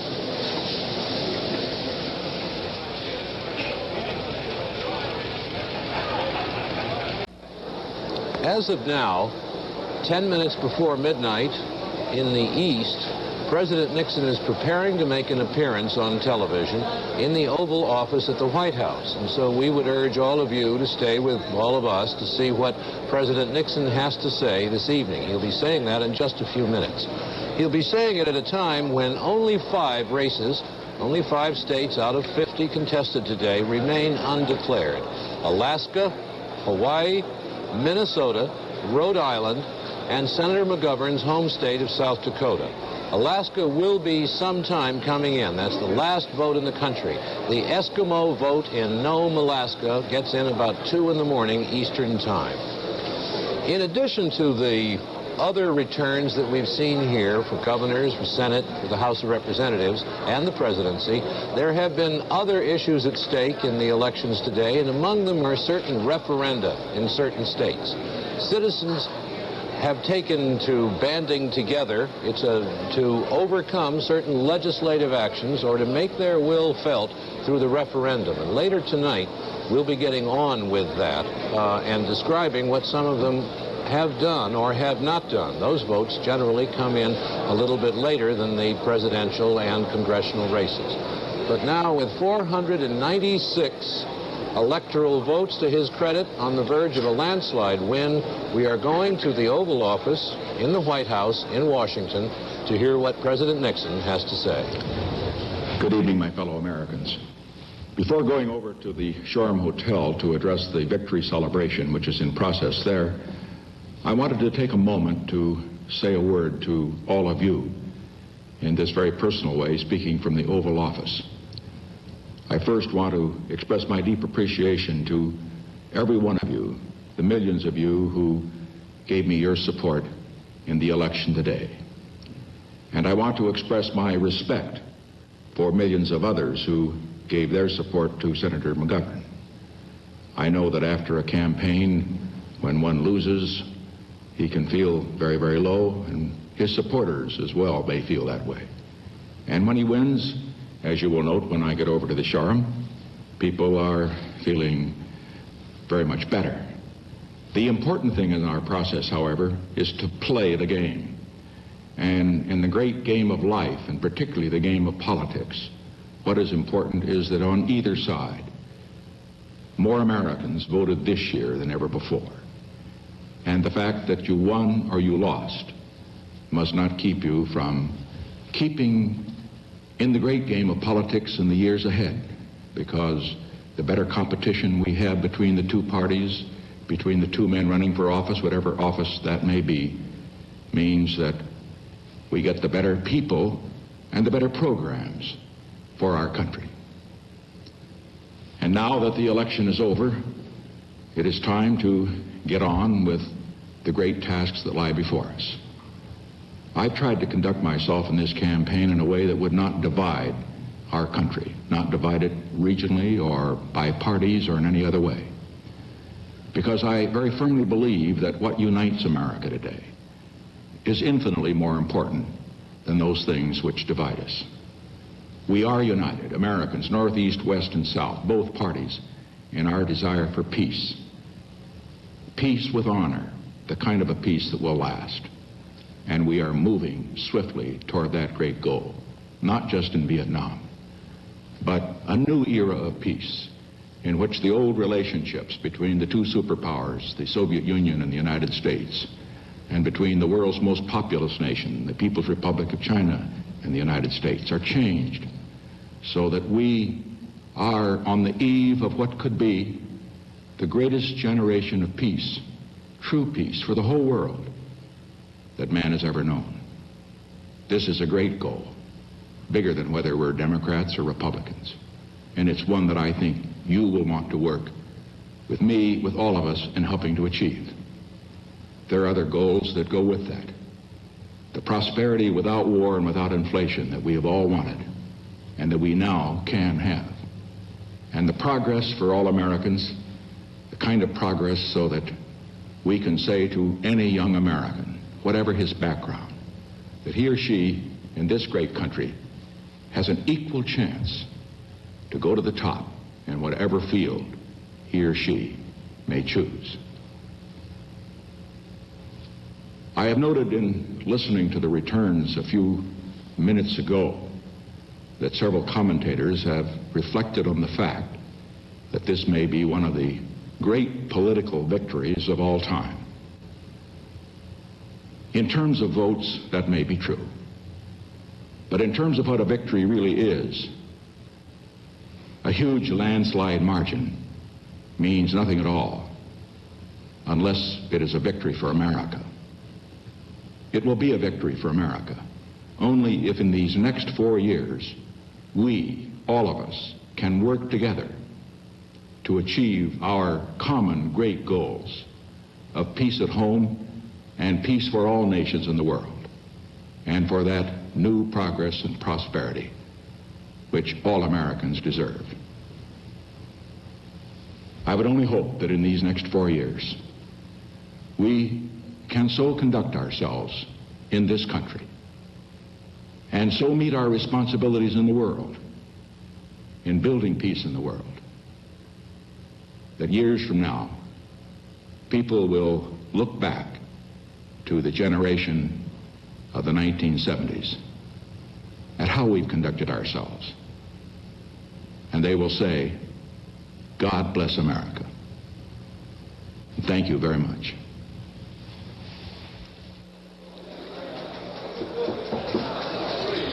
The president speaking there from the Oval Office in one of apparently the 2 appearances he will make on national television tonight. He in the office there making a call for unity, of saying that he would hope that the world would be able to look back to the generation of the 1970s. President Nixon, having been reelected in 72, will be in office until early 75. That leaves the rest of the decade. I wonder if that was a hint that he feels the Republican Party will be in office for the remainder of this decade. In any case, the president will appear later in a more jovial and less reflective mood, we presume, at the Republican victory celebration at the Shoreham Hotel in Washington. His intent apparently tonight was to divide the presidential from the party appearances, and we will get, I'm sure, a much more lively Mr. Nixon when he appears there. And he says a landslide, we're not absolutely sure at this moment whether it will surpass the 61% of the vote Lyndon Johnson got in 1964, but nonetheless, it's a stunning performance. 20 million votes counted so far for President Nixon, 11 million votes counted so far for George McGovern. And as we saw, George McGovern made his farewell concession speech on the campaign just a few minutes before. President Nixon, we don't know if he watched that or not. I cannot personally conceive that he would not have watched that on television. And then he came out, and so that part of the evening, the concession speeches, is not quite over. One more appearance this evening by President Nixon. We'll be back with that story.